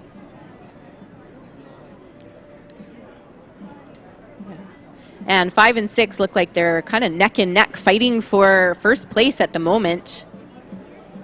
Followed not too far behind by lane 6 and 4. There we go. Great shot of the boats. You can see in lane 5, they seem to be a little bit ahead at the moment. Their pace is pretty high. You can see a little comparison actually with these aerial shots of the race pace. And then when we go down for the side views, you can see the difference in the body positions. Really important to hinge and rotate your back so that you can get maximum reach and get your paddle as far ahead in the water as you can. So 4 and 5 really fighting it out. Yeah, they're right in front of us now. That's right. Coming up on about 150 meters. Oh, 4 looks like they pulled ahead a little bit. Yeah. They keep surging. You can see that nice white water coming off the front of the boat, which means they're still actually really surging ahead. Staying on top of the water is really important. Coming up into the last 100 meters, lane 4, that's RGL United by Bird, is ahead. Lane 5 is working really hard to keep the pace. SFU Shockwave. Oh, and 3 and 2 are starting to pull up. Fighting for third. So in lane 3, Fire Dragons and 2 Raging Rebels. They are fighting it out. It looks like 2, 3, and 6 actually are all fighting it out at the moment. So it looks like lane 4, followed by lane 5, first and second. Lane 3 and 6. Here we go. Whoa, it might be 3. They might make it. Wow. Unofficially, like the start line moves a little bit, but unofficially it looked like lane 3 got there. So that's Fire Dragons and might have just edged out Stantec Splash, but we'll have to wait for the results. That was a great race. Well, thanks for hosting me today. It's been fantastic. Thanks so much for coming down and for telling us about all the initiatives to help make False Creek a wonderful biodiverse area. That's a big goal here. I think Vancouver is better when we get more people on the water. Absolutely. So it's a big goal for me. Couldn't agree more. Love the water. Thank you very much. Have a great day. You too. Bye.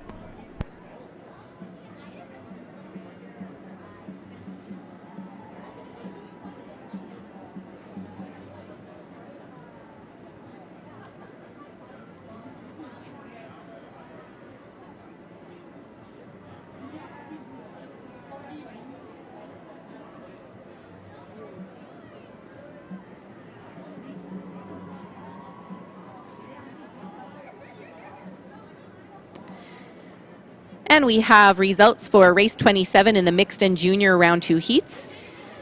First place was Dragonheart's Velocity, followed by Briar Fire in second and Krasna Jalong in third.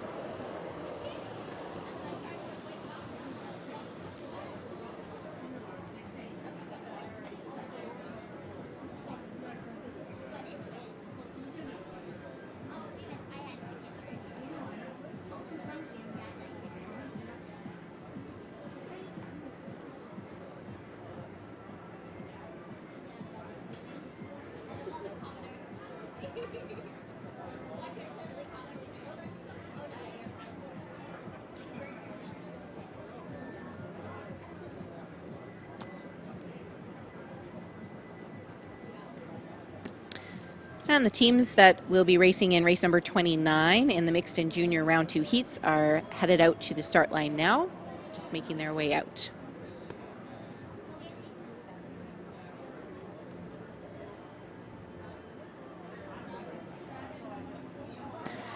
We have results for race 28 in the mixed and junior round 2 heats. In first place across the line was RGL United, built by Bird. In second was SFU Shockwave. And in third was Fire Dragons.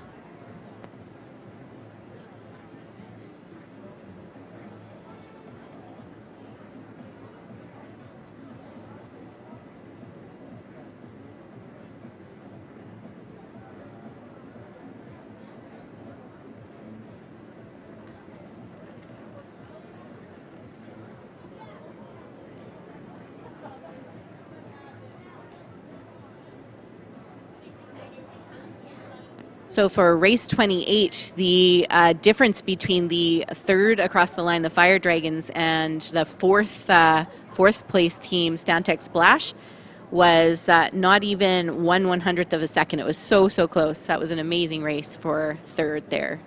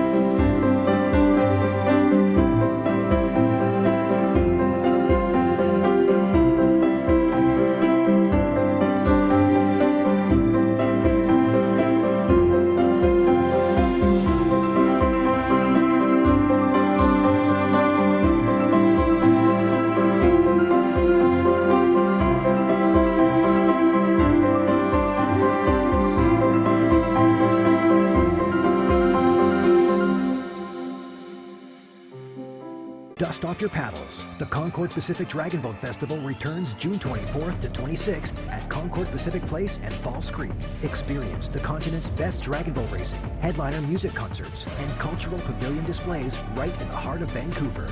Meet us where culture and sport intersect at the Concord Pacific Dragon Boat Festival, June 24th to 26th at Falls Creek, with the support of Concord Pacific, the Government of Canada, and the Government of British Columbia. Visit concorddragonboatfestival.ca for more info.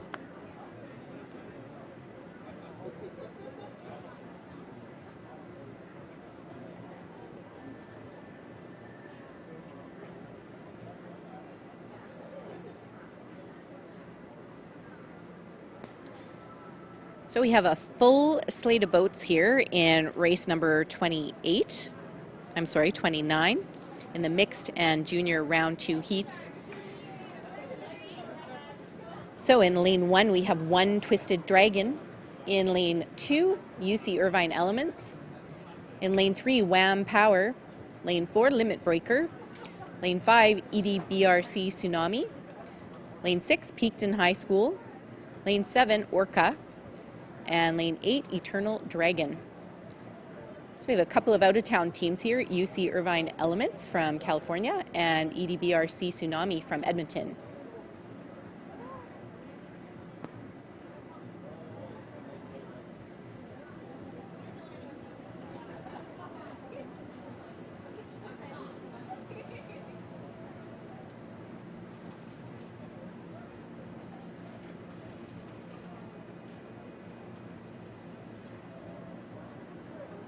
And the boats are just approaching the start line here.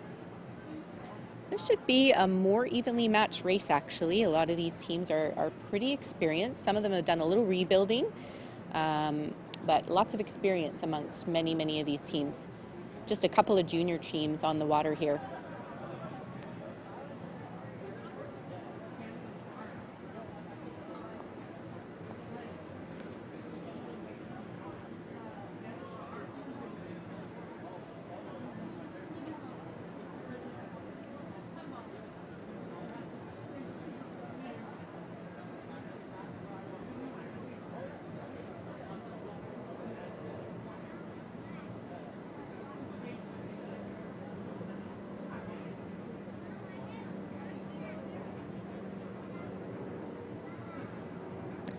Looks like we just need Wham Power to come up to the start line. Otherwise, everybody seems to be loaded in, and they are off. Fast start. All right, everybody is off to a very quick start. Wham Power got left a little bit behind. I don't think they were quite at the start line when they should have been, but we will find out later. Right now, it looks like lane 4, Limit Breaker, might have a little bit of an edge coming through the first 100 meters here. And lane 6, Peakton High School, keeping up, followed by EDBRC Tsunami. We have a great shot of them coming up just past the first 100 meters, about 6, 7, and 8. They're all in their race pace. Oh, this is some beautiful body positioning, lots of great hip hinge. Oh, look at lane number 4, Limit Breaker. And their efforts are paying off here. You can see when we saw the close-up there, you could see their beautiful hip hinge and rotation digging really hard in the water, and it's paying off for them. Other teams looking really good as well. It's going to be a closer race, it looks like, for this heat here. And in lane 8, you can see Eternal Dragon. They are a junior team from Eric Hamber High School here in Vancouver. Fighting hard. Lane 4, still ahead, Limit Breaker. Lane 5, EDBRC is fighting hard to catch up, and lane 6, Peakton High School, is keeping pace with EDBRC, so we'll see if they can dig a little deeper as we're coming up on the final 100 meters of the race here. You can see them coming into the bottom of the creek.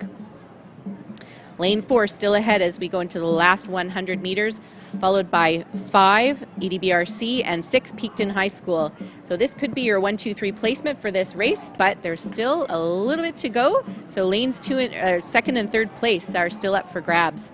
Looks like Limit Breaker has first place in this race secure in hand. They're coming through the finish line pretty quickly here. And it looks like EDBRC has managed to hold on to second. And lane 6, Peakton High School, 3-2 coming across the line now. Look at lane 1 really trying to surge. Lane 8 on the very far end, followed by 1 and 7. So they came in fast and furious towards the end here. Looks like everybody had a really good finish. They managed to gain a little bit of ground and have a really competitive and strong finish for some of those neck-and-neck placements.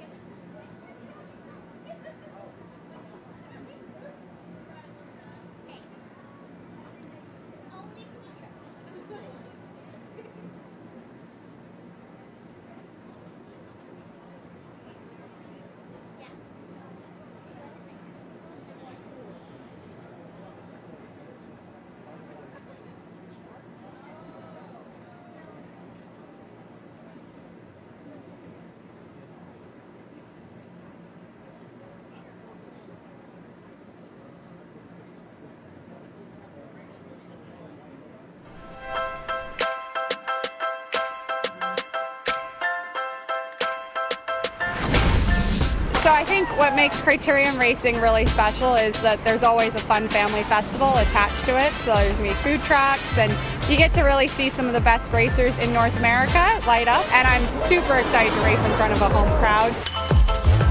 We're serving authentic Japanese food, sushi rolls, sushi bowls, and ivory sushi, and fried chickens. Hi, my name is Michael Billy, and my ancestral name is Stawalkin. And at Canoe Cultures, we renovate and build canoes, and we are excited to share and display our culture with you.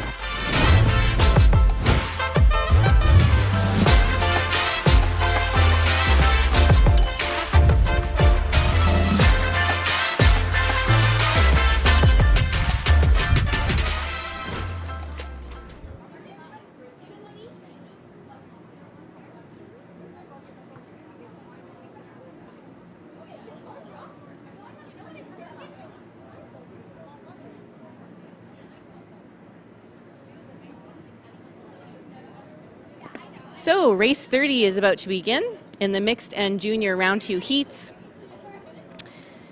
And we have 8 boats, full slate of boats here in this race. In lane 1, Max Storm. Lane 2, UBC Current Blue. Lane 3, San Diego Dragon Boat Team 2. Lane 4, EDBRC Premier from Edmonton. Lane 5, Water Vipers. Lane 6, VIP Gorging Dragons Black from Victoria. Lane 7, FLCC Fortified. And Lane 8, Killarney Torpedo Turtles. And with me, announcing for this race, is Councillor Pete Fry from the City of Vancouver.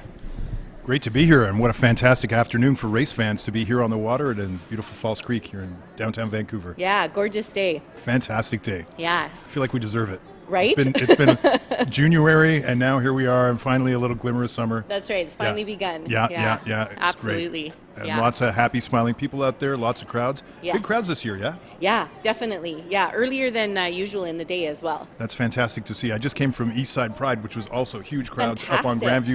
Grandview, celebrating diversity in East Vancouver and really lovely kind of community vibes. So lots of stuff going on today. But This is Awesome. fantastic. I haven't seen this many people down here in a while. Yeah, it's true. Yeah, no, we feel like we're back to almost normal with our Dragon Boat races now. Yeah. And this is a pretty exciting race lineup. You got any favorites in here? Well, we have some really competitive teams. So Edmonton is going to give UBC a run for their money for sure. VIP Gorging Dragons always do really well. FLCC, our friends down at the creek, or down in Fort Langley, always do really well. Killarney Torpedo Turtles is a junior team. And I just love the name. Yeah. Torpedo Turtles sounds awesome to me. Right? Trust the juniors to have really creative names, eh? I mean, Max Storm also sounds pretty... They're good, yeah. This is actually going to be a really interesting race. We have some strong teams, a couple of junior teams mixed in there as well.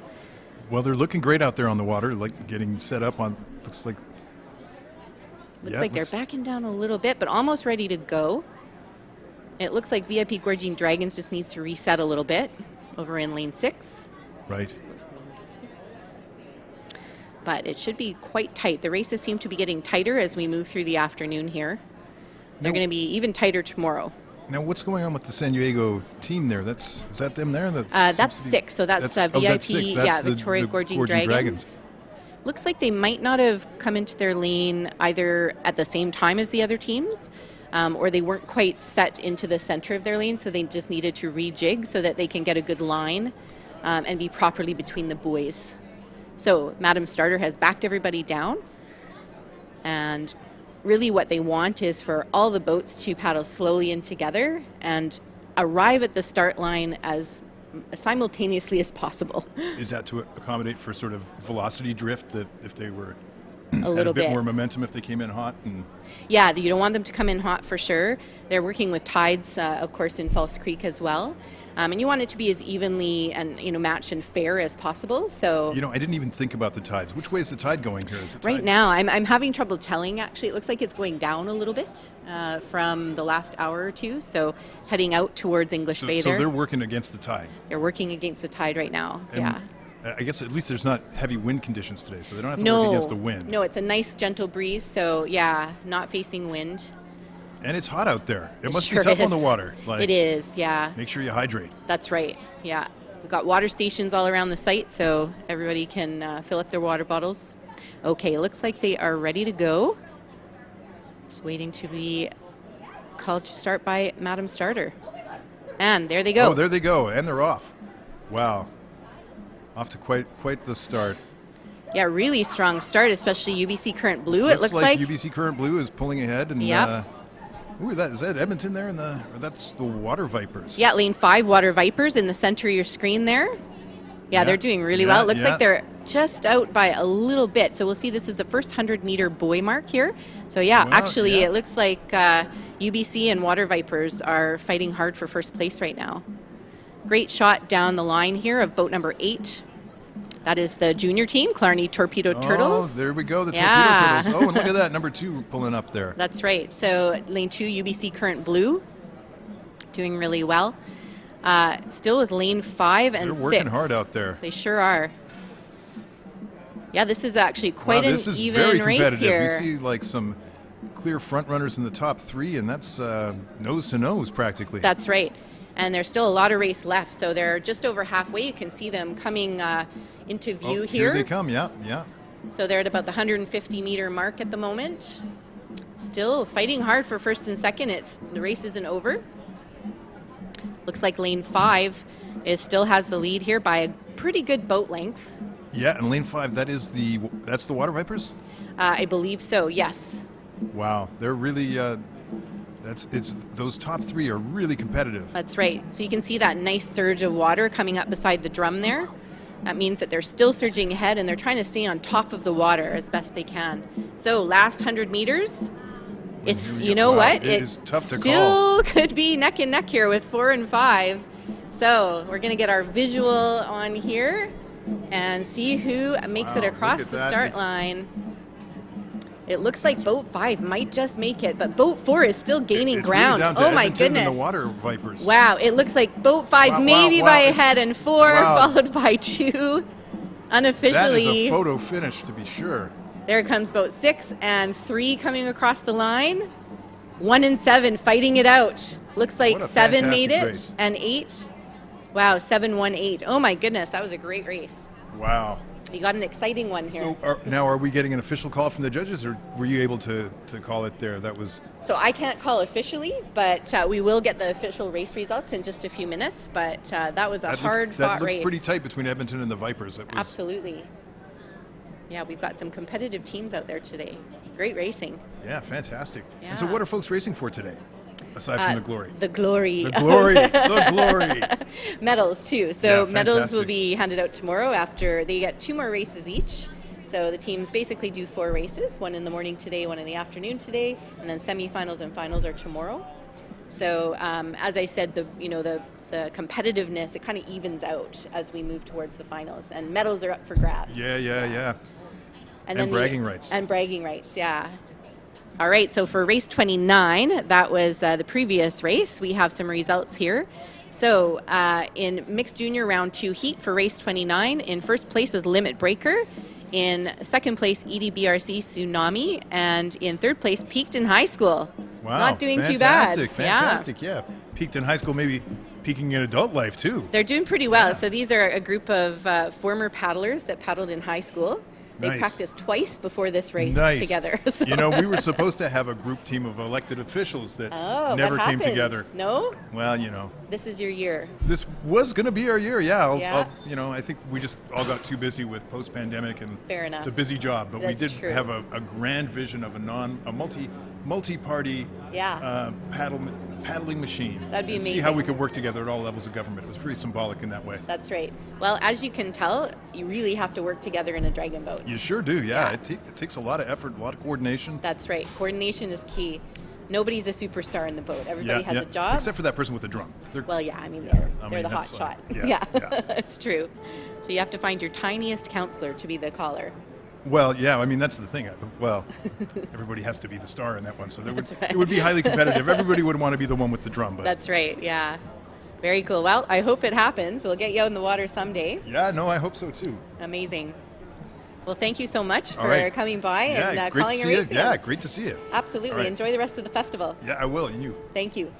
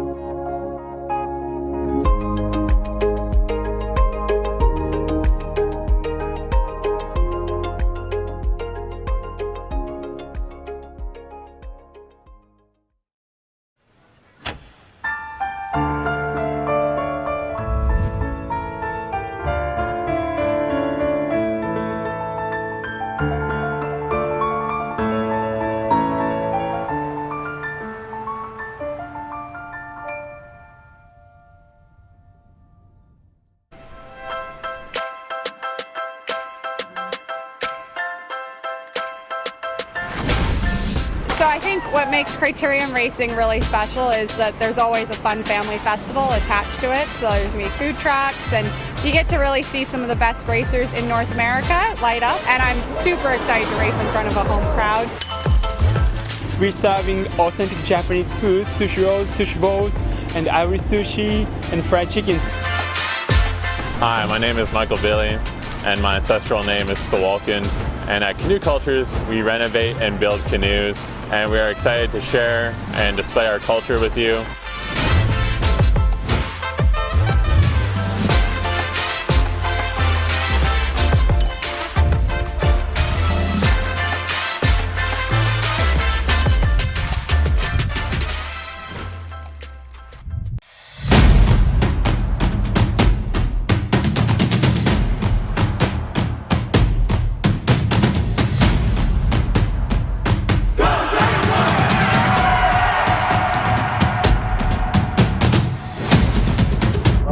Start the race, guys. When I'm started, you have the race.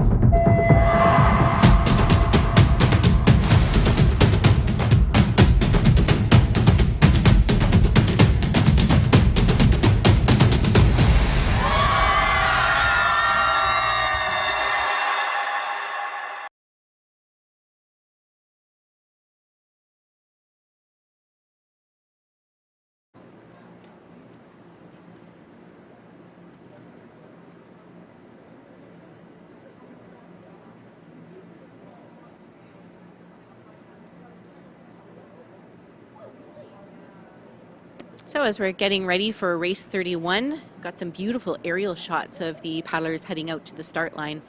And you can really get a sense of the coordination that the paddlers have to move the boat. This is just a relaxed pace that you're seeing for the boat that's ahead there. And then the boats also take the opportunity when they're going out to the start line to do maybe some drills, maybe some just little practice pieces of part of their race. Or even just some focus and concentration. So this team is practicing a little bit of a start in boat 4 that you see just on the edge of the creek there. So they just did a few strokes, get race ready for their start. And we have the lineup for race number 31 in the mixed and junior round 2 heats. In lane 1, we have SD Zoo. Lane 2, UBC Current Orem. Lane 3, Pemberton Bald Eagle. Lane 4, Dragon's Own Fire Truck. Lane 5, Starbucks Wave Runners. Lane 6, UCLA Dragon Boat. In lane 7, Dragon Hearts Zero. And in lane 8, Ouroboros Platinum.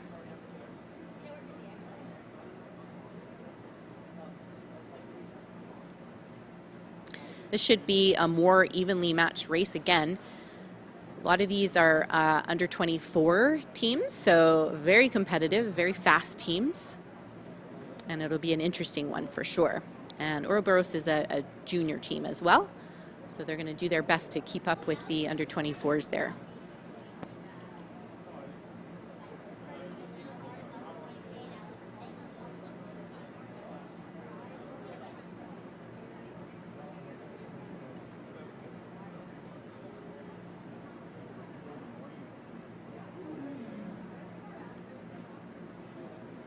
They are at the start line, and it looks like they are ready to go.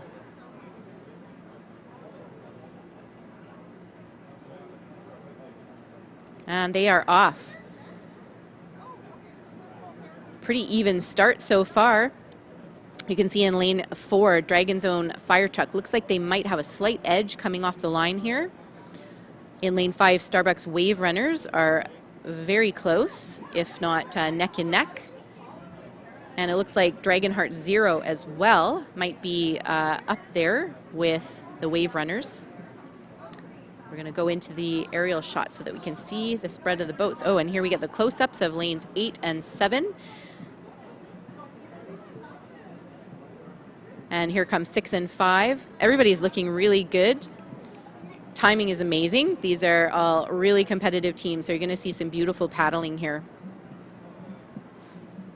So still with the lead, Dragon's Own Fire Truck. They've gained a bit of ground after coming off the line here. We're over halfway through the race, and we can see the boats coming into view. So far, it looks like lanes 4, 5, 6 are in line for first, second, and third, but that's still a lot of race left. That could change.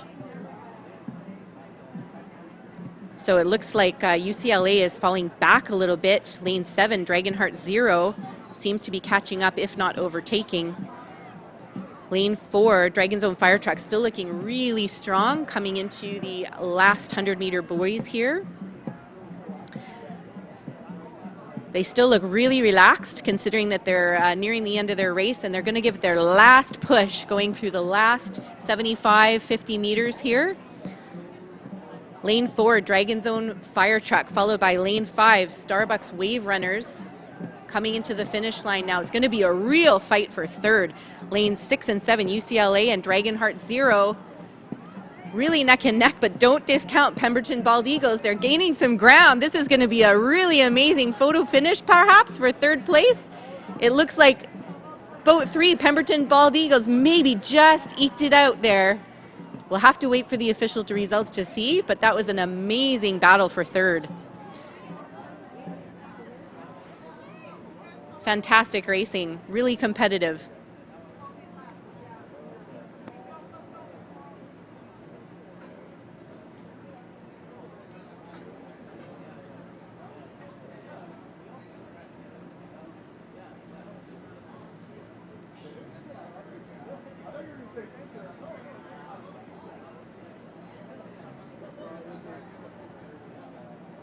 So we have the results for race number 30. In first place, we had the Water Vipers, and second place, EDBRC Premier. Third place, UBC Current Blue. And we'll have the results for race 31 very shortly.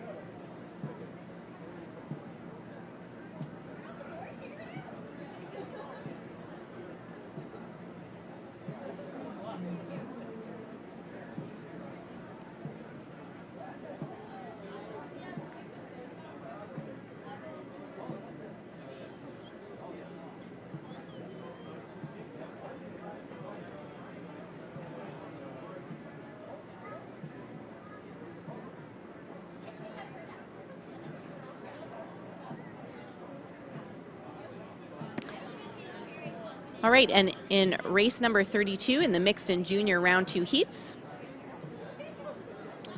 the boats are up in the marshalling area on the water near the start line. And in lane 1, we have Wham Fire. In lane 2, we have WPC Premier Burn.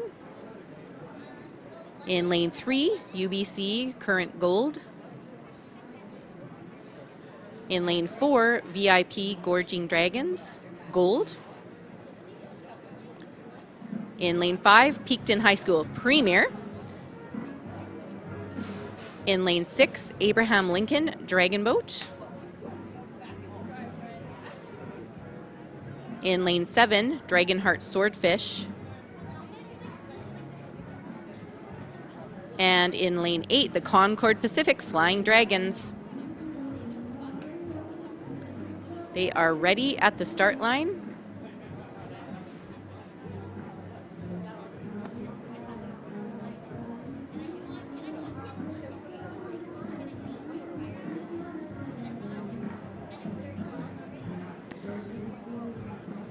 They're just about ready to go. Looks like they have a little bit of movement there in lane number 6, Abraham Lincoln Dragon Boat.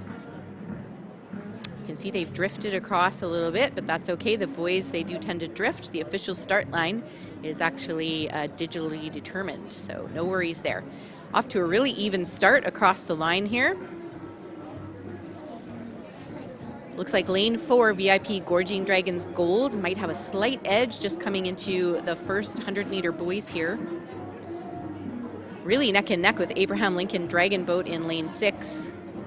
Get a nice shot of boats 8, 7, and 6 across the water here, settling into their race pace. Everybody's looking pretty relaxed and strong.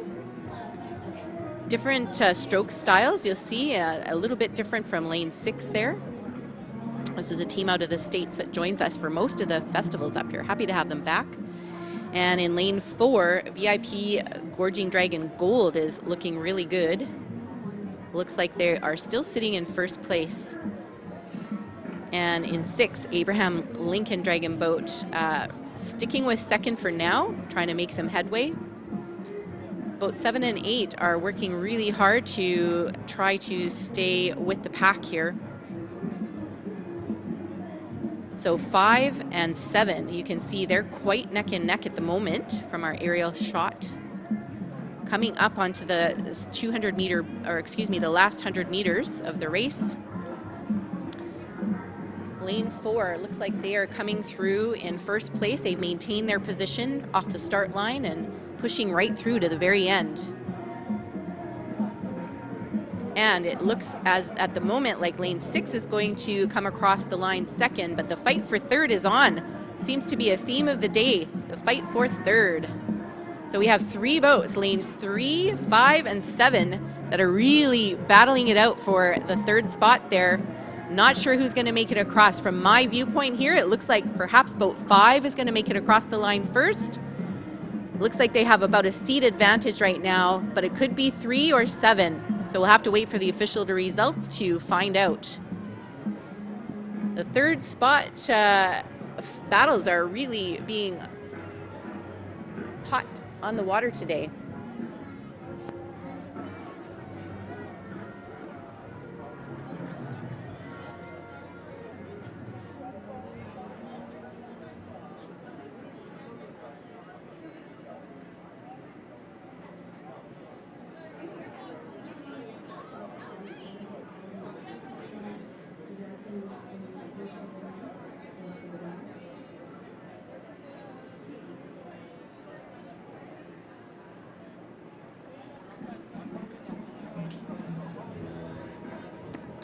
All right, so we have the official results for race 31 in the mixed and junior round 2 heats. In first place, Dragon's Own Fire Truck. Second place was Starbucks Wave Runners. And in third place, it was Pemberton Bald Eagle.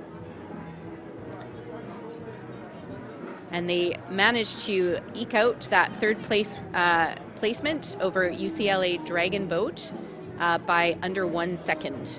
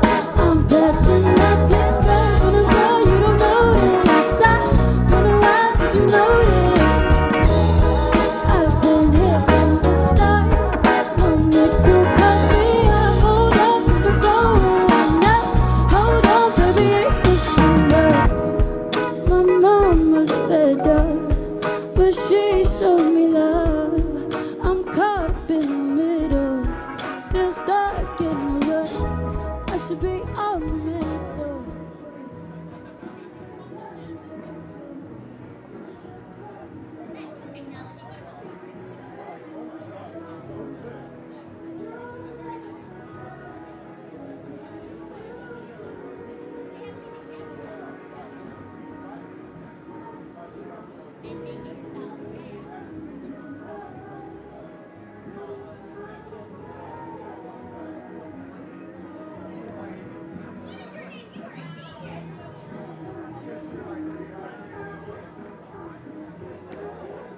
So we have race results for race number 32 in the mixed and junior round 2 heats. First place was VIP Gorging Dragons Gold. Second place was Abraham Lincoln Dragon Boat. And third place peaked in High School Premier. And they just made it into third place again. We have these under 1 second wins for the third place here. Just over Dragonheart Swordfish, and UBC Current Gold was really not very far behind at all. Again, under 1/100th of a second. So the third place battles seem to be on the water today.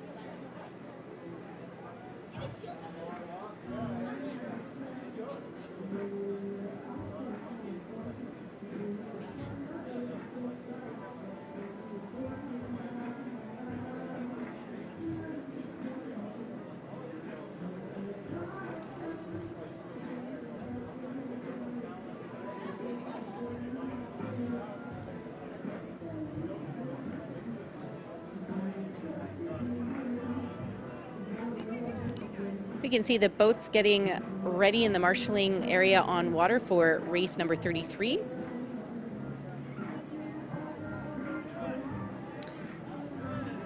And the teams in race number 33 in the mixed junior round 2 heats.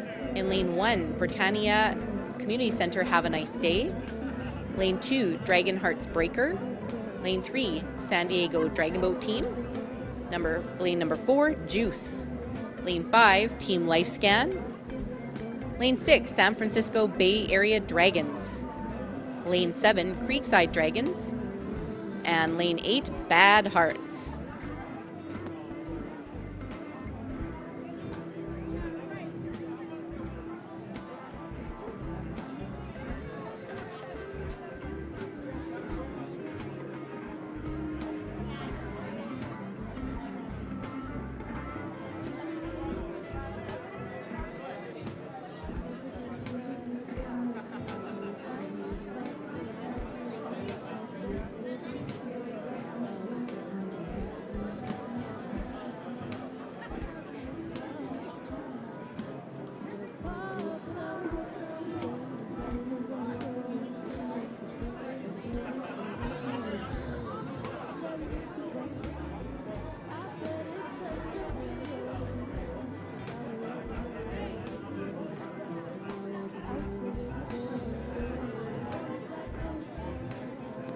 You can see the boats in the on-water marshalling area there.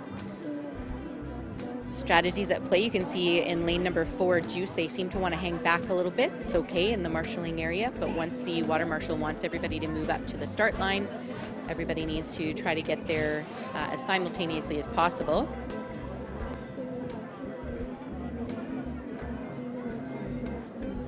This is the moment where the teams can just focus in on their boats, not really worry about what's going on in the water around them. It's up to their caller and their steers people to manage the boats and pay attention to what the water marshals are saying, and they command the boats. So the paddlers just have to focus in, get race ready.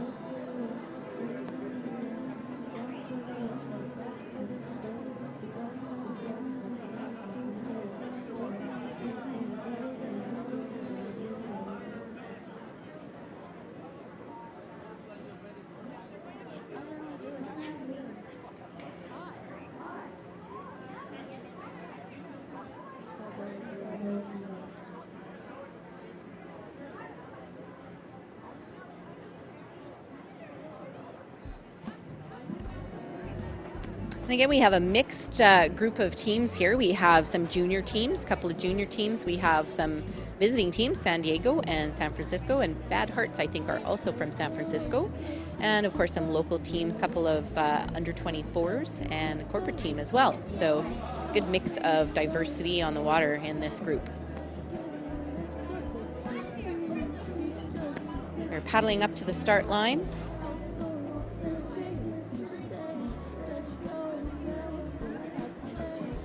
Getting race ready and holding hard, it looks like.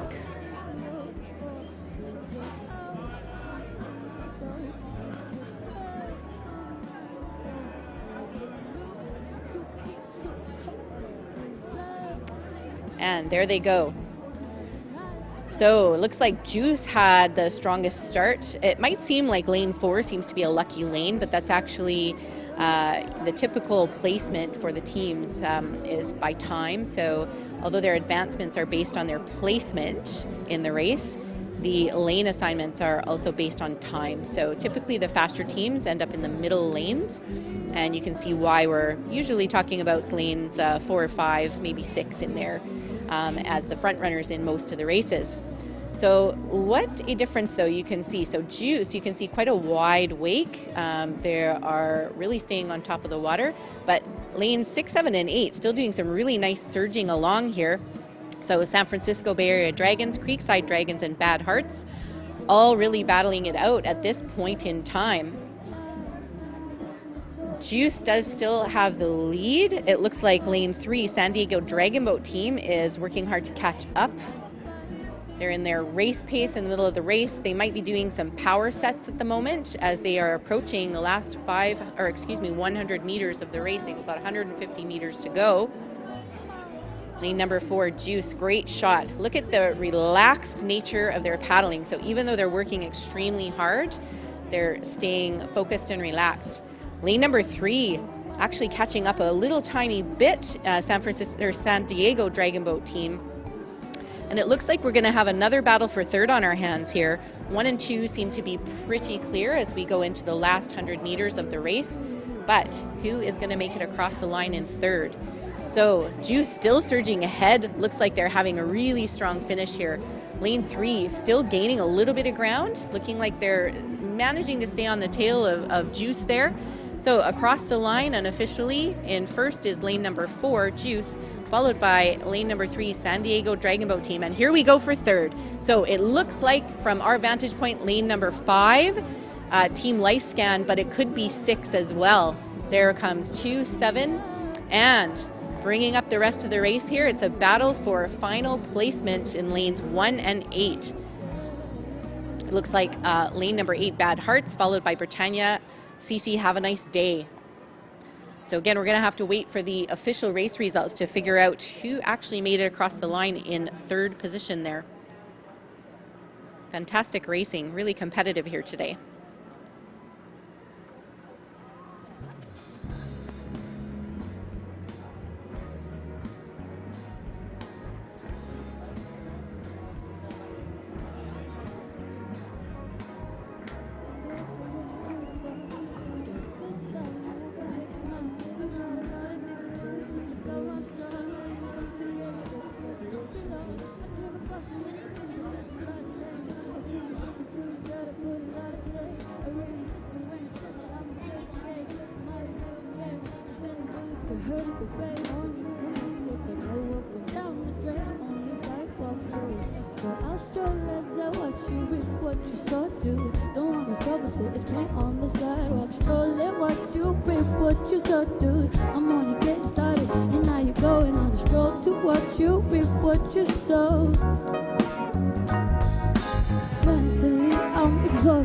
Yes, I tripped the fuck out, now I'm off it. Petty like that you meant to really understand. Look, don't come off it. I'll put aside my pride and expected you to apologize. Now I realize about time I'll be satisfied. So here's another song I treat the pop with. Honey, if she could sing, only then I'd be still. Or turn into a bed that wouldn't look away. It'd be stupid if you had been. No, we tell her, no, I won't tell her. You could get so possible. You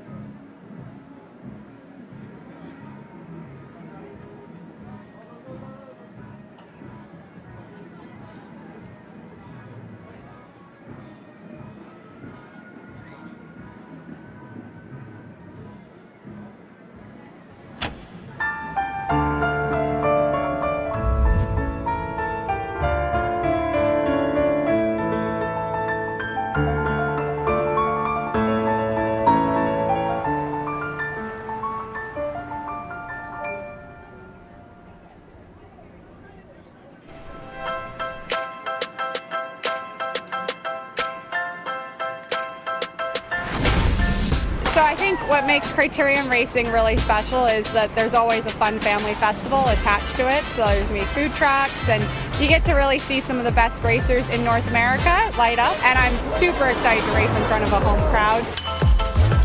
We're serving authentic Japanese food, sushi rolls, sushi bowls, and Irish sushi and fried chickens. Hi, my name is Michael Billy, and my ancestral name is Stawalkin. And at Canoe Cultures, we renovate and build canoes, and we are excited to share and display our culture with you.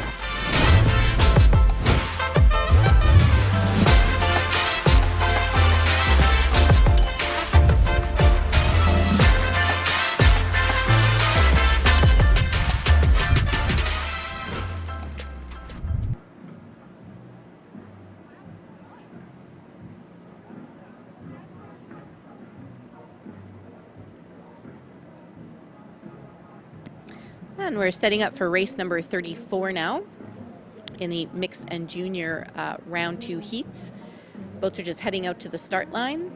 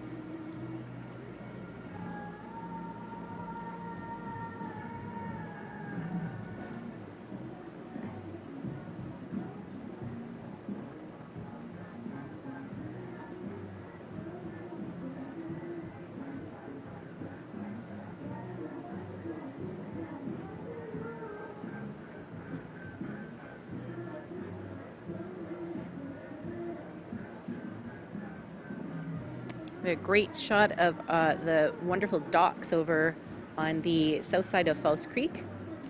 It's where the paddlers get in and out of the dragon boats, not just today, but most other days of the year. Huge shout out to the dock crew who's out there in the really, really hot sun today, helping the paddlers get in and out of the boat smoothly and safely, and keeping everybody organized.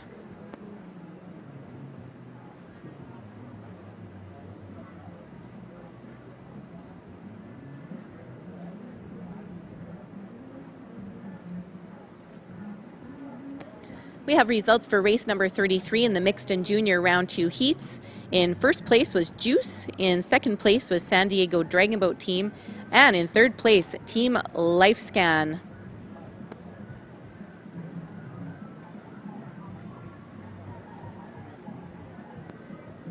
We have another situation with that battle for third, where the Team LifeScan third place team just beat the fourth place San Francisco Bay Area Dragons by under 1 second.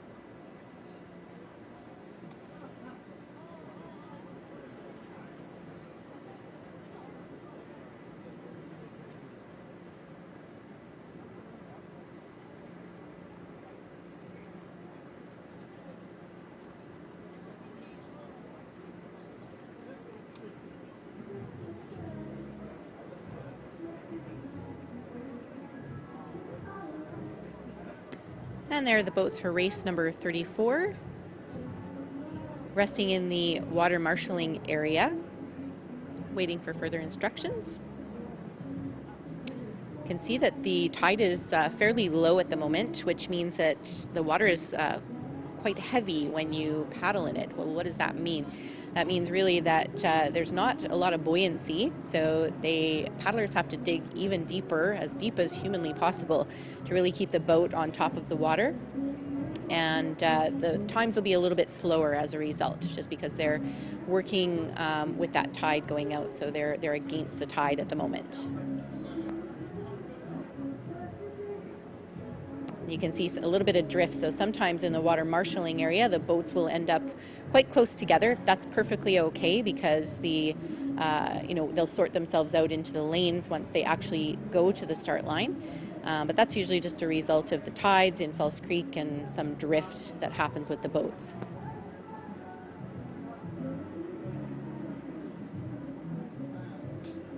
Looks like we have a few breast cancer teams in this division. You can usually spot them by their pink shirts. Many of the teams in the abreast division do have pink shirts or pink on their uniforms.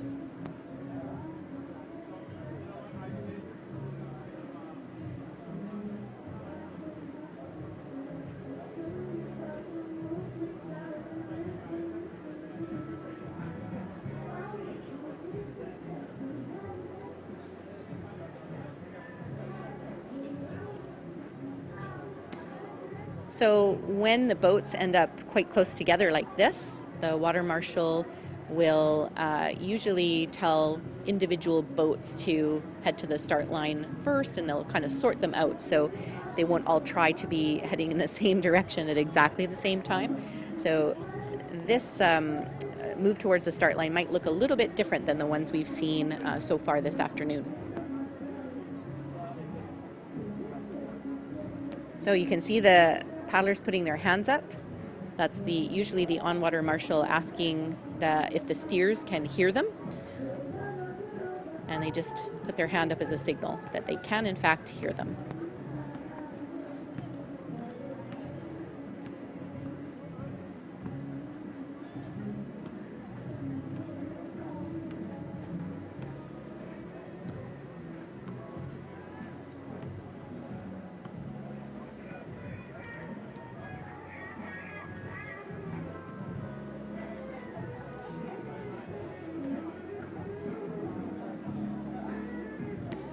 So there's just a slight delay. One of the boats in lane 5 is just a little bit late coming out to the start line. We can see them heading out now. They're just passing the Aquabus and False Creek Ferry dock there. So they will be out there momentarily.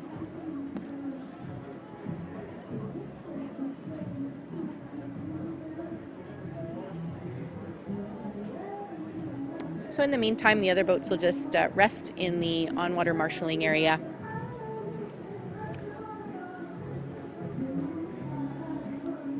Sometimes the longer you wait, the nerves can start to set in a little bit, but these are very experienced teams, so I suspect that they'll all be just fine. And these delays sometimes happen in dragon boat races, so everybody has experienced it at one time or another if they've been paddling for any length of time. So a lot of the time, might just be quiet on the boat. The coaches or the drummer, the caller, might be giving a few instructions. They might be doing some breathing exercises. Might just be focusing in, taking a moment in the boat, maybe having a little giggle. Depends on the team and their strategy for focus.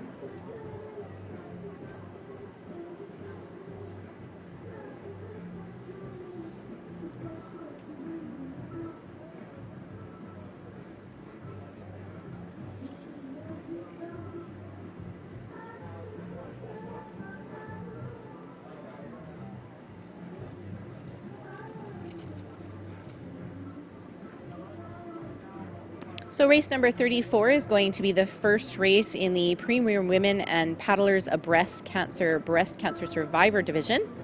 So, as I mentioned, you can see many of them have their pink shirts on. And this is an amazing division. We have 19 teams from all over Canada that are here with us this year. This is the first year that there's been a Canadian division. So the abreast paddling groups certainly do exist all over Canada, but now they have actually formed a Canadian division, which is an amazing win. They had a beautiful ceremony last night to recognize one of the founders of the Canadian division who recently passed away, and they had a party in her honor and to celebrate each other and to meet each other. Sometimes some of these teams have not met each other before, so we have teams from many of the provinces across Canada.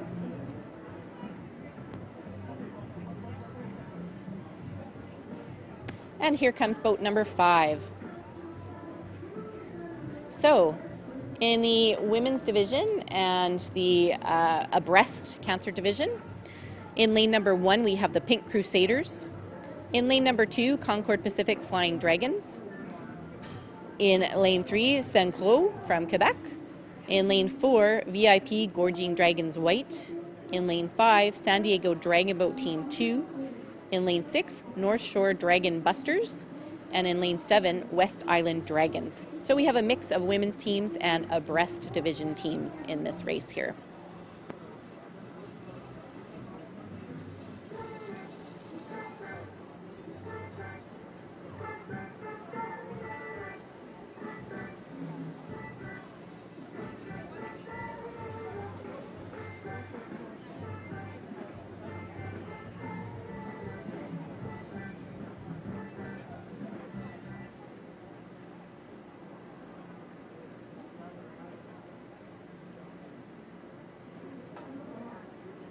So now that everybody is assembled, they are heading into their lanes at the start line.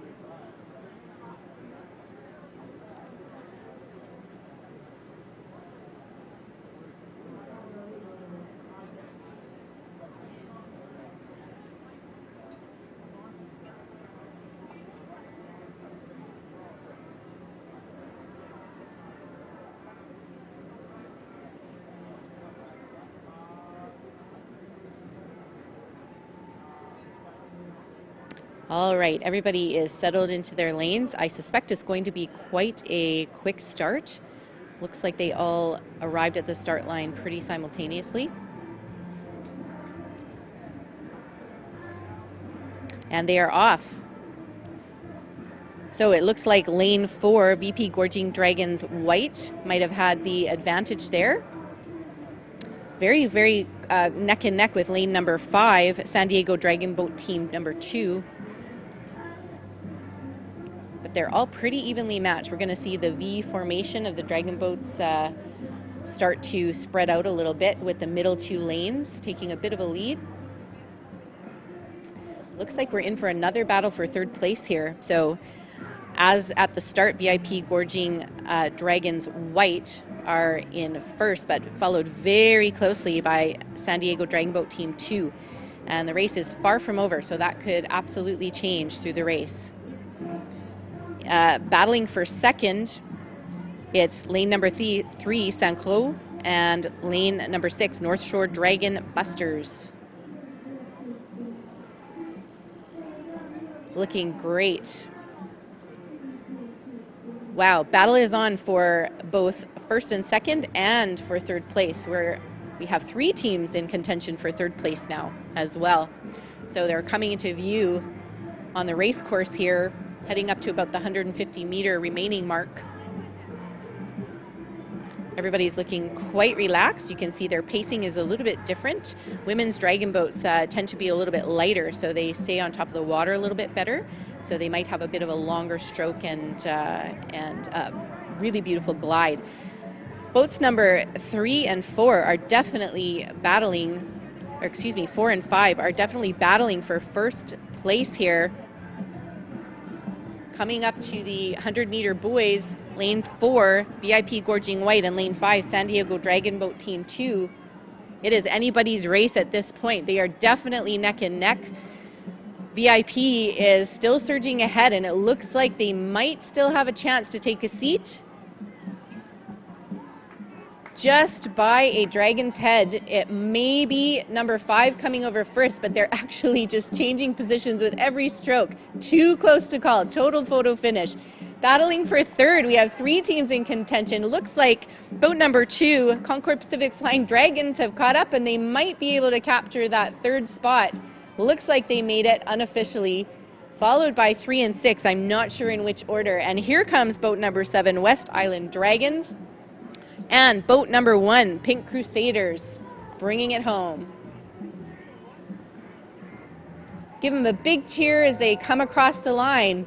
These ladies worked really hard. Pink Crusaders are a breast team as well. They need all your love. Well fought, ladies.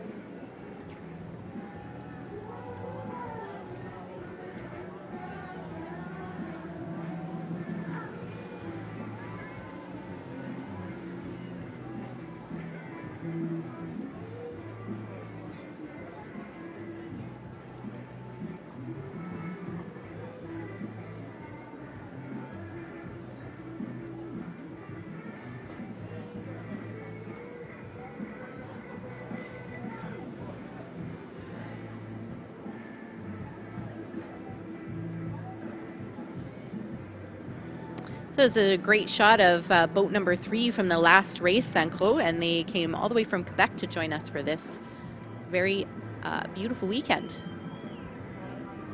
Boat number 5, San Diego, Dragon Boat Team 2, visiting us from California. I think that the San Diego teams are the teams from the furthest away this year.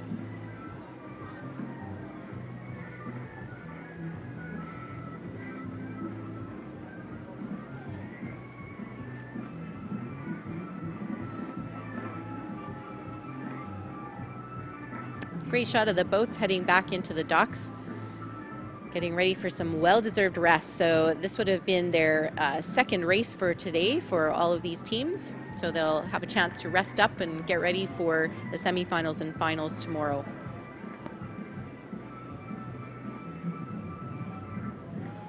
And that is definitely an abreast team that we're looking at here. You can tell by the pink feather boas. And if you're in the Racers Village, you'll be able to see that a lot of them have fantastic decorations on their tents and flags, telling us where they've come from. So it looks like this team is maybe short a couple paddlers as well. Ooh, they have beautiful paddles, gorgeous pink paddles here. It's a great shot of one of our new boats with the astounding artwork from local artists here. Check out the details and close-ups of all the artwork on flags around the site.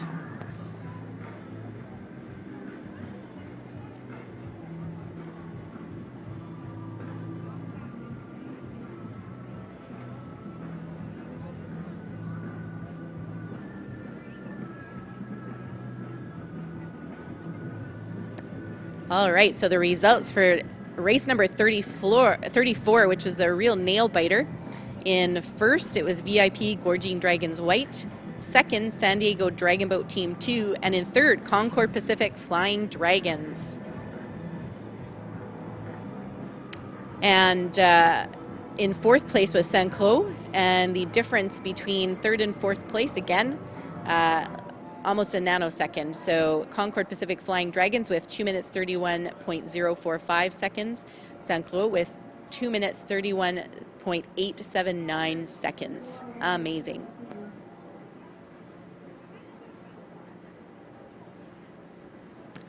And first and second were literally about 20 milliseconds apart. So both 2:18 with VIP at 0.166 and San Diego at 0.182. Amazing. So it's really shaping up to be super competitive for tomorrow as well when we go into the semis and the finals. Fantastic overhead aerial shot of one of the boats here. So heading out to the start line, they're doing some drills. It looks like they're having a relaxed paddle, just getting used to the water again after having a bit of a rest. And for the folks who have not been in the Racers Village, it's pretty amazing when you're in there with all the racers' tents, but also there's a lot of activity before races because warm-ups are going on. So a lot of the time you'll see teams that are either doing runs around the Racers Village or even the site, a lot of stretching going on, but tons of aerobics, especially with the breast cancer division teams. They have some excellent aerobics routines that they go through, either freestyle or very much choreographed. It's pretty fantastic to see.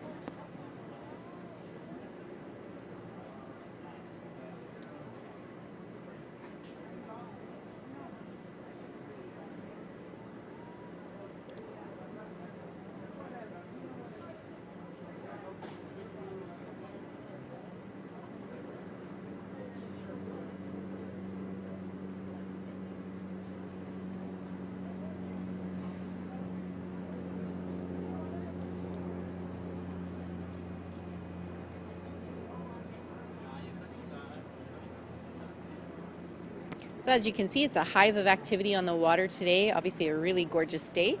Beautiful day to take a aqua bus or a False Creek ferry ride. And of course, we have to give way. The recreational boats do give way to the commercial boats.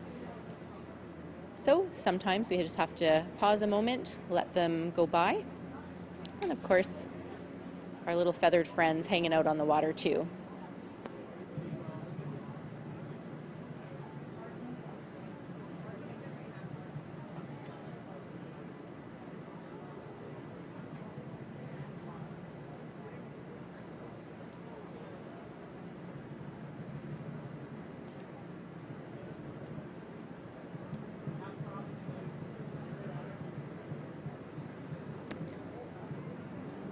In race number 35 in the Women's and Paddlers Abreast Canada Breast Cancer Survivor Division, we have 7 teams. In lane 1, Waves of Hope.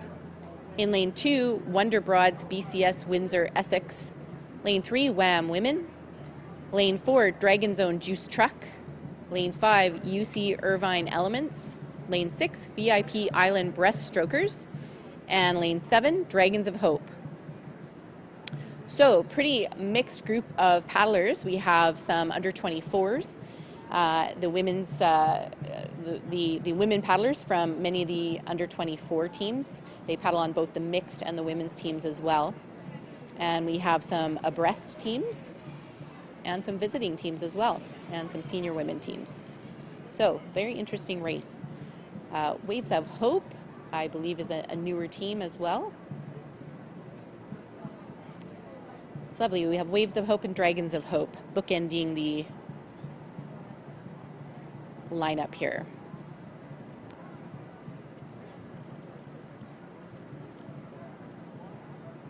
And there they go.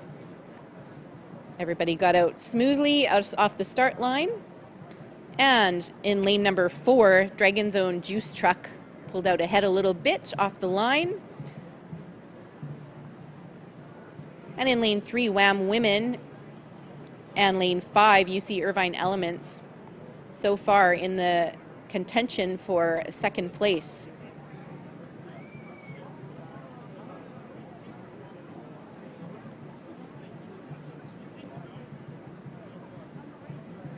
And it looks like lane number 4 again is going to keep that lead, all other things being equal through the race.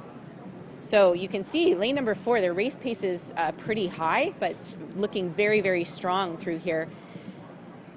Lane number 3, Wham, and lane number 5 are battling it out for second place.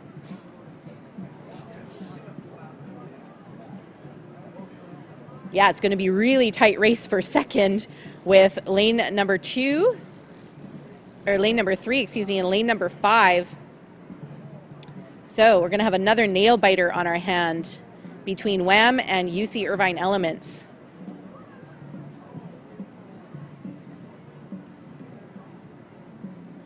And then, of course, that means the battle for second and therefore third is on yet again. Boat number 4, Juice Truck, looking really strong, continuing on as we come up on the last 100 meters of the race here. It looks as though they're going to be able to hold on to their lead right through the end of the race. So here we have another battle between third and second position between boat 3, Wham, and boat 5, UC Irvine Elements. It's going to be a really close one here today. Clear lead for boat number 4, Juice Truck, pulling ahead through to the finish line. Looking strong the entire way through. And here we go. Race for second and third. It looks like 5 might edge out 3 just, but it's really too close to tell. Another photo finish in a very exciting division here. And here come boats number 2 and 6, battling it out for 4th place. It looks like boat number 6 has the edge here. Boat number 2 trying to just gain a little bit of time here, a little bit as they come across the line. And bringing it home, boat number 7 and boat number 1. Looks like 7 might have a slight lead. And boat number 1 finishing things off for us. Come on, folks, give them a huge round of applause and all your best cheers.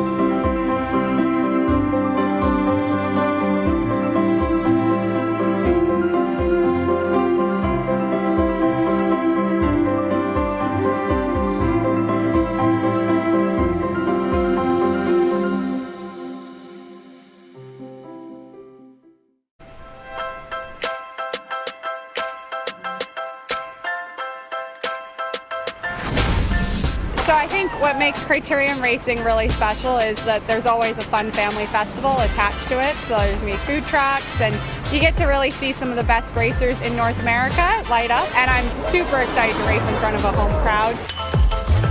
We're serving authentic Japanese food, sushi rolls, sushi bowls, and ivory sushi, and fried chickens. Hi, my name is Michael Billy, and my ancestral name is Stawalkin. And at Canoe Cultures, we renovate and build canoes, and we are excited to share and display our culture with you.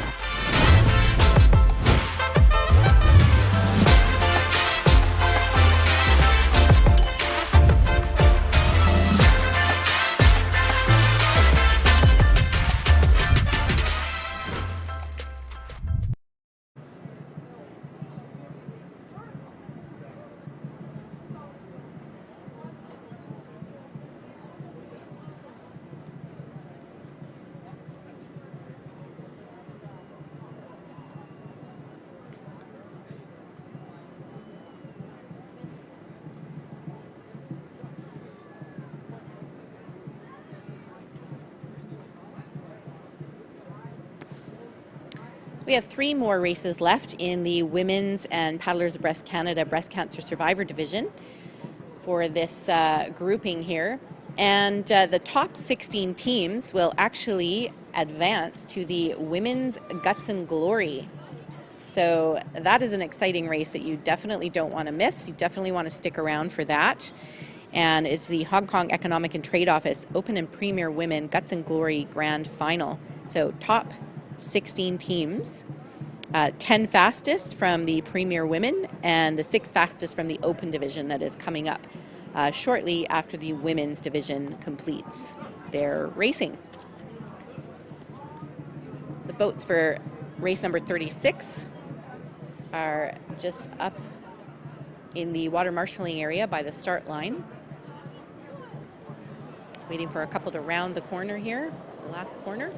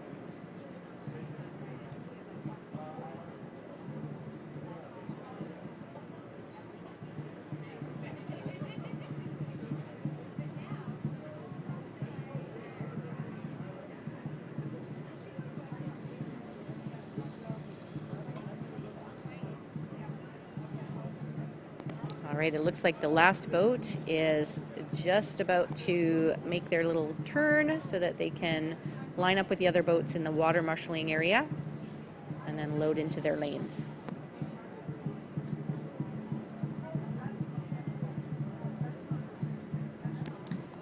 And the teams in race number 36 in the Women's and Paddlers Abreast Canada Breast Cancer Survivor Division are in lane 1, women alike abreast a river. In lane 2, Dragon Max. Lane 3, Orca Women. Lane 4, EDBRC Tsunami. Lane 5, False Creek Masters. Lane 6, Survivorship. Lane 7, East-West 2 abreast. And in lane 8, Chestmates. You gotta love some of these creative names.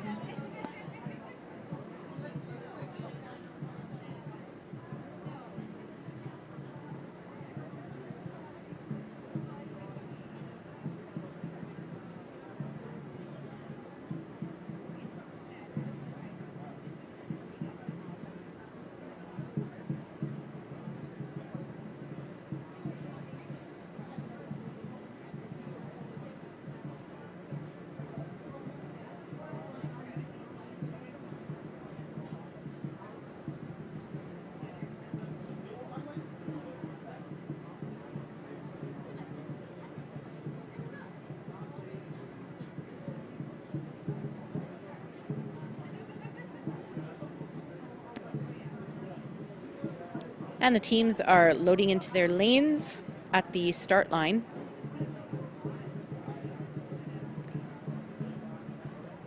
Looks like boat 8 just needs to shuffle up a little bit so it's lined up with the other boats.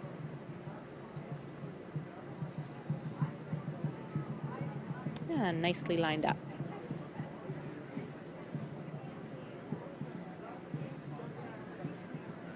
And they are off. So again, you can see the paddle speed is, paddle rate is certainly much higher for the first 16 or so strokes. A very even start with the middle 3 lanes there, lanes 3, 4, 5. And we will see how it shakes out as we come up on the first 100-meter buoys there. All right, we get a nice shot of chest mates in lane 8, east-west 2 abreast in lane 7 there. So far, it looks like lane 5, Falls Creek Masters, have a slight edge in the lead here. There they are in lane 5, looking really good and really strong. Lane 4, EDBRC Tsunami, is neck and neck, so really a great battle for first place so far. 2 really evenly matched teams, actually, Falls Creek and EDBRC Tsunami. They are both known to be excellent senior women's teams. Oh my gosh, they are absolutely neck and neck. Doesn't even look like there is a dragon's nose between them at this point. Coming up on about the 150 meters remaining mark. And this is going to be an incredible battle for first. So far, it looks like EDBRC might have a slight edge, but 5 is keeping up there, the Falls Creek Masters. Both looking really strong, still surging ahead. You can tell by the wake that's coming off the front of the boat just beside the drums.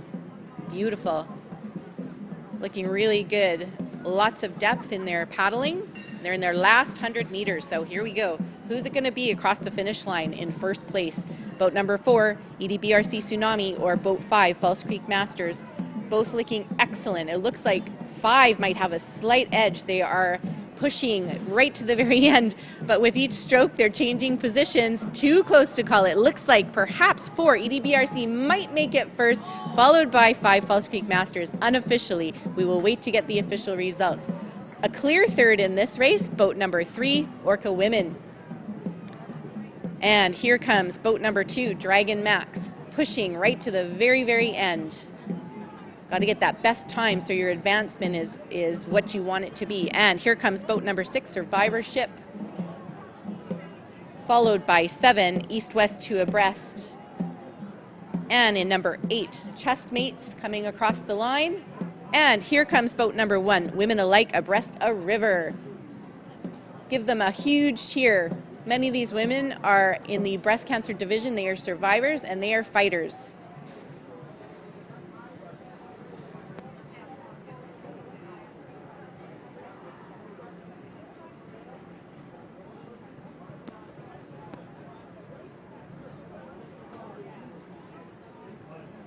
All right, so before we get to the results for race 36, we have results for race 35.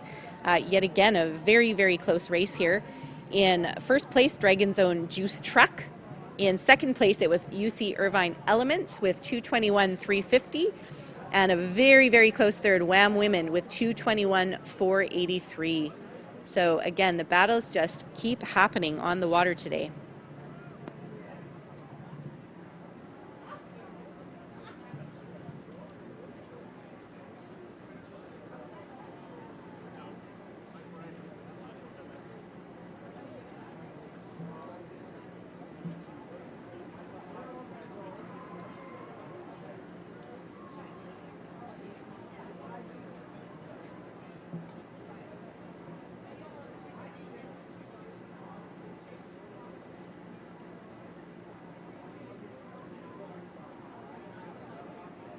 So if you haven't already, head over to the food truck section of the site to pick up some tasty treats. We also have a little marketplace that's just near the food truck stations as well. Some really great swag being handed out and available for purchase. And of course, we have our beer garden and our cultural tents nearby as well. We have a Chinese cultural pavilion and an Indigenous cultural pavilion. Both really great programs going on this year. And you can see our main stage, which is action-packed all day. At the end of the day today, we have our headline performances from Hotel Mira and the Zolas. Don't miss that at 6 and 7 o'clock.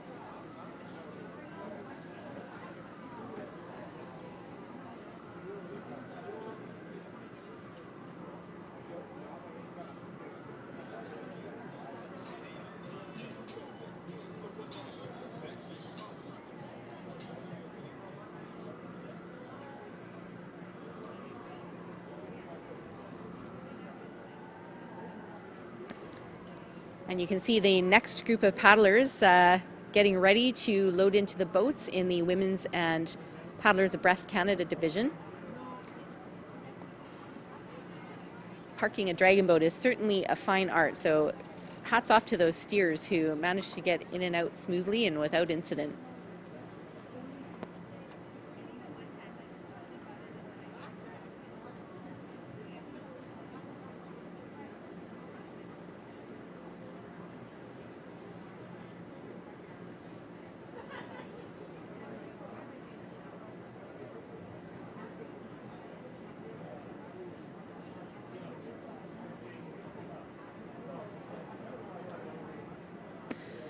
All right, we have results for race number 36 in the Women's and Paddlers Abreast Canada division round 2 heats. In first place, it was EDBRC Tsunami, and in second place, False Creek Masters, followed by Orca Women in third. And here again, that nail biter of a fight for first. So EDBRC Tsunami's time was 2 minutes 14 seconds .668. False Creek Masters at 2:15.118.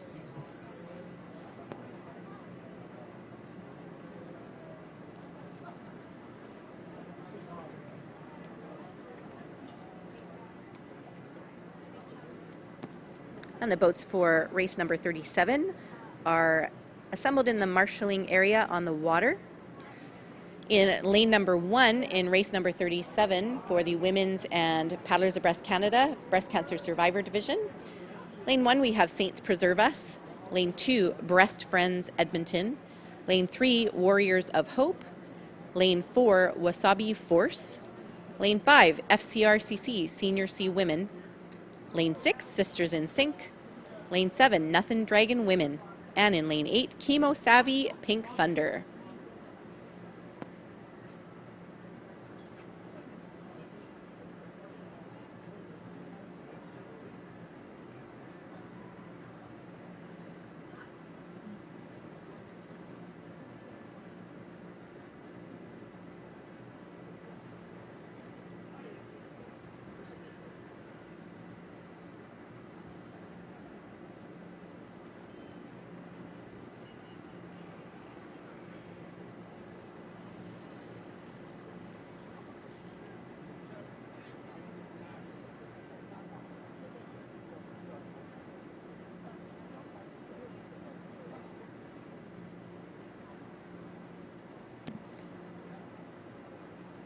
And the boats are loading into their lanes here. Looks like lane 3 is hanging back a tiny little bit, but getting into position.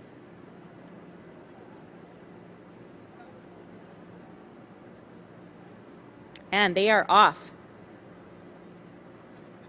Looks like a pretty even start so far, with lanes 4 and 5 pulling it out slightly ahead. At the moment, it looks like FCRCC Senior C is in the lead here. Wasabi Force in lane 4 is working very hard to catch up. Their their paddle rate is a little bit higher, so it looks like their strategy is to maybe keep going with the rate through the beginning of the race here. We can see a great shot of the boats now overhead. It's starting to spread out. So in lane 5, FCRCC Senior C has the lead at the moment. Wasabi Force working hard to catch up. You can see lane 5 there, FCRCC, looking very relaxed, very in sync. Paddles are buried deep, skimming along the water. And it's going to be yet another battle for third. So in lane 3, Warriors of Hope, and I believe it was lane 6, Sisters in Sync. So FCRCC maintaining that lead. Beautiful coordination you can see in the boat right from the first seat all the way to the 10th seat. Great timing. Wasabi Force looking really strong as well. And you can see that beautiful body position. So they're hinging from the waist, rotating from their backs.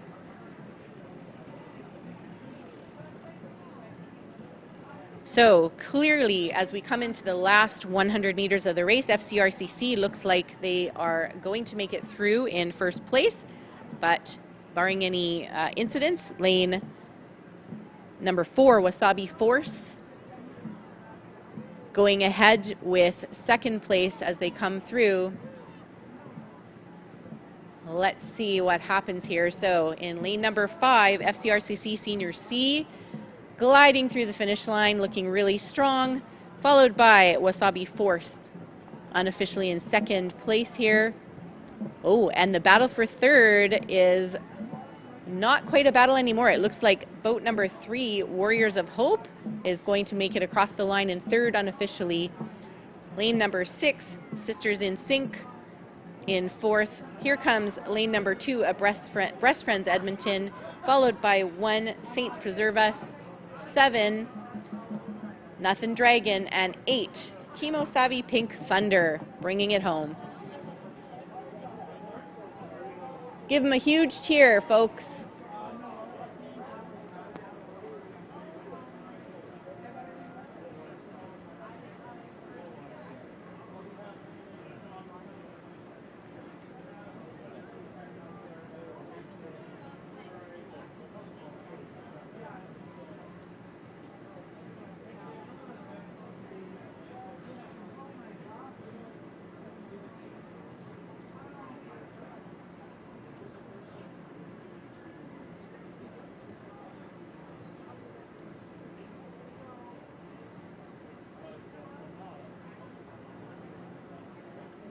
So the teams are heading back to the docks. After every race, each team will have a little debrief to talk about how the race went, what went well, what could have gone better, and to learn from that race for their next races, of course.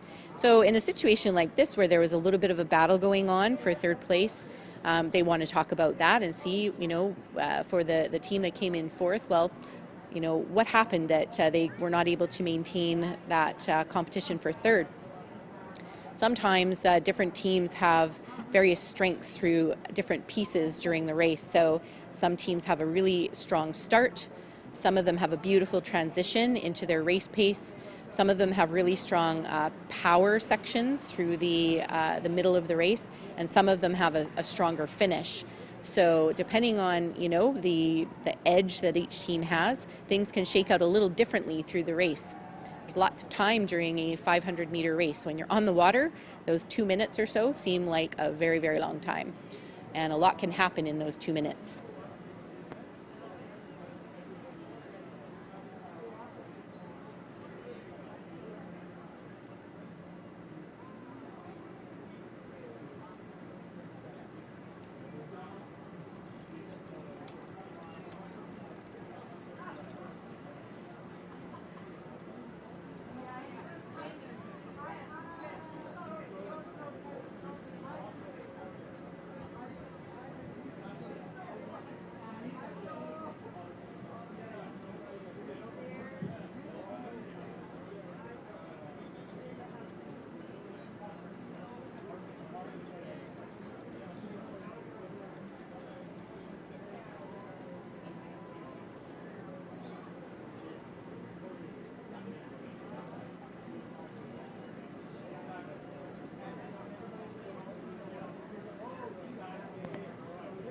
The teams for the last race in the Women's and Paddlers Abreast Canada division are just heading out to the start line. So once race 38 is completed, we will know which teams from the women's division will advance to the Guts and Glory that will be held later today after the open division takes place.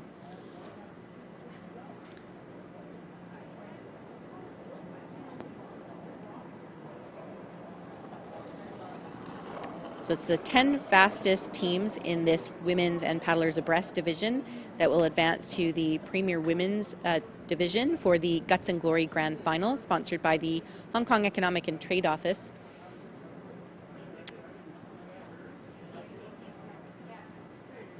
And that Guts and Glory is actually a 2-kilometer race, so quite a bit different than a 500-meter sprint race. This is more of an endurance race.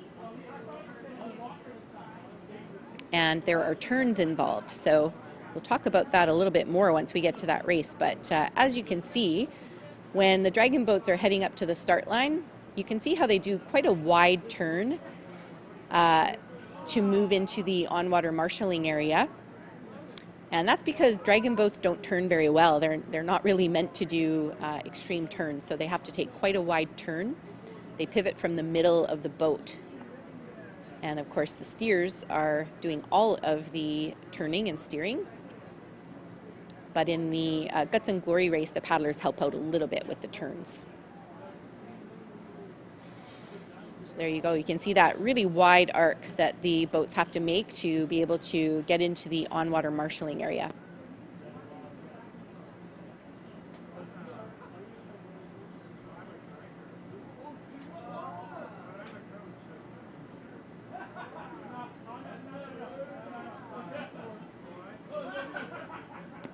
We have results from race 37 in the Women's and Paddlers Abreast Canada division, round 2 heats. First place was FCRCC Senior C Women. Second place, Wasabi Force. And third place, Warriors of Hope.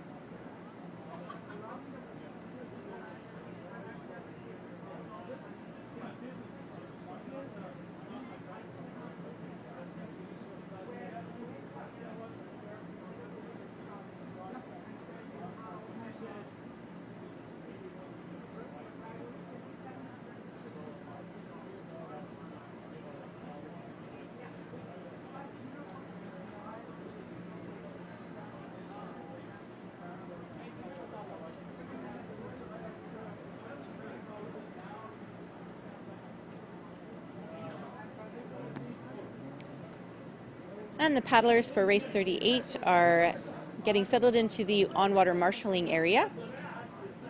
In lane 1, we have Busting with Energy. Lane 2, Dragons Abreast, Toronto. Lane 3, Club Sake Women. Lane 4, VIP Gorging Dragons Red. Lane 5, Wasabi Impact. Lane 6, FCRCC Sagan Dragons. Lane 7, Abreast in a Boat. And in lane 8, Chemo Savvy Pink Lightning.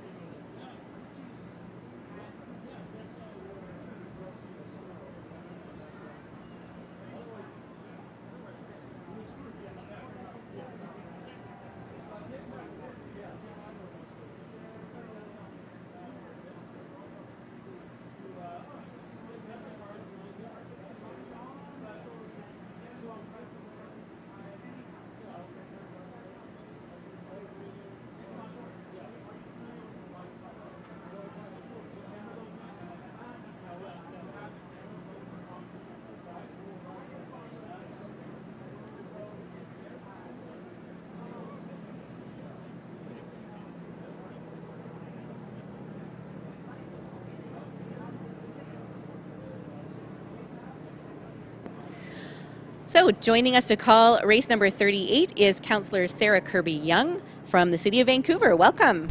Thanks. It's great to be here. What a beautiful day. Isn't it gorgeous? Summer's finally arrived. It has. It just started. Yes, exactly. Official. Yeah. Officially here. Exactly. So we have a great lineup for race number 38 with women's and abreast teams competing here. I love the passion of some of these teams. I've had a chance to meet some of them, and the names are amazing. Like, I'm looking at them, Abreast in a Boat, the Gorging Dragons. So great. Really, really fantastic names. Yes. Yeah, I'm loving the Chemo Savvy Pink Lightning this year. Is that very clever? Is that your favorite? I don't know if they're I don't have favorites, of course. I remain neutral at all times, but I love that name. It's just so I wonder great. if that's foreshadowing the race, if they're going to get across the finish line like It's lightning. like lightning, exactly. Thunder was in the last race. Now they've got lightning on the water. Yeah. Here we go. Very cool. Not the weather we want, but for team name, it's great. That's right, exactly. So they're just loading into the lanes here. Looking good so far. There they go, lining up. I got to say, these are stylish teams. They sure are. You can see they're bright pink, a lot of them, for the abreast teams on the water. Yeah. Can't miss them. Such a good cause, too. A lot of them I know are racing because they've had personal history or families and friends that are, supporting the cause. So exactly. It's great to see. Yeah. We have 19 teams this year from there's a new Canadian division for the abreast paddlers. So this is the first year that they're racing as a national program. Amazing. Yeah. All right, they look settled in their lanes here. Might be off to a quick start. Okay. Madam Starter's been getting them off the line quickly today. You really cannot beat that spectacular Vancouver weather right now. Isn't that gorgeous? And there they go. And they're off. They are off. So, as we've seen with other races today, lane 4 is a little bit faster, and that's because the positioning of the teams, the allocation in the lanes is based on their times from previous races, so from their first heat. So in lane 4, VIP Gorging Dragons Red, who are from Victoria, doing really well so far. Okay, do we have a Vancouver team coming up, giving them a little bit of competition? That's right, yeah. That's the FCRCC. We've got our friends from False Creek at Sagan Dragons as well, and they are in lane number 6. There we go. Yeah, so looks like so far VIP has got a pretty strong lead. It's going to be a battle for second. So Sarah, we've had a lot of battles for second or third today. It's been pretty incredible. And there is team number 4, VIP Gorging Dragons, looking really strong. Very, very strong. Unless we get a last-minute surge of energy from one of the other teams. That's right. See how in sync they are, looking really beautiful. And you can see they're surging ahead with the white water coming off of the boat at the front there. Yeah, really good form. Those paddles, look, they're just really sinking. They sure are. Nice in the deep water. The water's very heavy because the tide's low, so they have to get as deep as they can in the water here. So it looks like right now Wasabi Impact in lane 5 is well positioned for second, but we shall see. They're coming up to about the 150 meter remaining mark here, and we have them in view in front of us from the booth here. Lane 4 looking great, maintaining that lead. Let's see what happens for second place.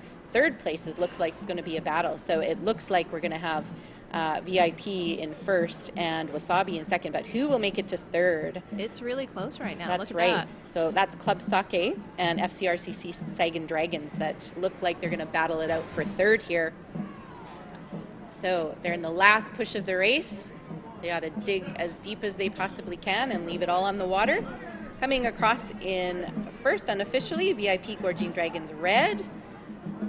Congratulations to the Gorging Dragons. That's right. And lane number 5, Wasabi Impact, strong second place finish. Oh, and lane number 3, Club Sake. Looks like they had a really great surge in the last part of the race and made it across in third, followed by lane number 6, FCRCC Sagan Dragons.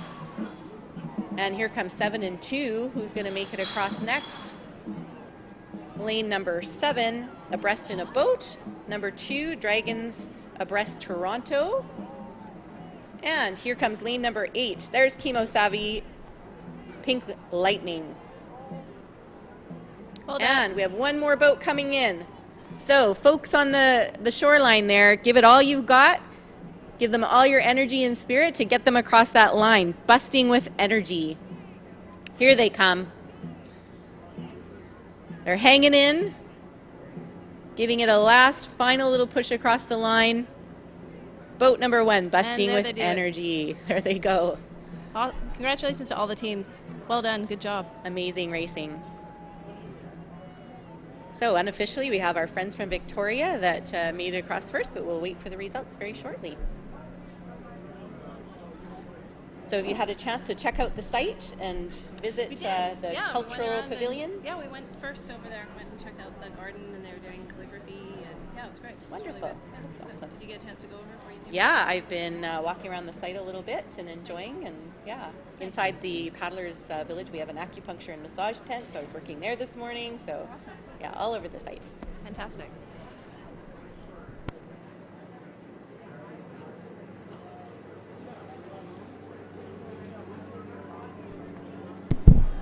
Well, thank you very much, Councillor Kirby-Young, for joining us today. So much fun. Thanks for having me, and I got to say all the teams are looking great out there. It's been a super day. They really are, and more tomorrow.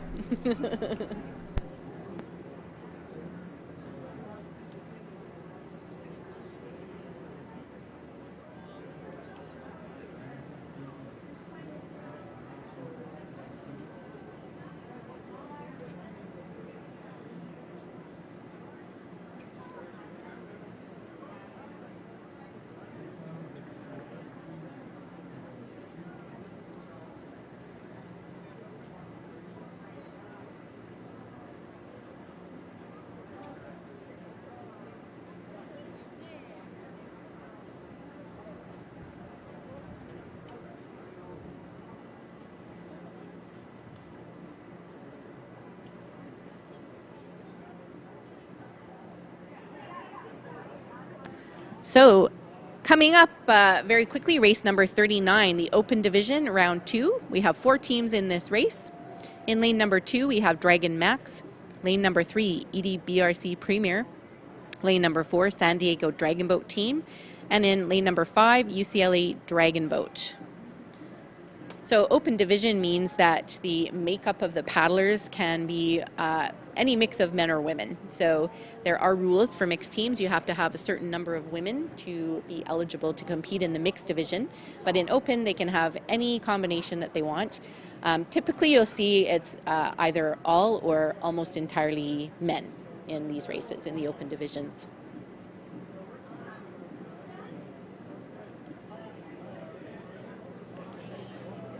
So they are at the start line, and this is going to be a very fast and furious race. Super competitive teams here.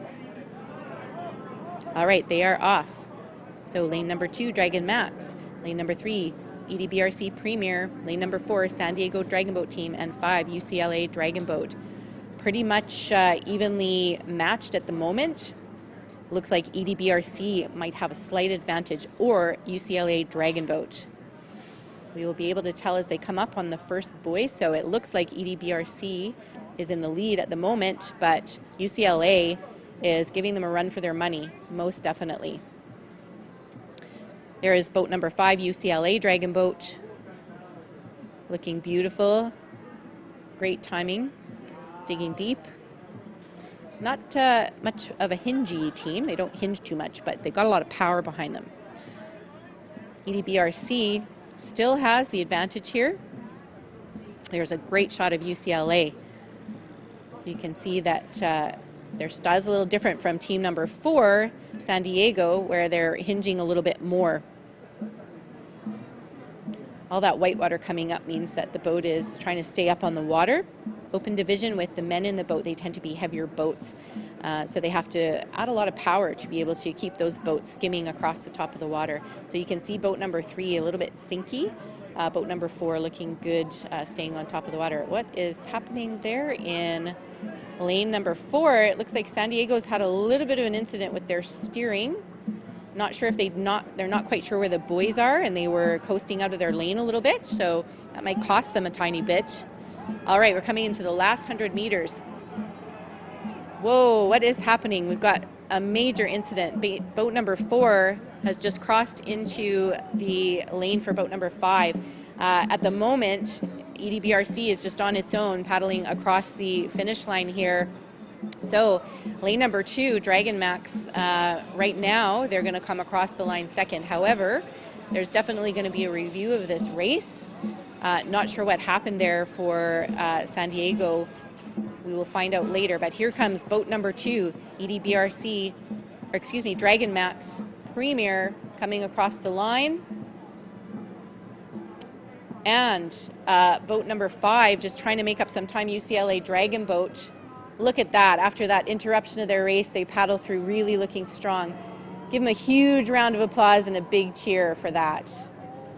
So we will find out in a little while what happened. There will be a review of that race. It looks like San Diego somehow either couldn't tell where their buoy markers were and they thought that they were not in their lane and tried to cross into what they thought was their lane, but I'm not entirely sure if that's the case. So they're coming through the line now, going through the lane. They will receive a penalty, and we'll have to see what happens to UCLA as well.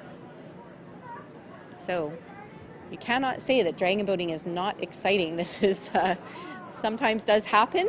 Confusion happens on the course, and if you're not used to this particular site or race course, sometimes things get a little jumbled. So we'll see what happened. Unfortunate incident there on the race course.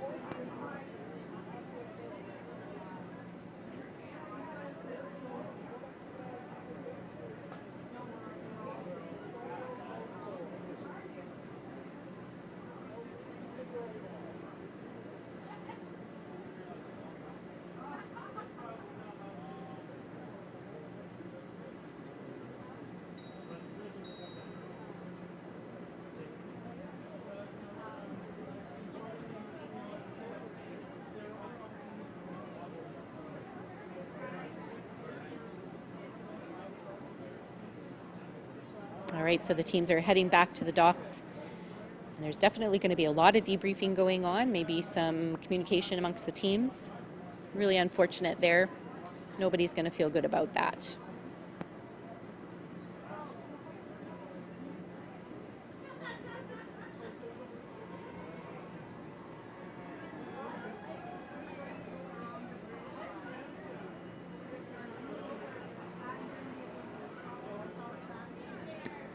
So the buoy markers are all different colors so that as the paddlers go through the race course, the steer's job is to keep an eye, obviously, on the buoy markers so that they know which colors of buoys they're supposed to be going between.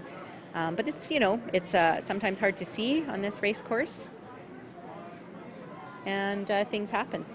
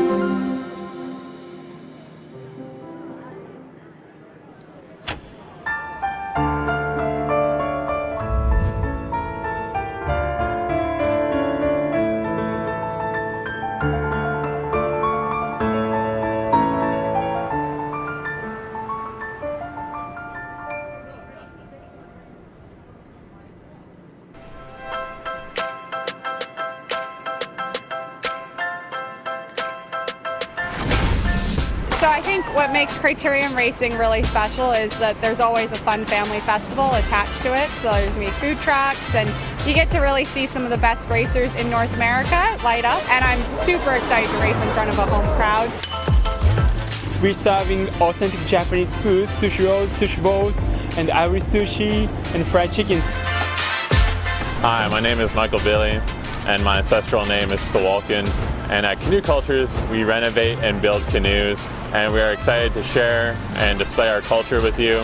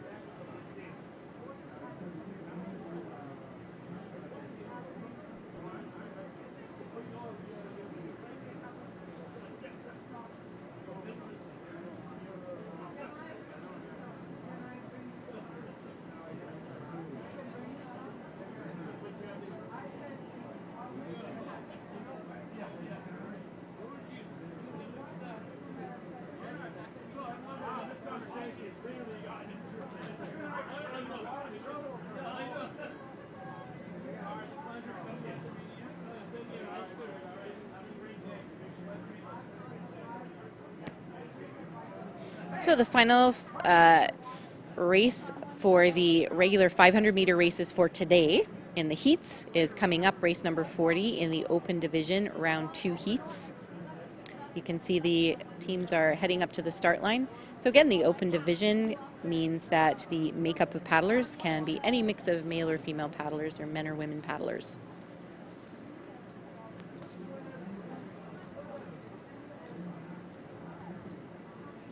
And the 6 fastest teams from the last race in this race will be qualified for the Open and Premier Women Guts and Glory Grand Final that will follow just a little bit after this race.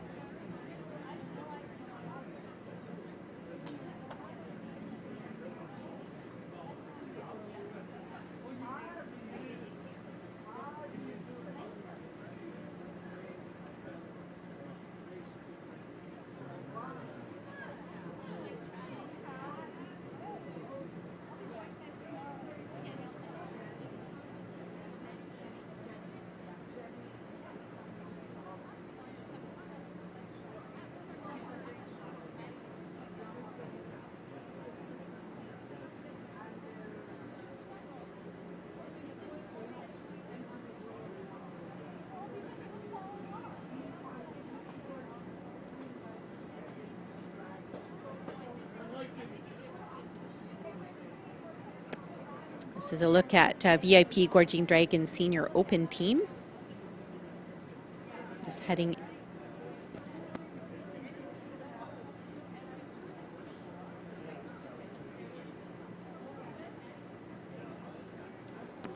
We have results for race number 38 in the Women and Paddlers Abreast Canada Breast Cancer Survivor Division.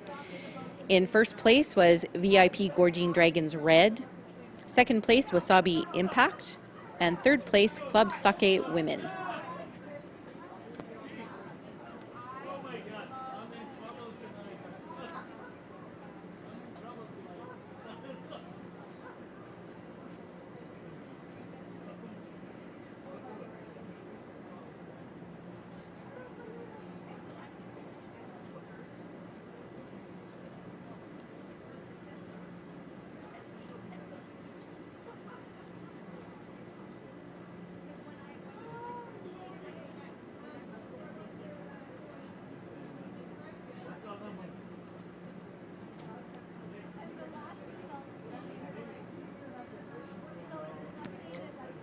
So race number 40 is coming up. It is being held while a review of race number 39 takes place because the results for each of these races actually matters for the advancements, but also for the Guts and Glory Grand Final qualifications.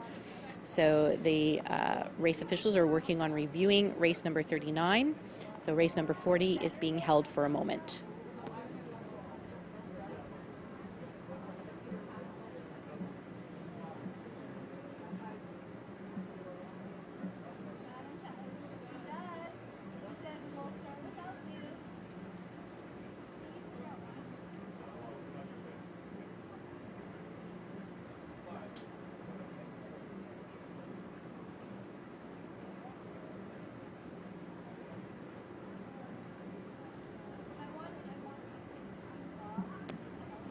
So just a clarification, the race results for race number 39 are being held. Race number 40 is going ahead as scheduled.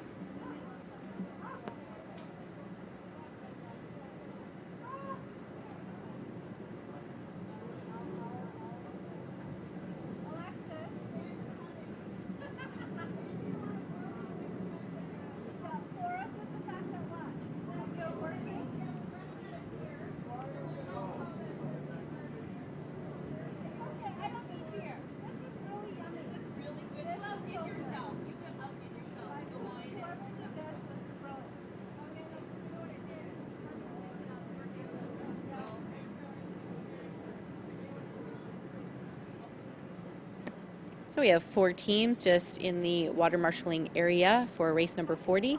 They're actually just waiting for at least one more team to head up to the start line.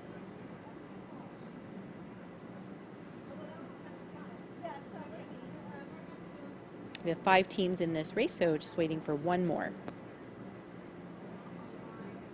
And you can see they're heading up the creek.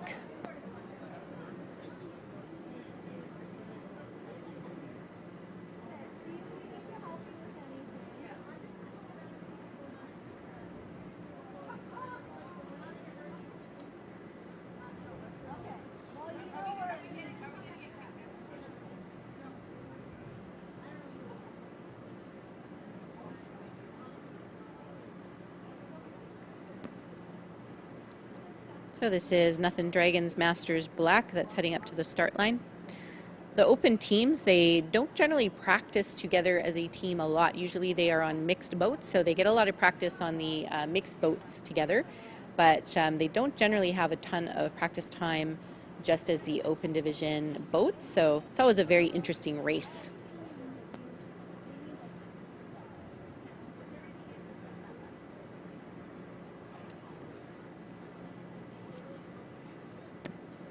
Okay, so race 40.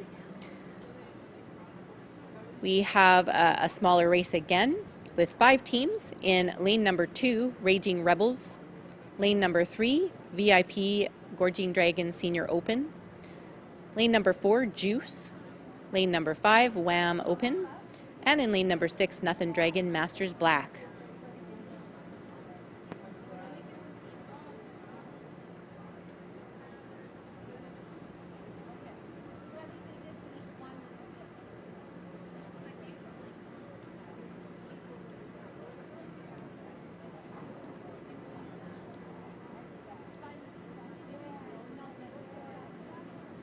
And the on-water race officials want to get this race started. So they're getting the boats loading into their lanes.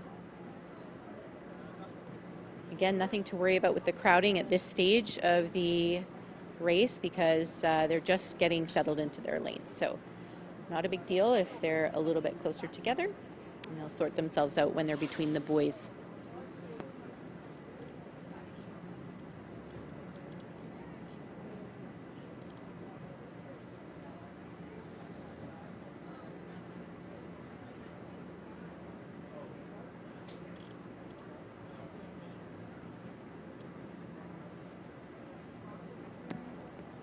Right, they are loaded into their lanes.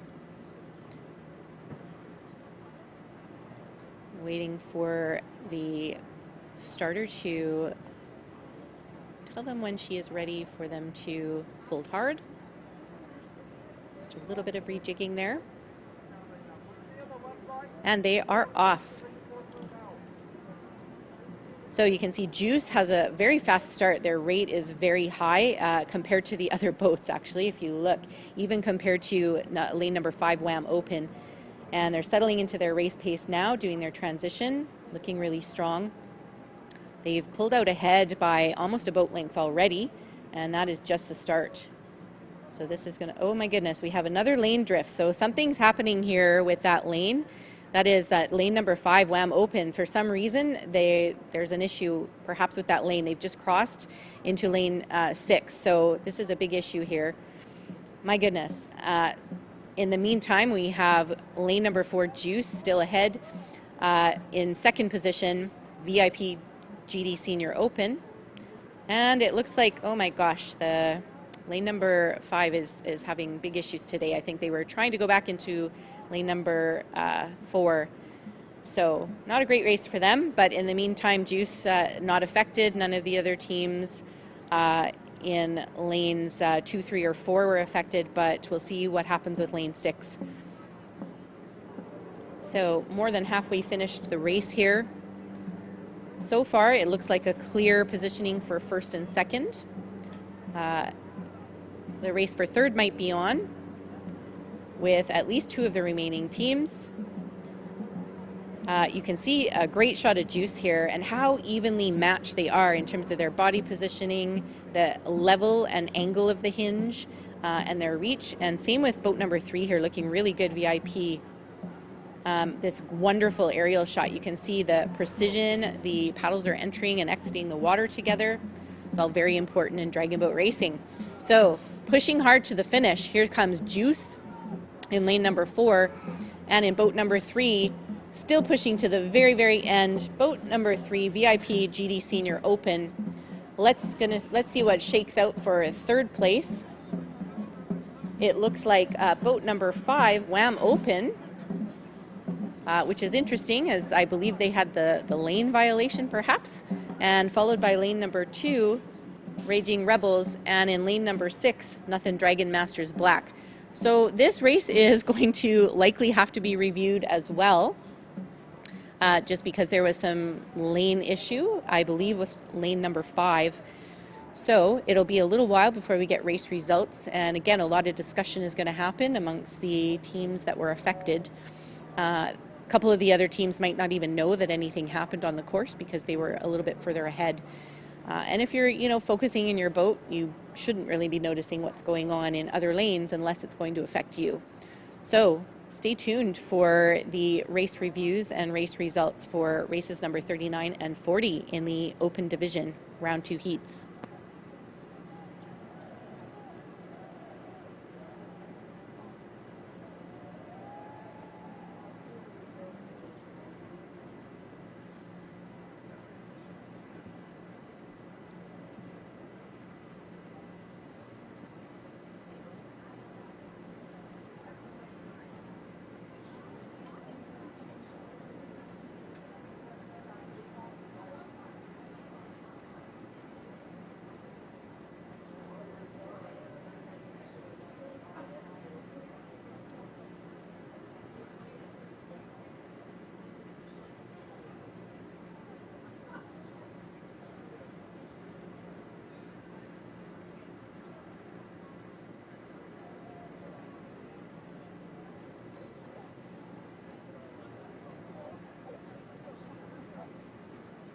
So the team's heading back into the docks. That's boat number 4, Juice, which was in first position in that race. And even when they are in a relaxed state of paddling, just heading back to the docks, look how in sync they are and look how in time they are together. This is one of the experienced teams here. A lot of these paddlers have been paddling for a very long time, since they were high school kids.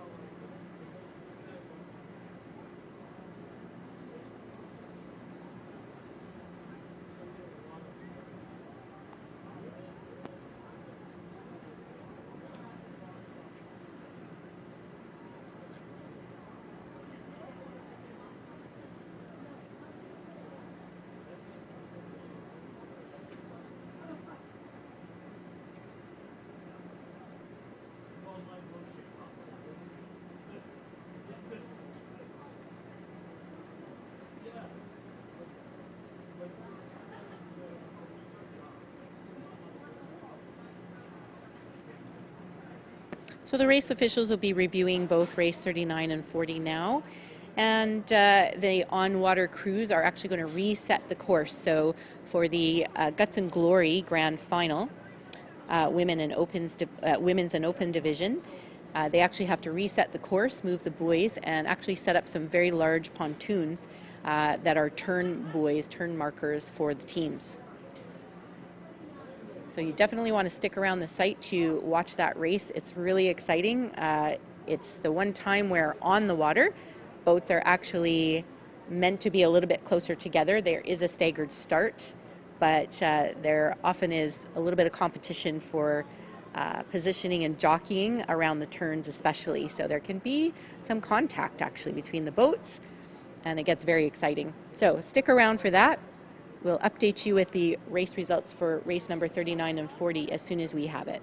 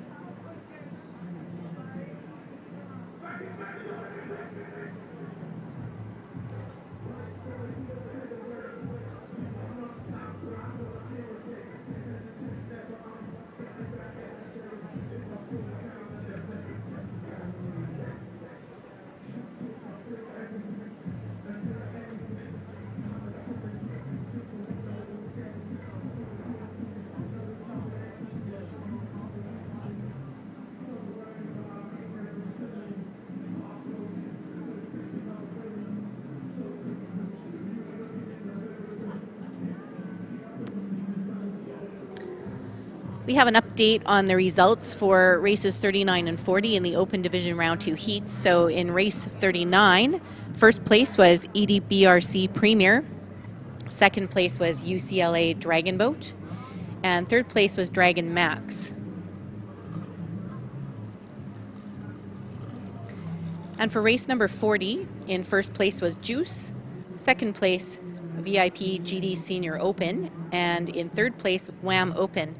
We understand in race 40 there were no protests. We do not have an update on the status of that for race 39 at this moment.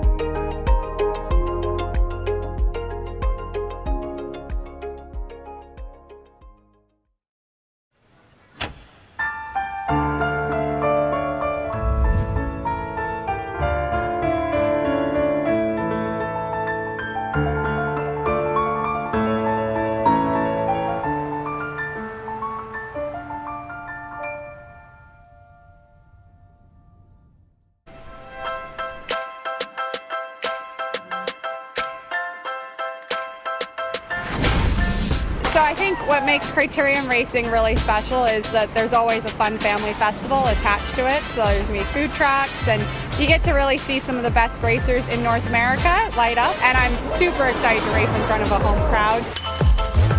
We're serving authentic Japanese food, sushi rolls, sushi bowls, and airi sushi and fried chickens. Hi, my name is Michael Billy, and my ancestral name is Stawalkin. And at Canoe Cultures, we renovate and build canoes, and we are excited to share and display our culture with you.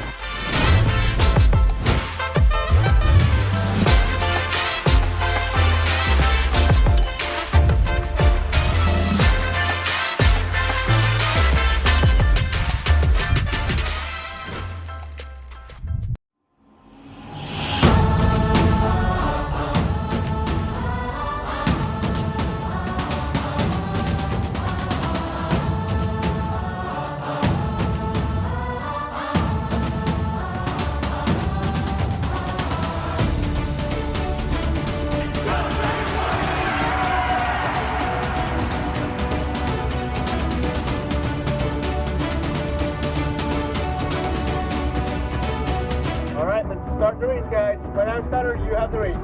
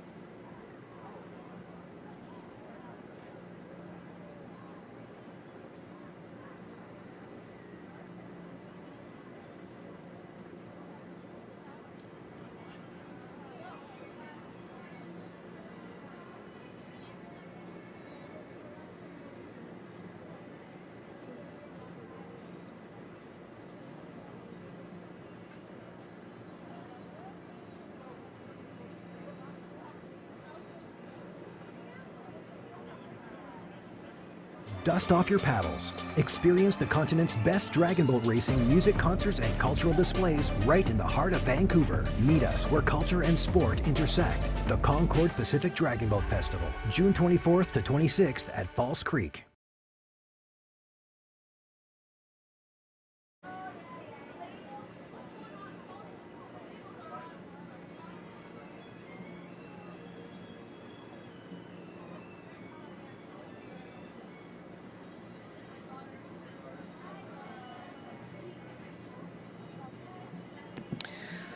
Welcome everyone to the Hong Kong Economic and Trade Office Open and Premier Women Guts and Glory Grand Final. We have 16 boats in this race. They will be covering 2,000 meters, and they actually have to do some turns, so you can see them on the course right now practicing their turns. This is not something that they normally do in dragon boats, so it's essential that they give it a little go before they get on the course. These teams are obviously all the best of the best. They are the 6 fastest from the Open Division and the 10 fastest from the Premier Women's Division. So they will have a staggered start, going from the fastest boats to the slowest boats of the bunch, rather than starting all at the same time. So you'll see at the beginning it's a little bit slower, paced, but once the boats start to catch up to each other, it gets very exciting. So there'll be a lot of action on the course, so you have to keep your eyes peeled for what's happening. This is obviously a test of endurance for these racers, and the times are usually somewhere between about 12 and 15 minutes, depending on how the water is out there, if it's feeling heavy with the lower tide that we have today, or if they're feeling a little faster.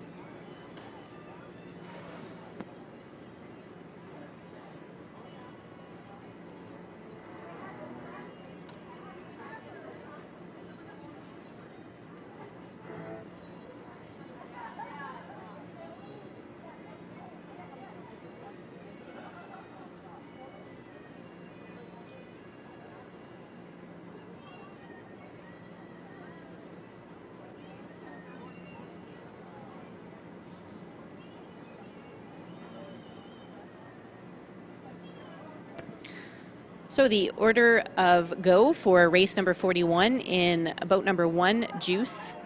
Second to go will be EDBRC Premier. Third will be VIP GD Senior Open.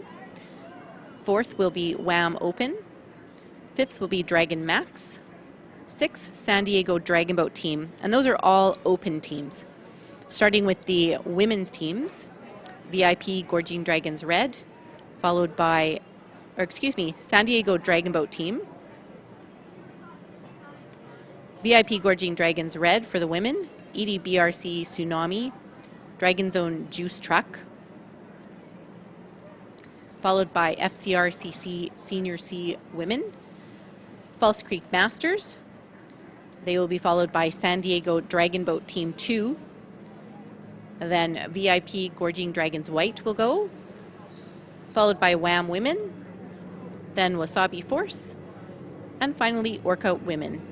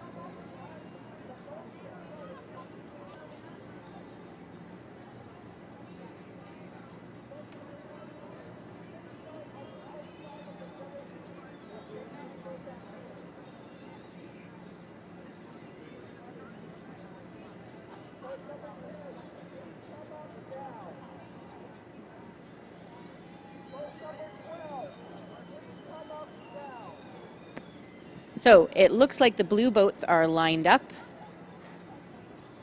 You'll see two sets of numbers. One set will be blue, and we will find out what the other set will be so that you can tell the teams apart, because of course we only have 8 numbers for 8 boats, which is in a typical 500-meter race. So they do line up roughly side by side in groups of about 4 or so. And as I said, they'll do a staggered start about every 5 seconds or so. And they're going to make their way down the creek for 500 meters, turn around, come back for roughly 500 meters, and do it all over again until they reach their 2,000 meters. So you'll see that the technique and the strategy for this race is quite different from a 500-meter race, and certainly very different from the 100-meter sprints as well. You will see them do a pretty quick start with some ups, maybe a 6:16 start, depending on the strategy of the team. But then they go into a race pace, and they might have some power pieces in the mix there. So getting nicely lined up between these starting buoys. Okay, we have all blue numbers, 1 through 16 this year. So it'll be easier to tell them all apart.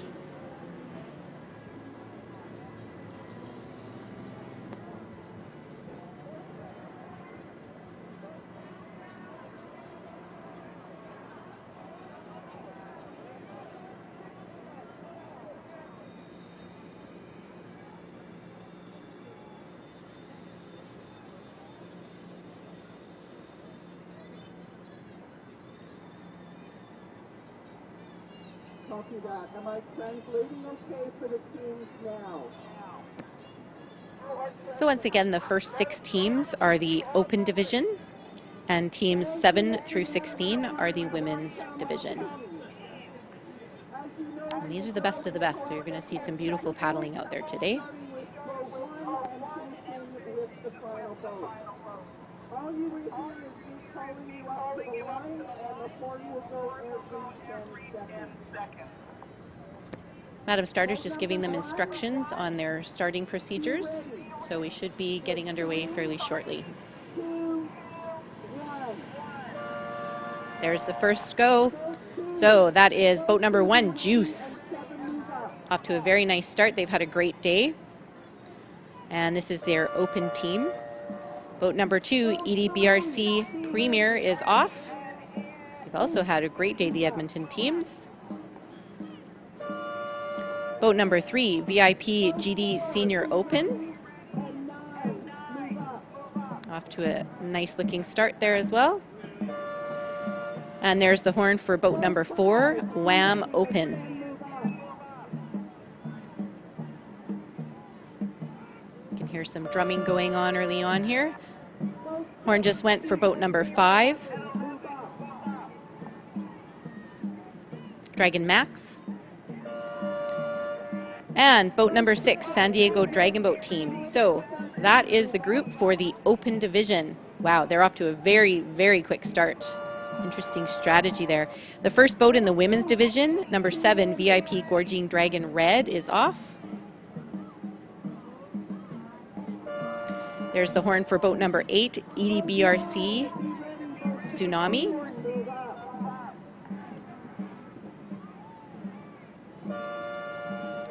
And there's boat number 9, Dragon Zone Juice Truck.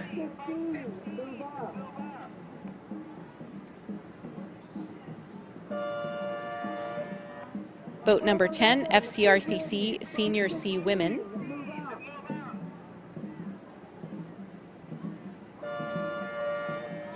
Boat number 11, False Creek Masters.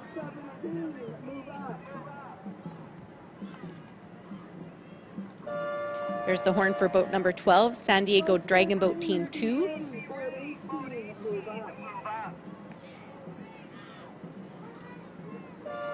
And boat number 13, VIP Gorging Dragons White is underway.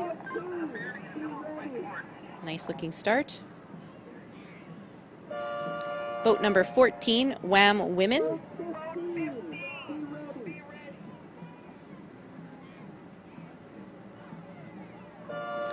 And there's the horn for boat 15, Wasabi Force.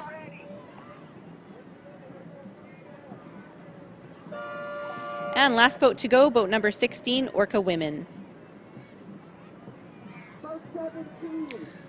All right, so as you can see, as the last team is getting started, the first team is well down the first part of the race course. There's good look at boat number 16, Orca Women. All right, so that's a beautiful shot of the line of dragon boats making their way down 500 meters. And the first boats are already in the turn, so they've already completed their first left-hand turn, and they're making their way around the second bend at the top of the course there. You can see there's actually some passing or attempted passing happening already. We can't quite see who that is yet, but once we get a close-up and see when they're coming back down the course, we'll be able to tell you the jockeying for position there. Because this is a timed race, the actual, the positioning as they come over the finish line is not as important. However, when a boat does manage to pass somebody who was ahead of them, that's obviously a good sign for their finish. All right, so we have a little group of 5 boats up at the start. It looks like boat number 4, Wham Open, might have the lead right now. No, I think it's actually Juice that has the lead right now, but we've got a little congregation of boats. Another pot of boats is coming around the first bend up at the top of the course. There's Juice. They look to be in first place with a very strong lead. They're actually almost at the turn at the bottom of the course already, while there's still some teams making their way around the first bends. Have a look at number 6, San Diego Dragon Boat Team there. And there's some of the women's teams, 11 and 12 from False Creek and San Diego.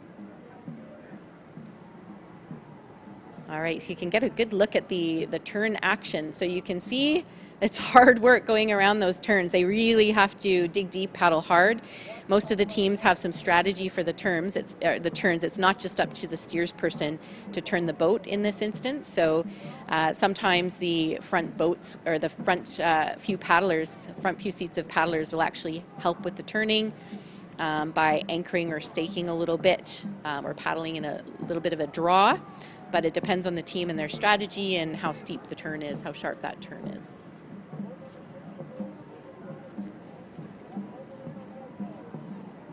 There's a lot of jockeying for position that's going to happen very, very soon. You can see a little group of 4 about halfway down the eastern direction on the course. And they do have to stay within the buoys too, so they cannot obviously go outside of the lanes, such as they are. There is Juice looking very calm, very good, very comfortable. So look at boat number 9, Juice Truck, and 10. So it looks like 7 might have, or 8 might have passed 7 from our angle here. So boat number 1, Juice, is well up the course already, going back up towards the Canby Bridge for their second turns. You can see coming down the course are the women's teams. Yeah, it does look like boat number 8 might have got a little bit of lead over boat number 7. And 5 has actually come up a couple places. So they passed 3, or 3 has dropped. 9 and 10 are still together. So far, everybody's looking very good, not too tired yet. This is a long endurance testing race for sure. There's boat number 2, so they've fallen behind a little bit as well. 5 and 3 were ahead of them. There's 4 and 6 that are neck and neck right now. All right, you get a really great shot of some turns. So 7, it looks like, boat number 7 is trying to get on the inside. And there are certain rules about giving way, obviously, if a boat is coming on the inside, depending on who has right of way. So they're all the teams are briefed on this before the race.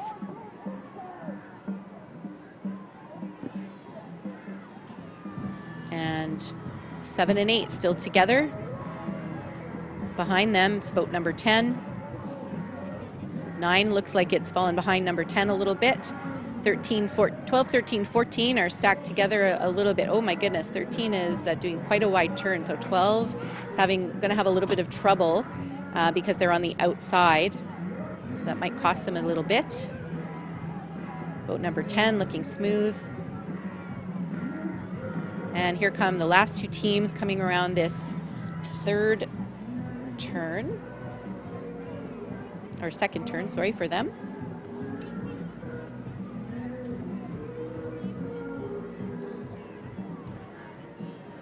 All right, boat 9 and 14 are together here. So 9 has fallen behind a little bit. 14 seems to be holding roughly their position. They've fallen a little bit short of 15 and 16. Okay, so again, they're heading back up the creek. And we should be able to see the first couple of boats coming down the creek again towards Science World.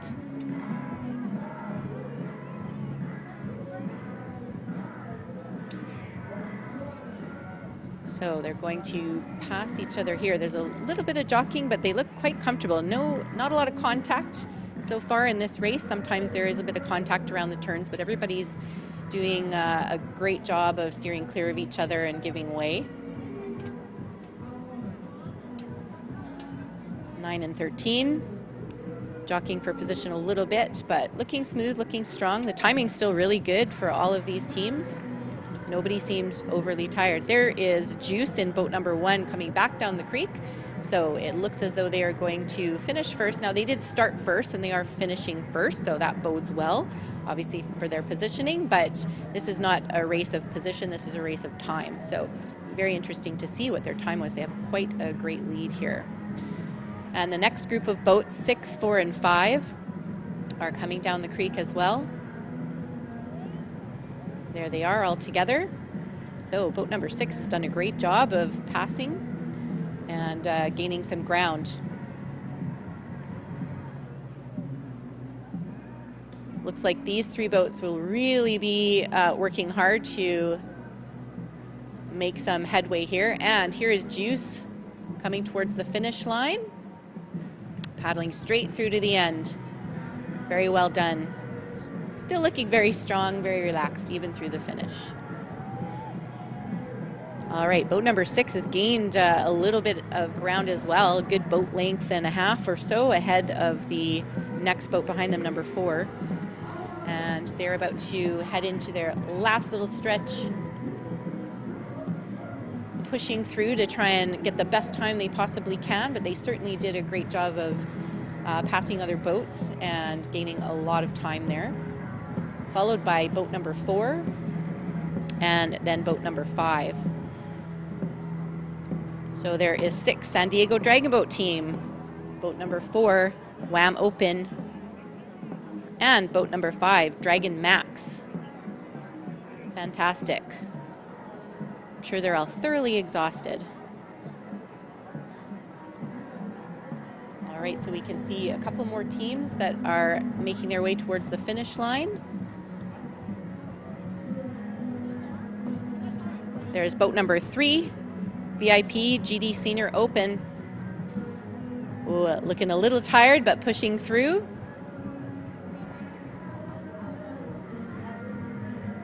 And we have another boat approaching the last 100 meters or so. And that is boat number 2, EDBRC Premier. So they had a really strong start, lost a little ground. They were passed by a few boats there, but we shall see how their time works out.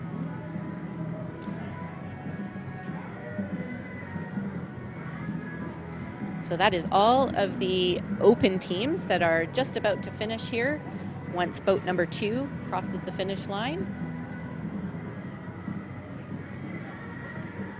Looking a little tired. They're breaking down the body positions a little bit, but pulling through, pushing through to the very, very end. This is such a tough race. Well done, Open Division. All right, now we'll get set for the first of the women's division teams to come through. Pushing hard and looking strong as they approach their last 100-meter buoys. And that is boat number 14, Wham Women. My goodness, they really gained some ground. I believe it's boat number 8. That is just to their south. So boat number 14, what a great showing, Wham Women. Still surging even to the end. Fantastic job.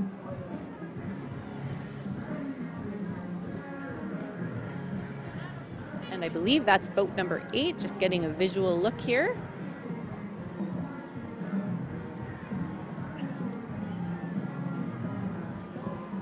And I believe that's boat number 12 coming through, San Diego Dragon Boat Team 2. And I believe it's 10 and 13 that are coming through just beside them. Here comes boat number 9, Dragon's Own Juice Truck. And that looks like 16 perhaps. And I believe that's boat number 7 crossing the line.